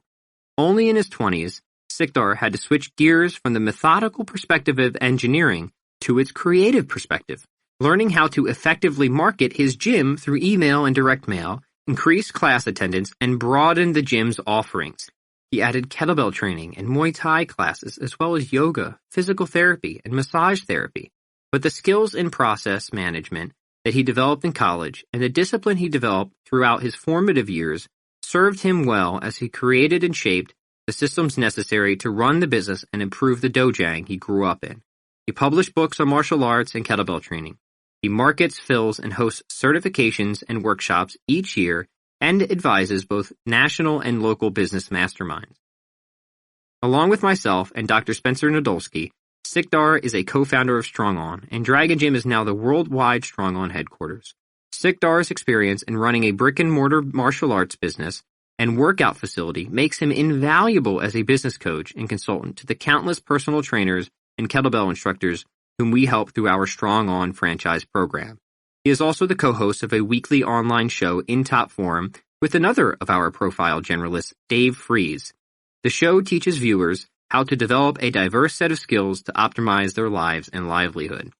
From a proclaimed weak, small, and shy child to an electrical engineer, 6th degree Taekwondo black belt, and entrepreneur, Som Sikdar embodies the generalist, a person who can effectively blend and stack a variety of skills to gain a competitive advantage. Donald Trump. As the 45th President of the United States, Donald J. Trump may be the most polarizing of all our case studies. But love him or hate him, he's a great example of a generalist. After graduating from the University of Pennsylvania's Wharton School, Donald Trump took over running the family real estate business, a position he held from 1971 until 2017. While at the helm of the now-named Trump Organization, he expanded the company's role beyond the building and managing of real estate properties, such as golf courses, casinos, and hotels, and diversified into hundreds of side ventures. Trump was heavily involved in various sporting events, from the defunct New Jersey Generals football team to the hosting of Mike Tyson's 1988 heavyweight championship fight. He even went on to be Tyson's financial advisor. He also owned stakes in the Miss Universe pageant and ran the Trump University Real Estate Training Program. Outside these business ventures, Trump has co-authored several books and has made cameo appearances in movies and TV shows since the 1990s, not including his role as executive producer and host of the wildly popular reality shows The Apprentice and The Celebrity Apprentice, which aired for 14 seasons and inspired international spin-offs. Then, in 2016, Donald Trump announced his presidential bid. Politics had been on his radar since the late 1980s, putting him in yet another field entirely, one that called on all his past skill development to catapult him to the forefront of a packed presidential race. The running and creating of business entities is Trump's foremost skill and the one he stacked all others on top of.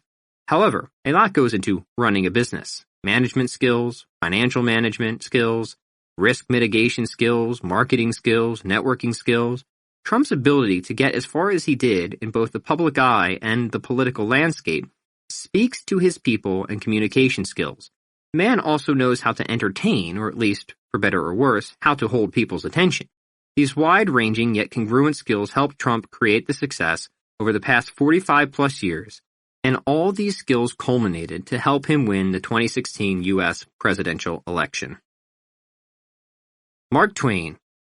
Mark Twain, Samuel Langhorne Clemens, was a humorist, author, performer, lecturer, inventor, publisher, and entrepreneur, and he was the great American generalist.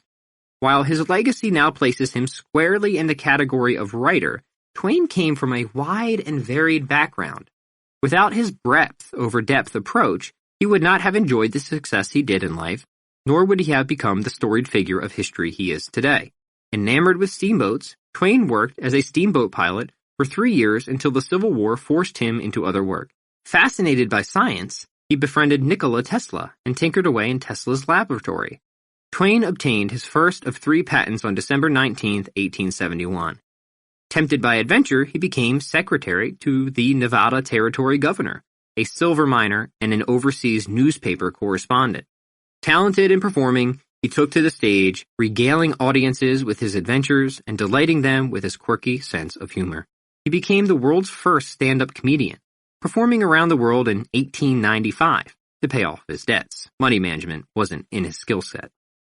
Each and every one of his experiences, passions, and jobs at one time or another stacked on his primary skill, writing. Steamboats and river life featured heavily in his most famous works, The Adventures of Tom Sawyer and Adventures of Huckleberry Finn. Science and technology were a focus in his alternate history novel, A Connecticut Yankee in King Arthur's Court. And his travels were recounted and, much to the amusement of his readership, stretched and poked and prodded and became hilarious and poignant commentaries in Roughing It and The Innocents Abroad. He developed his skill set over a lifetime, surging in some areas, maintaining in others, to create a career and legacy that surpassed those of any other American writer then and now.